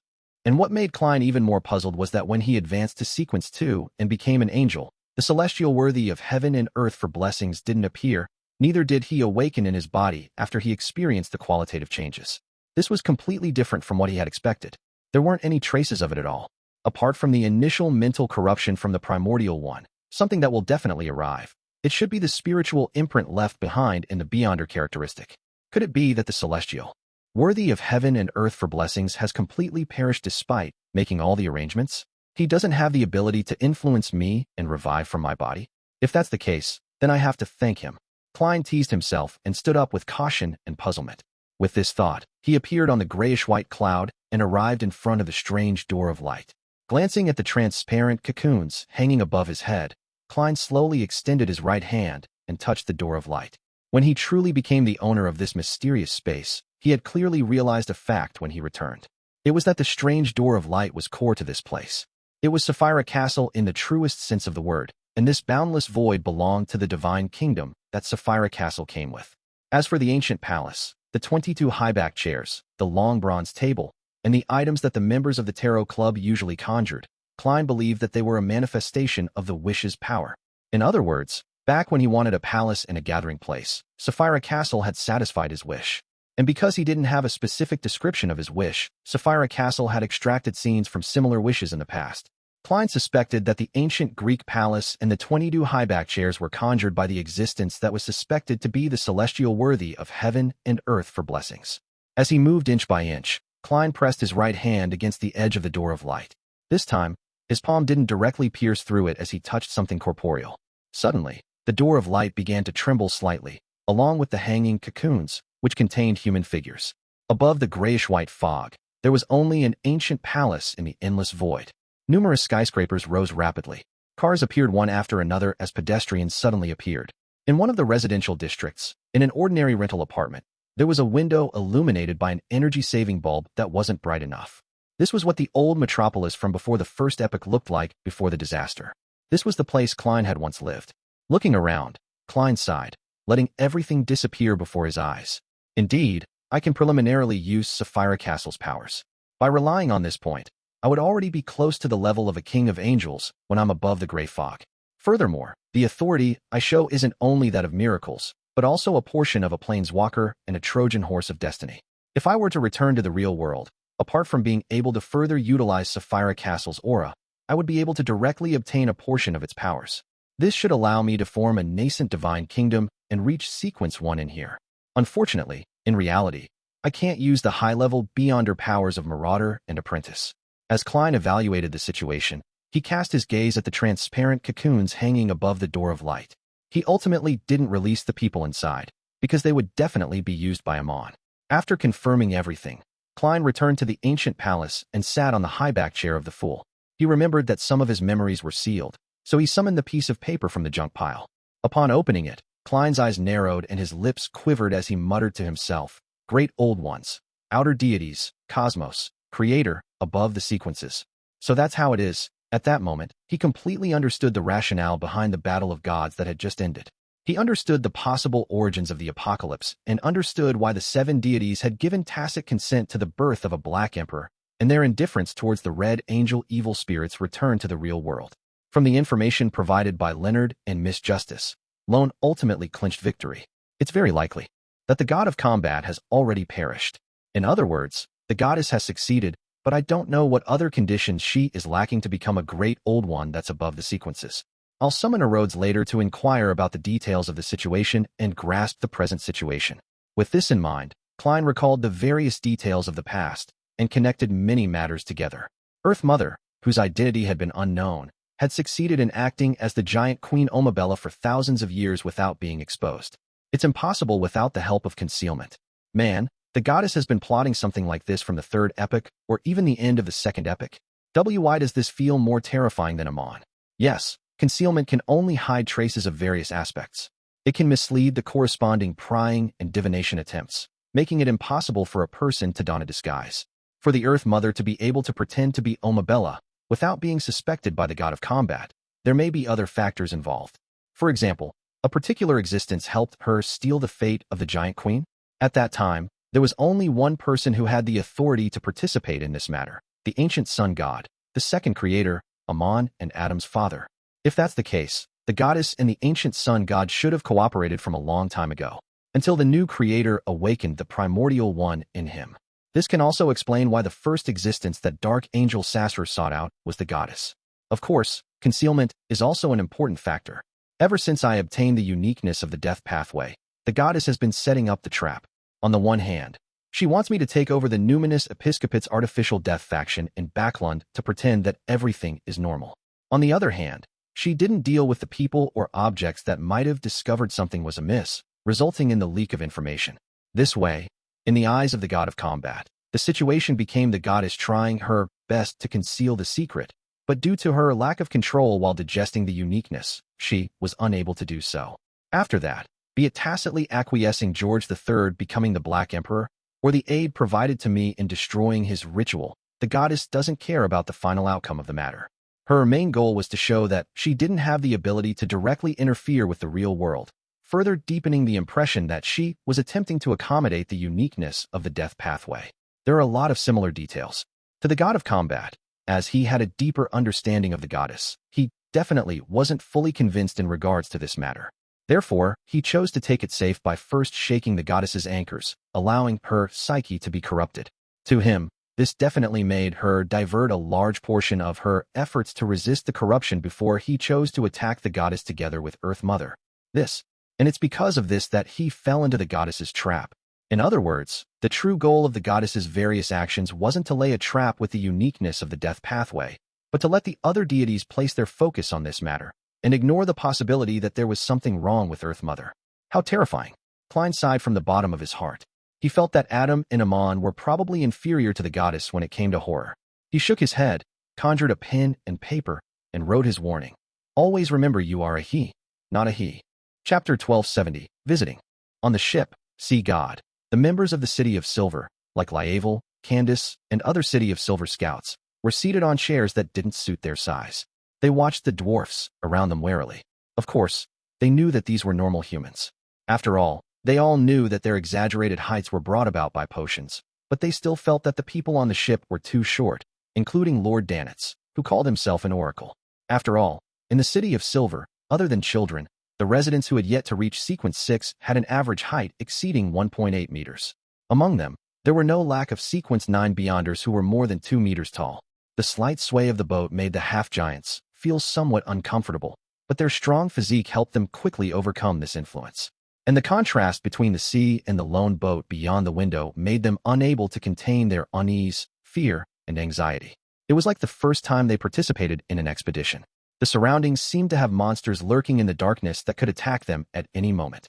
At that moment, Danitz entered the room that had been transformed into a dining mess. He smiled at the tall, wary, cautious, strangely dressed people who sat stiffly, and said, "Your food is ready. Next, you can enjoy your food as you please. By the way, don't forget what I told you just now. These waters are very dangerous. There's no need to get up. You can stay in your seats." When Danitz saw that the young elder who introduced himself as Derek and the other half-giants wished to get up and speak to him in the most polite manner, he hurriedly lowered his hands and stopped their uncivilized behavior. "If I was as tall as them, I would have already begun mocking the people around me." Danitz muttered as he clapped his hands, signaling the crew to send the food in. A strong fragrance immediately drilled into the noses of Derek and the other residents of the City of Silver. It was the scent that they were familiar with when roasting meat-type mushrooms, but there was an additional, indescribable smell. It was rather strange and slightly stimulating. The smell was so alluring that Ligh, Candace, and the rest began to have saliva secrete from their mouths as their stomachs churned to attention. "Desi-style roasted meat," Danitz said as he pointed at a crew member who walked in. He held a large steel plate that had a piece of roasted golden brown piece of meat that glistened with oil. Evenly spread across its surface were fennel, basil, and other spices. Steak, pan-fried fish, white bread, seafood soup, and light beer. Danitz introduced each and every dish, smiling when he was done. Don't worry about anything. Feel free to indulge. We have plenty of food reserves. With that said, he glanced at the half-giants, who seemed eager to stand up. Then, he left the room chuckling. The short-haired Candace retracted her gaze from the food with great difficulty and swallowed her saliva. Elder Derek, what do we do now? Although Derek believed that Mr. Fool's oracle wouldn't harm them, he habitually gave a very cautious opinion. Split into two groups. One group is to wait for their turn to eat. One team is to eat now. All right, Elder Derek. Candace suddenly stood up. I apply to join the food tasting team. A group of 10 people quickly formed. At the same time, Ligh and Candace walked to the long table near the wall, and they took a portion of what they found the most tempting, the so-called desi roasted meat. After taking a bite, the rich juices, the fragrance, and pure meat mixed in the texture formed a complex and unique experience in their mouths. They could only chew twice before swallowing the food ravenously into their stomachs, so as to take a second bite. This was many times more delicious than the meat-type mushrooms they had eaten previously. Unknowingly, the 10 residents of the City of Silver were already eating with tears in their eyes, their vision blurred. On the deck, Danitz looked at the safe sea route in the ruins of the Battle of Gods. He considered how to settle the problems of Mr. Fool's flock. Suddenly, a sailor ran over and panted. Lord Oracle, they've already finished eating. They want seconds. Where did these guys come from? Danitz was taken aback. Prepare another set for them. Seeing that the sailor was about to turn around, Danitz quickly added, from tomorrow onwards, the crew is to begin fishing. In the Sonia Sea, on an uninhabited island. Klein had gotten used to his current state, and he restrained his spirituality. He planned on teleporting back to Backland and summoning the magic mirror, Arrodes, to ask some questions. He wasn't in a hurry to extract the residents of Moon City to the outside world. He planned on waiting for Danitz to settle down the City of Silver's vanguard unit. With sufficient experience, he could turn his attention to this matter. After all, the path to leaving the forsaken land of the gods had been opened. He could use the method of responding to prayers and rely on the power of the Staff of the Stars to move all of Moon City out. Of course, if the door closed once again, Klein also had a solution. He would first transfer the residents of Moon City to the Giant King's residence and let them open the door themselves. Without the first blasphemy slate and the Dark Angel Evil Spirit, ordinary Beyonders would be able to open the door. As for whether the true creator would interfere or stop him, Klein didn't consider it. This was because the Sequence Zero true God was capable of doing so now. He wasn't able to stop him, even if he was disagreeable to it. In addition, Klein believed that the focus of the true creator wasn't placed on this matter. His most pressing concern was to capture Amon and retrieve the first blasphemy slate. Strictly speaking, this is a family drama. Klein lampooned inwardly. He grabbed creeping hunger from the air, and he wore the sealed artifact that had accompanied him for a long time on his left palm. His body quickly turned transparent and disappeared. In the saturated and stacked spirit world, Klein rapidly moved through the indescribable figures as he approached the coordinates that represented Backland. Suddenly, he came to a stop and stood in the chaotic void, looking at the 7 pure lights that occupied the highest spot in the spirit world. Previously, due to my low sequence, I didn't dare wander the spirit world, nor did I attempt to visit the 7 lights that had shown their kindness towards me. Now it seems it's time we meet. They're the embodiments of all kinds of knowledge, and they've lived in the spirit world for countless years. They might know quite a bit of secrets. Just as Klein finished his thoughts, a light suddenly appeared in front of him. An elder in an orange robe appeared. This old man was plump and had a short white beard. He looked very amiable. He looked at Klein and nodded with a smile. Your Excellency, please allow me to introduce myself. You should remember me. I am Orange Light Hilarion. The last time I saw you, you were very thin. As Klein lampooned, he asked with a smile. You seem to have predicted that I would visit you? Hilarion didn't hide anything as he smiled frankly. The spirit world itself is interwoven with all sorts of information. Some come from the past, some come from the present, and some indicate a certain future. Whether it's divination or prophecy, most of the methods are actually using the spirit world, followed by the prying into the secrets of fate. What Orange Light meant was that since Klein was in the spirit world and had the intention of visiting, and was prepared to take action to do so, there would definitely be a corresponding exchange of information. This allowed the 7 lights who controlled the spirit world to a certain extent to sense it and make a prophecy. Klein wasn't surprised at all. He nodded slightly and said, Other than you, who else wants to meet me? He had originally planned on using honorifics, but considering the 7 lights' attitude and the way Orange Light addressed him, he gave up on this plan. so as to maintain the status of the proxy to Sapphire Castle. Orange Light Hilarion immediately smiled and said, "All of them. Your Excellency, you don't mind, do you?" Klein shook his head and replied politely, "Of course. It will be my honor." As soon as he finished speaking, different colors of light rose up around Hilarion, transforming into different old men. "Your Excellency, please allow me to do the introductions." When Orange Light saw Klein nod, he pointed at an elder in a red robe and said, "He is Red Light Ire Moria, the one who previously answered my question."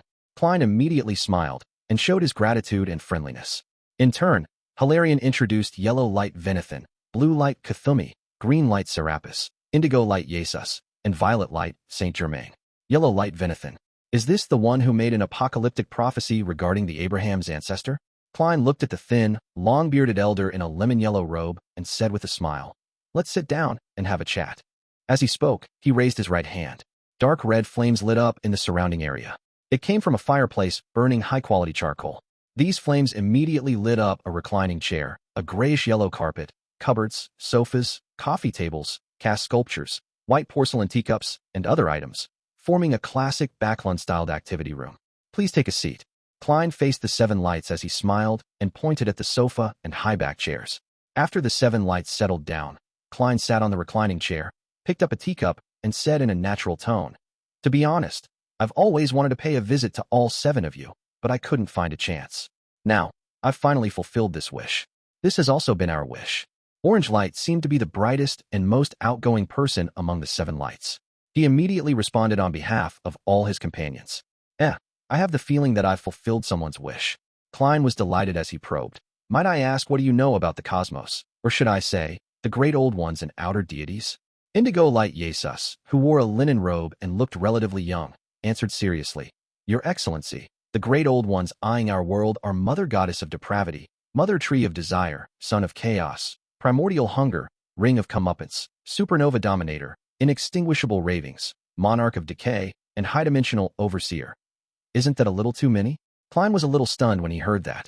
Chapter 1271, 7 Lights. Upon hearing Indigo Light Jesus's reply, Klein's mind tensed up as he recalled the Crimson Moon, the Brown Planet, the Scarlet Planet, the Blue Planet, and Gold Planet. He felt like they were looking down at him from above with their eyes. Silently, a connection was established. The impending fatal corruption made all of Klein's worms of spirit feel uneasy. As an angel in control of Sapphire Castle, Klein had many ways to sever this connection. Firstly, he could use the status and strength of a complete mythical creature. Secondly, he could suppress his anchors, using the mental imprint the primordial one left in him to offset it. Thirdly, he could use the aura of Sapphire Castle that he could now utilize one step further. Without any hesitation, he chose the simplest and most convenient method to not leave behind any hidden dangers. A grayish-white fog appeared around him as all the celestial body projections in his mind vanished. After being stunned for a second, Klein organized his words and said, "There are that many outer deities?" Indigo Light Jesus symbolized the domain of prayers. He touched the ruby ring on his right hand and nodded. Ever since the oldest one awakened and split apart, the most powerful outer deities in the entire universe gathered around this tiny solar system. Some of them wished to retrieve their spheroid and characteristics that had been ripped from them and were attracted here. Some of them have the hope of getting neighboring spheroid and high-level characteristics which they can accommodate. Oldest one. The 7 lights address the original creator as the oldest one and not the primordial one. In terms of the name's meaning, there isn't much difference. Klein deliberated and asked, spheroid and characteristics that were ripped and attracted over? He could understand the rest of the words Indigo Light had mentioned, and he had even made some speculation towards such matters.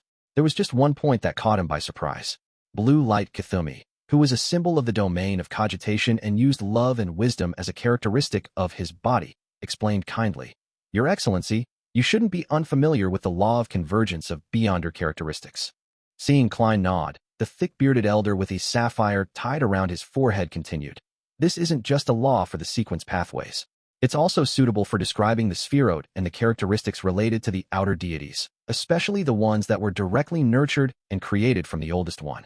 For example, the Mother Goddess of Depravity, Son of Chaos, and the Mother Tree of Desire. As for the other outer deities, we aren't too sure. In short, the 3 great old ones who lost a portion of their spheroid and characteristics are most concerned and proactive when it comes to invading the real world. They have been trying to influence the spirit world and corrupt us." Klein nodded slightly and asked in a confirmation-seeking tone. In other words, a portion of the current 22 pathways and 9 spherot belong to the outer deities? Yes. The amethyst-wielding Saint Germain, who symbolized the domain of ritualistic magic, took the opportunity to answer. When the total number of 22 pathways and the 9 spherot was reached, everything finally reached a balance. This might be the mysticism connection that originated from the oldest one. Klein thought for a moment before saying, "What are they exactly?" Saint Germain, whose face was suffused with a faint purple glow, making him look rather mysterious, said, "For example, the moon and the earth pathway both belong to the mother goddess of depravity. She is an existence that stands atop all the outer deities. Even after a portion of her Sapphira, that is, the brood hive, was ripped from her, that remains the case. She is the sovereign of all the feminine forces in the entire universe." Just as Saint Germain said that, Green Light Serapis suddenly laughed. In fact, after carefully analyzing the 22 pathways, you'll discover that the moon and earth pathways are the two most contradictory ones. Haha, the Demonis pathway represents the oldest one's feminine side. The Red Priest pathway represents the masculine side. This happens to form a deformed aspect of balance. But the moon and earth can also make beyonders of the corresponding pathways turn into feminine creatures at high sequences. There are no pathways that balance it.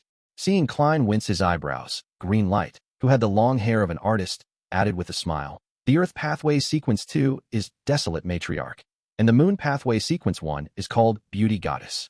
Therefore, the sanguine only have queens and no male princes." Then was the ancient goddess, Lilith, originally a male and a female? Klein mumbled inwardly and asked thoughtfully, "The primordial moon is the mother goddess of depravity?" "Yes." Red Light Ire Moria, who was wearing a diamond crown, nodded in a dignified manner. "She occupies the moon, and through her own level and influence on the brood hive and the uniqueness of 2 pathways, she has gradually infiltrated into reality. The primordial moon is her manifestation in this world." After saying that, Ire Moria paused and said, "Her full title is Mother Goddess of Depravity, Origin of Evil, the Indestructible, and the Brood Hive of Filth." Klein recalled the exaggerated reaction of the moon when he first learned of the secret of the cosmos. He suddenly felt a chill as he hurriedly asked, "The devil and prisoner pathway come from the mother tree of desire?" Yellow Light Venethan, who was wearing a lemon-yellow robe, sighed. "Yes, her full name is the mother tree of desire, father to devils, perpetual blatherer, and the heartless god. Therefore, she had seized the opportunity when something happened to the chained god, easily achieving her goal of corruption." "Mother, father, is that fellow a man or a woman?" "Yes, to an existence at this level, it's normal for there to be no distinction between genders. Different incarnations have different images. Heh, she even wanted to bear a child for me. From the present state of the chained god, if I had been caught, I'd probably be the one bearing the child. Then, the child will inherit Sapphira Castle, allowing the mother tree of desire to indirectly corrupt and control this Sapphira. From this angle, perhaps the prisoner pathway's desire of indulgence is the proper way of acting. However, this correct path leads to the outer deity, so temperance is still the better one." Klein frowned slightly as he raised a question he had guessed before, hoping to get an answer. Since there are so many outer deities, why haven't they entered our world yet? From what Klein had learned to date, he could guess that, even if it were only the mother goddess of depravity and the mother tree of desire, the outer deities could easily resolve existences like the former 7 deities, the true creator, and the primordial Demonis. The plump orange light Hilarion smiled and said, "All our suffering comes from the oldest one. All our luck comes from the oldest one as well. Not only did he leave behind his spirit, will, branding, and corruption, but he also left behind the spherot, characteristics, and power. The remnants of his power formed an invisible barrier outside the planet, preventing the outer deities from directly invading it. However, with the passage of time, his consciousness and powers haven't truly been revived, and his will and powers are fading. At the end of the 4th epoch, this reached a very serious state. The invisible barrier produced cracks, and the 7 deities had no choice but to move their divine kingdoms into the astral world. To mend the cracks, it's no wonder that the true deities from the 4th epoch could walk the land, but they rarely descended in the 5th epoch. Klein immediately came to a realization and asked, "When the oldest one's will and powers decline further, the invisible barrier will vanish and usher in the apocalypse?" Orange Light Hilarion, who had been smiling all this while, glanced at Yellow Light Venethan. His expression immediately turned serious. "Yes. When the time comes, the mother goddess of depravity, the mother tree of desire, and the son of chaos, and all the other outer deities would invade this planet. Even if the goddess becomes a great old one, she wouldn't be able to withstand so many of them. The other sequence 0 deities would be able to tie down 1 or 2 outer deities together, and that would be considered a miracle. It would take 9 to fight 1, or even more. Klein's scalp tingled as he once again experienced the meaning of despair. No wonder it was called the apocalypse. With his upheaval in emotions, he immediately felt the primordial one's mental imprint strengthen, and more of it had eroded what the anchors had fixed in place. Klein quickly calmed himself down and allowed the fragile balance to reappear again. This is the reason why the corruption from underground will naturally dissipate, as long as one doesn't approach it or resist. Klein recalled some of the mysticism knowledge he had previously grasped. Your Excellency, you're completely right. Orange Light Hilarion gave an affirmative answer. Klein immediately made other connections. Does that mean that the closer one is to the apocalypse, the easier it is for one to advance? This is because the primordial one's will is fading. His awakening will become difficult, to the point of not waking up again. Red light. Moria thought for a moment and said, this is the reason why the 7 deities have only waited until recently to set their sights on above the sequences before taking concrete action. However, the oldest one's will can dissipate, but his spirit will remain forever. It won't be erased unless the entire universe returns to the singularity. Therefore, the corresponding high-level existences still have the possibility of having the oldest one awaken in them. The higher the level, the greater the possibility. The corresponding influence and corruption will become more serious. The extraordinary power and the curse that can never be broken are always 2 sides of the same coin. Klein sighed. Forcefully suppressing a problem that wasn't at his level, he asked, do you know the potion formula for Attendant of Mysteries? The amethyst-wielding Saint Germain replied, there's a corresponding mystery attached to such knowledge. It's not in the spirit world, but according to our observations, the Attendant of Mysteries ritual should be closely related to the spirit world. Orange Light Hilarion immediately smiled at Klein. Your Excellency, if you require anything, we'll provide our full support. This fervor makes me a little afraid, just like facing Arrodes. Klein nodded slightly and prepared to change the topic. After some consideration, he asked solemnly, do you know of the celestial worthy of heaven and earth for blessings? He translated the title using Elvish. The 7 lights immediately fell silent. They looked at each other and didn't reply for a while.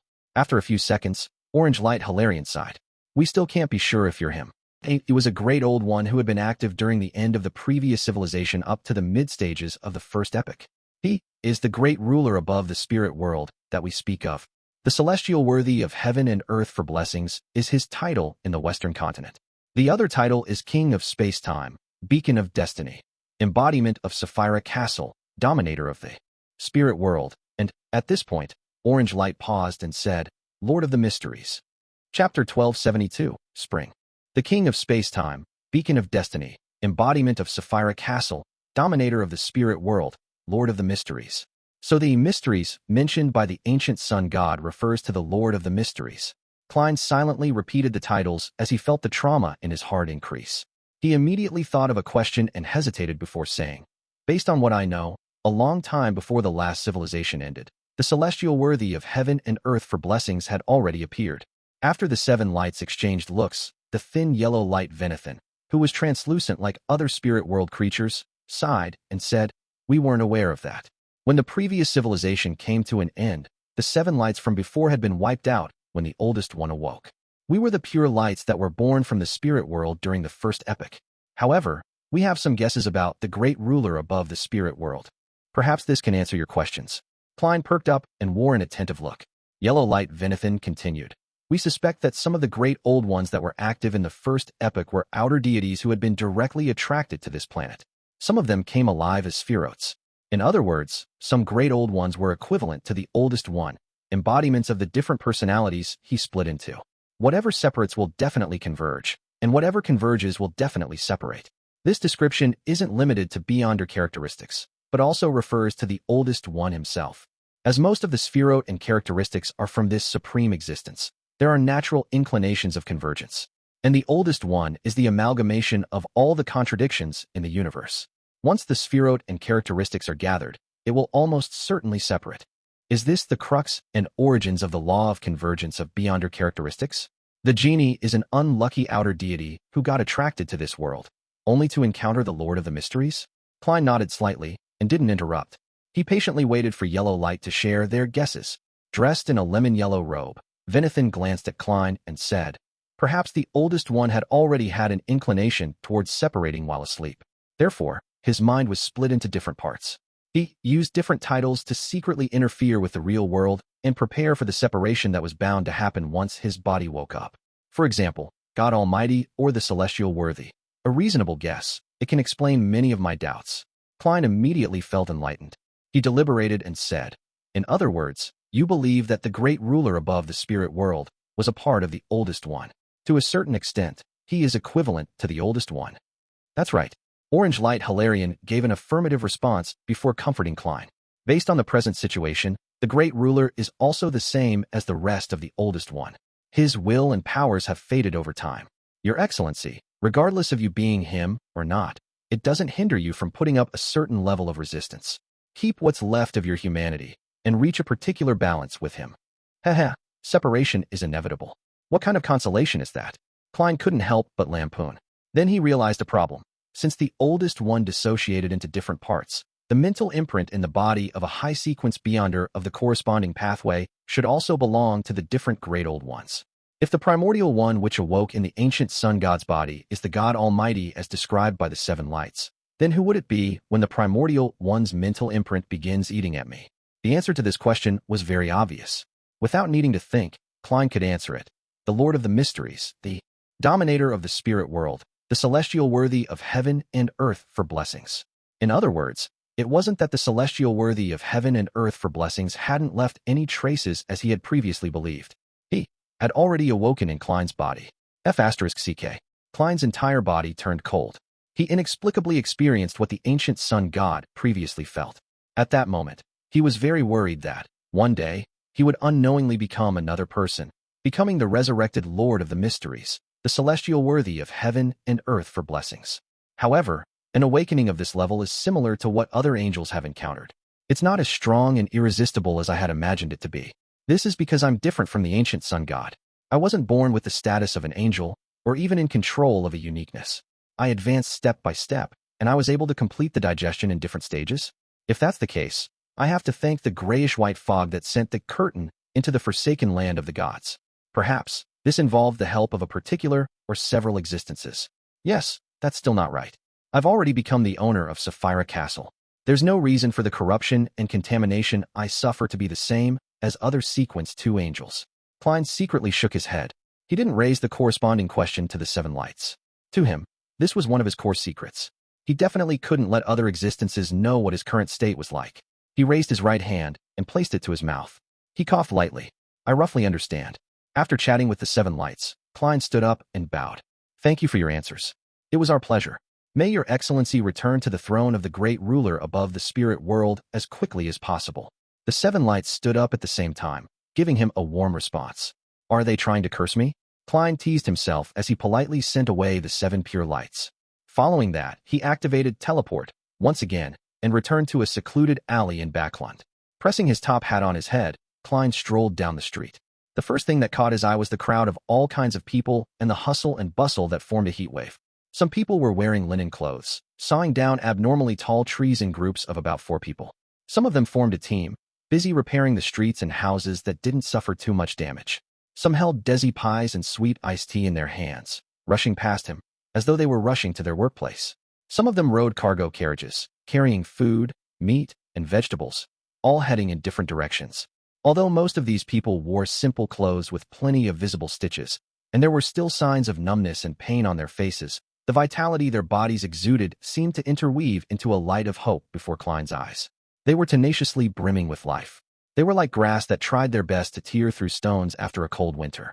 Klein slowed down his steps and gazed deeply at the bustling scene. Although he hadn't seen the tragedy in the later stages of the war, he had learned plenty from Miss Justice and Leonard. Furthermore, he had previously been traveling in the even darker and more repressed forsaken land of the gods. It was inevitable that he felt some uncontrollable emotions. Spring had arrived. Klein's expression gradually relaxed as the corners of his mouth curled up. He walked through the streets and alleys that were rebuilt after the war, and he walked all the way to St. Samuel Cathedral in Northborough. The square was filled with potholes. The workers were doing the first round of cleaning. A small flock of pigeons had returned and landed in this once familiar area. Klein looked around but didn't find any hawkers.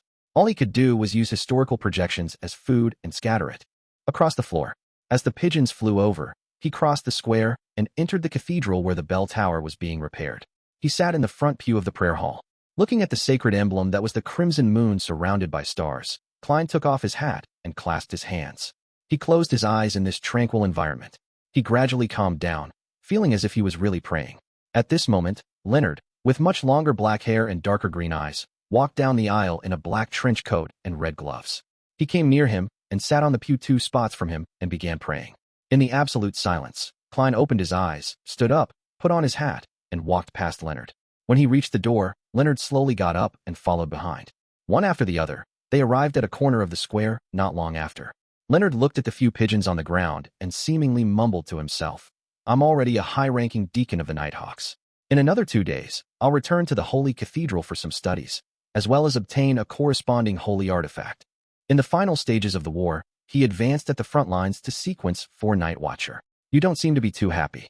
Klein, who was standing beside Leonard, didn't turn his head as he looked at the pigeons.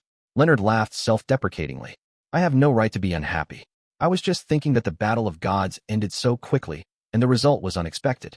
Does it mean that the previous defeat and the difficulties that everyone suffered were nothing but bait? Before today, I shared your views. I was also puzzled and frustrated, but now, I'm a little lost. This might have been a necessity." Klein didn't hide his feelings. Leonard fell silent for 2 seconds before looking down at the pigeon that was prancing around him. "That's what old man said too." Without waiting for Klein to say another word, he turned his head and glanced at his former colleague. "You've become an angel?" Palaz Zarost had told him that what Klein had done previously was perhaps to prepare for his advancement to an angel. "Yes." Klein nodded slightly. "But there isn't any glory or power in this. Only pain, curses, and responsibility." "Why?" Leonard subconsciously asked. Klein didn't reply immediately. He looked down at the shadow by his feet and turned to walk out the square. After a few steps, he turned his back to Leonard and muttered to himself, "You should still remember that sentence. We are guardians, but also a bunch of miserable wretches that are constantly fighting against threats and madness." Leonard was taken aback. After a few seconds, he turned to look at Klein, but all he could see was Klein's back, which was just about to disappear around the corner of the street. He was wearing a half-top hat and a black trench coat. With a whoosh, the pigeons on the ground flew up into the light blue sky. Chapter 1273, The Poor Arrodes. Klein didn't visit Benson and Melissa because the matters he was involved in were at too high a level. Approaching his siblings would only bring them disaster. For existences who didn't know Klein's original identity, such acts would help them understand the relationship between Benson, Melissa, and Klein. To know of Klein's past experiences, this would make them confirm one thing. Klein still maintained his humanity and was still very concerned about his family. Therefore, staying away from Benson and Melissa was the best form of protection he could give them. Of course, Klein had already grasped the situation of his siblings through Miss Justice. During the war, Benson had displayed his experience and ability at the Ministry of Finance.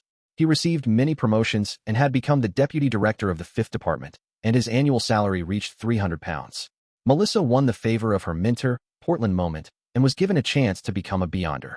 The chancellor of the Backlund University of Technology was a believer of the god of steam and machinery, so he had long become a Beyonder. He was currently a Sequence 7 appraiser. He wished for Melissa to become a Sequence 9 savant so that she could better absorb the knowledge and improve her memory. This established a good foundation for her in her subsequent development in the mechanical domain. This was Melissa's secret, but she wasn't able to hide from a spectator at the demigod level. Besides, Audrey definitely informed Klein that Melissa was more inclined to agree and would be making a decision in the next few days. Klein's attitude towards this matter was a tacit acquiesce. On the one hand, the spiritual perception enhancement one gained from the savant pathway's advancement was rather limited. Melissa wouldn't really hear or see what she shouldn't.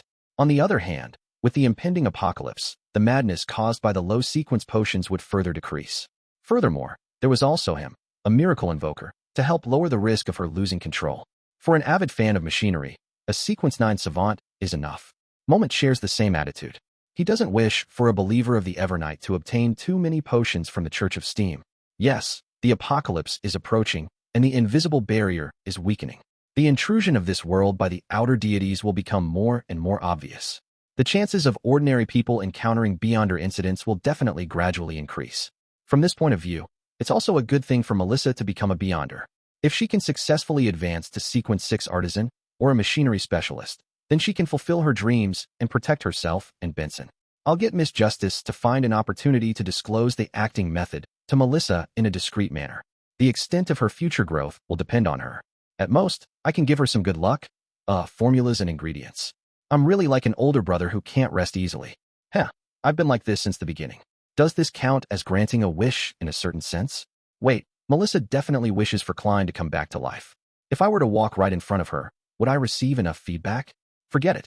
This will bring her and Benson a devastating disaster. Klein shook his head and stopped himself from making excuses. He then pressed down on his top hat and turned towards a hotel by the streets. He took out a gold pound and got a room. The gold pound was real.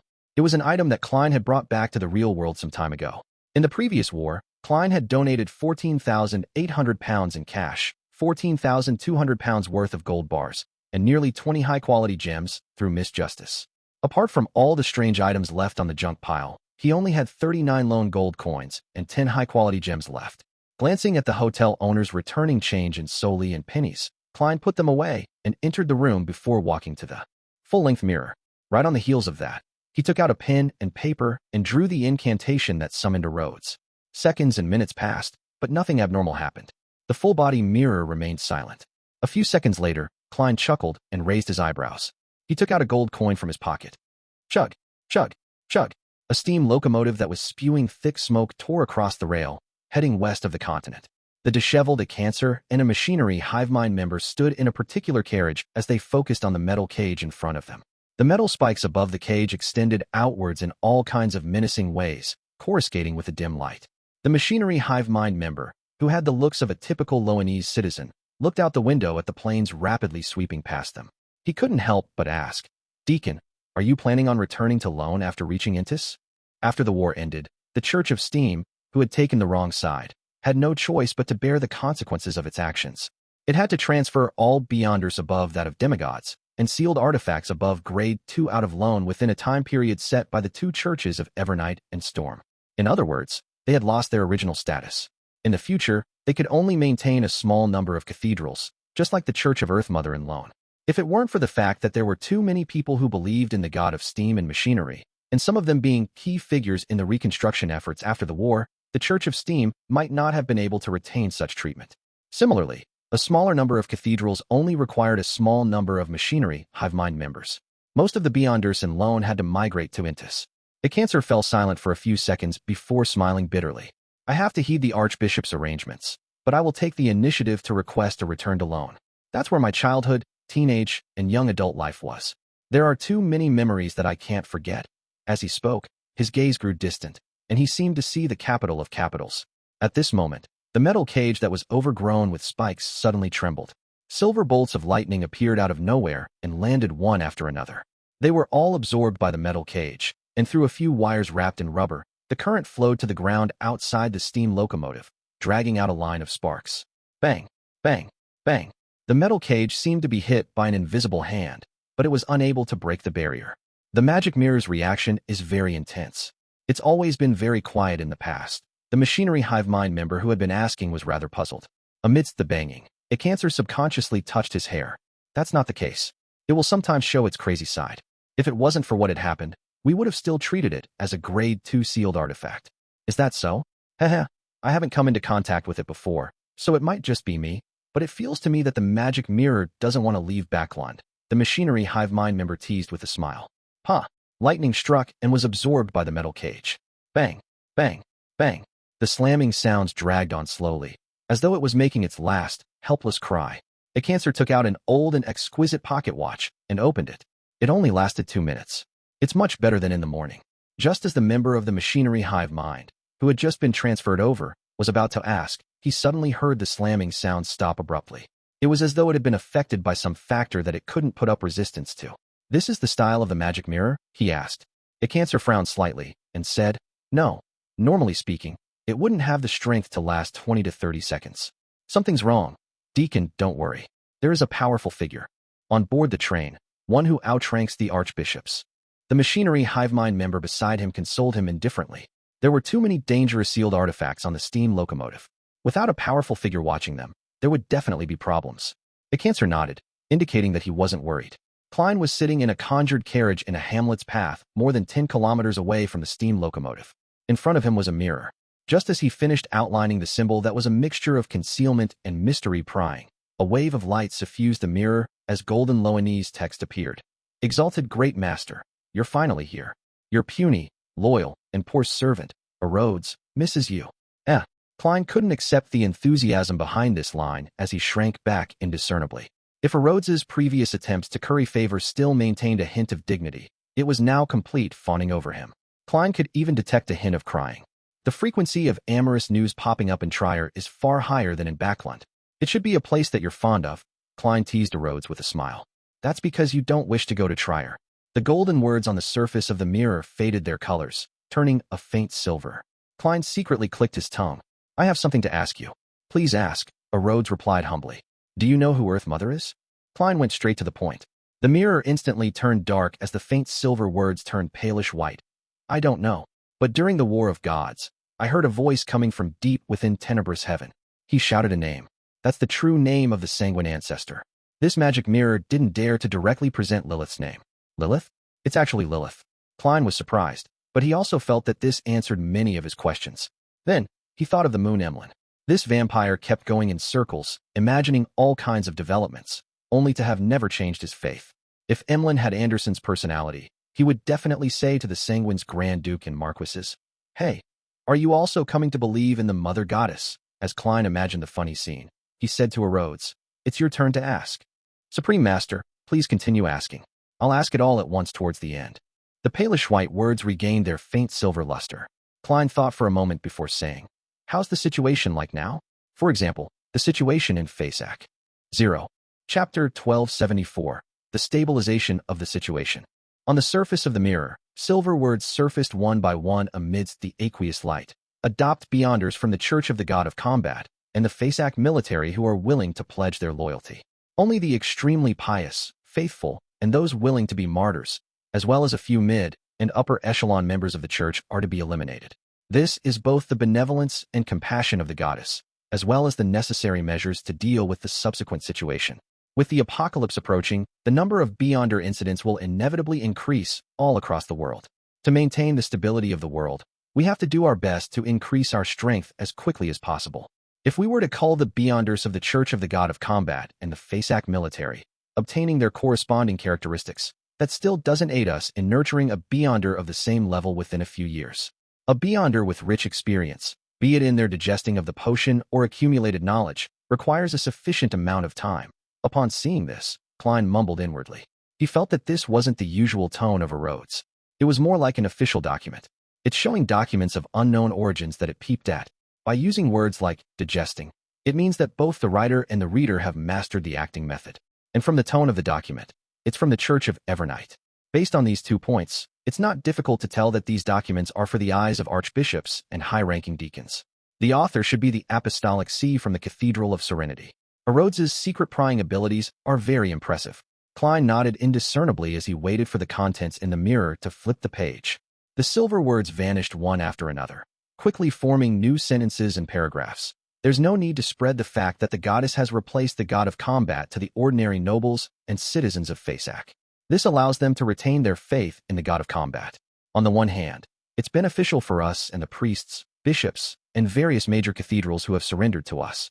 It will stabilize the situation in Fasak in the quickest way possible.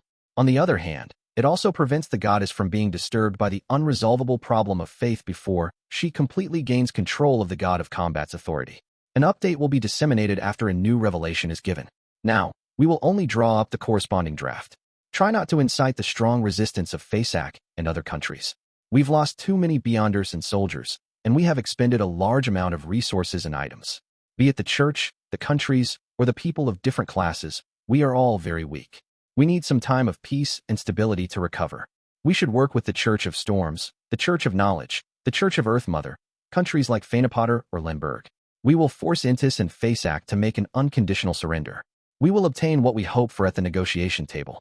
During this process, we can use the purging of the stubborn old-fashioned faithful to exert pressure on them. When dealing with the domestic situation and the filling of the void left behind by the Church of Steam, the Church of Storms should be given enough respect. We can even make concessions on certain matters. This is the will of the goddess. Finally, from this moment forth, the number of times the crimson moon that appears in the sermons, preaching, rituals, and masses should be reduced. In official canon, The goddess's title of Lady of Crimson shall no longer be mentioned. Lady of Crimson shall no longer be mentioned. Klein's brows twitched as he felt a strong sense of confusion towards the last sentence. Soon, he thought of the sanguine ancestor, the ancient god of the second epoch, and the present Earth Mother, Lilith, who was once a sequence 0 of the moon pathway. She was the true Lady of Crimson. In a moment of enlightenment, he vaguely understood that this might be an exchange under the table. It was a necessary price. Yes, the goddess's attitude is very clear. That is to stabilize the situation as quickly as possible, before she truly controls the authority of death and that of the god of combat, and becomes a great old one. She undoubtedly doesn't wish for any more orthodox deities to perish. If that happened, the invisible barrier left behind by the primordial one will have no one to mend it. This will allow the outer deities to find an opportunity to bring the apocalypse forward. Also, based on Lone's present situation, if we continue the war, the anchors will waver even more. It might lead to the awakening of the primordial one in the goddess. The goddess took a huge risk having the frontline retreat all the way to Backland. She had to divert more strength to suppress the primordial one. If Earth Mother betrayed her, she might have perished even faster than the god of combat. Could she have other trump cards? The losses that the Church of the Evernight Goddess and the Church of Storms suffered seems quite significant. It's no wonder that after the Resistance announced that they would retain the corresponding cathedrals and respect the Storm religion, that bunch of irascible fellows didn't attempt to retaliate, and they silently agreed to the establishment of the new government. Klein mumbled to himself as he had a rough idea of the current situation. He asked a third question. If the Evernight Goddess wants to advance further, does she need to find the river of eternal darkness? This was one of the 9 Sephiroth. Klein remembered Arrodes mentioning it once, saying that this river was related to the ancient death, the Phoenix ancestor, Greg Race. The clues seemed to be hidden deep in the spirit world's Calderon city. Yes, Great Master. The silver words twisted and distorted, forming new text. The death at the end of the 4th epoch should have been able to use the river of eternal darkness. He attempted to use this Sapphira to forcefully accommodate the uniqueness of neighboring pathways. Then, he went mad. So that was how death went mad back then. I knew it. A sequence 0 true god, one who has lived for 3 epochs and has seen the blasphemy slate, wouldn't lack common sense and randomly drink potions. It's not like he is a listitutor, having reached a point of only having the options of madness or death. It's no wonder death challenged the fractured 7 deities with just a primordial demoness. Back then, he was equivalent to half a great old one. Yes, Mr. Azek had a golden phoenix accessory that came from death. Klein strung up certain matters. Suddenly, he inwardly let out an exclamation. He suspected that the price of so many bestowments was the river of eternal darkness. Just like how the true creator had repeatedly tolerated him, so as to force him into the giant king's residence to obtain the first blasphemy slate. As the owner of Sapphira Castle, he was probably the only relatively high-sequence Beyonder who could resist the corruption of other Sephiroth. Of course, the Evernight Goddess could also wait up to a decade or so. After the primordial ones will faded further, she could personally retrieve it. However, this way, Klein wasn't sure if she could complete the ritual before the apocalypse happened. He composed himself and raised the 4th question. Where can I get the potion formula for Attendant of Mysteries? Arrodes made the silver words reassemble into brand new content. Zeradal. First blasphemy slate. Second blasphemy slate. The card of blasphemy. The Fool. The Fool uniqueness that has become a mythical creature.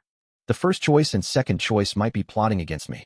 Zeradal is even more terrifying and cunning than the dark demonic wolf. If I were to plot against him, there's a high chance of me falling into his trap. The danger is extremely high. The third choice is Amon's brother. He should have used this war to become a visionary. If I were to provoke him, Sapphira Castle might not be able to save me.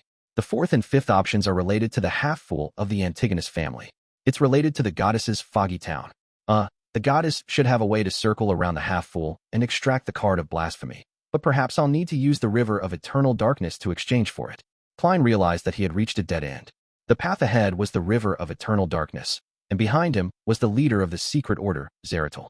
Unfortunately, if I can find the dark demonic wolf, I can try to negotiate with him. He should have seen the first blasphemy slate and grasped the potion formula of Attendant of Mysteries. Sigh. He will flee far away once he smells me. Klein thought for a moment and said to Arrodes, 5th question, what did you mean when you said you saw a pillar and support from me? The aqueous light in the mirror swirled slightly as the deepness became more obvious. The corresponding silver text seemed to turn a little whiter. Great Master, this is a feeling that I can't describe using words. However, I've experienced similar feelings in another existence before. Apart from him, only you possess it. That existence is the ancient sun god. The ancient sun god. Klein nodded in thought. All right, it's your turn to ask. On the surface of the mirror, the words on the silver screen suddenly turned golden. Supreme Master, do you think you can take away your loyal and humble servant, Arrodes? Supreme Master, do you think you can take away your loyal and humble servant, Arrodes? This question appeared 5 times in a row, completely covering the surface of the mirror. Having become an angel, Klein no longer feared Arrodes. After thinking for a few seconds, he smiled and said, "Let me talk to that angel. This is basic courtesy." With a boom, illusory beams of different colors spewed out from the mirror and exploded into fireworks in the carriage. Almost at the same time, 2 dark rays of light reached out from the edge of the mirror. 2 arms that appeared surreal grew out. The 2 arms originally wanted to reach out to Klein's calf, but they silently shrank back and gently swayed on the spot. Praise the Supreme Master. After the fireworks fell, a golden message appeared in the mirror. In the middle section of the steam locomotive, in a simple room, a tall and handsome young man with long chestnut hair sat on a hardwood chair. Facing the triangular sacred emblem, he clasped his hands and closed his eyes as he sincerely prayed. On the side of the narrow table was a mannequin made of metal components. Behind the mannequin was a faint meshed glow. Suddenly, the young man opened his eyes and looked towards the other side. Someone had appeared there, and in the young man's blue eyes, the figure only looked like a person. In essence, it was an invisible vortex wearing a silk top hat and a black trench coat. Inside the vortex, there were transparent and distorted maggots squirming about in the cluster. Gehrman Sparrow. The young man calmly read out a name. All the items around him floated up, but there was no wind in the room. Klein pressed his top hat and revealed his human face. "How may I address you?" The young man nodded slightly and said, "Bornova Gustav." Chapter 1275, A New Journey. Bornova Gustav. Klein's gaze swept across the young man's face, landing on the floating items and the mannequin made from metallic components. The mannequins have a postmodern style. Some of the physical laws here seem to have changed a little. Klein nodded in thought. "I want to take the mirror." He very honestly stated his request. Bornova's expression didn't change, as though he was just a puppet. "You're a blessed of Evernight." "I guess so," Klein said with a smile. Bornova nodded. "Then take it away. He's of the impression that I'm asking for the spoils of war for the Church of Evernight." Klein didn't explain as he politely took off his hat and bowed slightly. "Thank you very much." As he spoke, Klein's figure suddenly faded and vanished. He had only come in the form of a historical void projection. Following that, in the carriage where a cancer and the machinery hive mind member were, nothing happened. Of course, they were only situated in a historical scene, and the actual situation in the car had been covered up without their knowledge. On a carriage more than 10 kilometers away, a mirror suddenly appeared in Klein's hand. It was silver in color, and the patterns on its back were ancient and mysterious. On both sides was an eye-like ornament. "Don't speak." Klein looked into the mirror and gave a simple instruction. "Yes, Supreme Master." Silver words surfaced from the depths of the mirror. Klein immediately took out a pen and paper and used the magic mirror as a backing to write. He thought for a moment and wrote with a faint smile, "Dear Mr. Azek, it seems like I haven't written to you for a long time, as I went to the forsaken land of the gods and had a wonderful journey. There are only 2 types of living creatures there. They are either living sentient creatures or monsters. Those sentient beings either bear a curse or have obvious physical mutations. They're even more tragic than I imagined. I tried helping them. This wasn't only for the ritual, for my anchors, or to satisfy my sympathetic heart. It holds meaning on its own. Putting aside the suffering, the situation in the forsaken land of the gods is completely different from the outside world. It's like an oil painting with a black theme. What's surprising is that artificial death can influence the undying creatures there. I was very confused back then, but today, I finally had a guess. I suspect that this is related to the river of eternal darkness, one of the 9 Sephirot. This reminds me of Calderon City in the spirit world. I'm reminded of the golden phoenix accessory you mentioned before. Rumor has it that the phoenix ancestor, Death of the 4th Epoch, could use the river of eternal darkness to a certain extent. I wonder if you know anything about this. The war that lasted for more than a year has finally ended. The Evernight goddess clinched victory in the end, and the god of combat has perished. I believe that, with your level and status, you should know what this means. No matter what, the long-awaited peace has finally arrived. People are gradually returning to their normal lives. This is a scene that I like to see, but some wounds may never heal. I don't know if the apocalypse will arrive on time, and I don't know when you'll wake up. I can only hope that everything's heading in the right direction.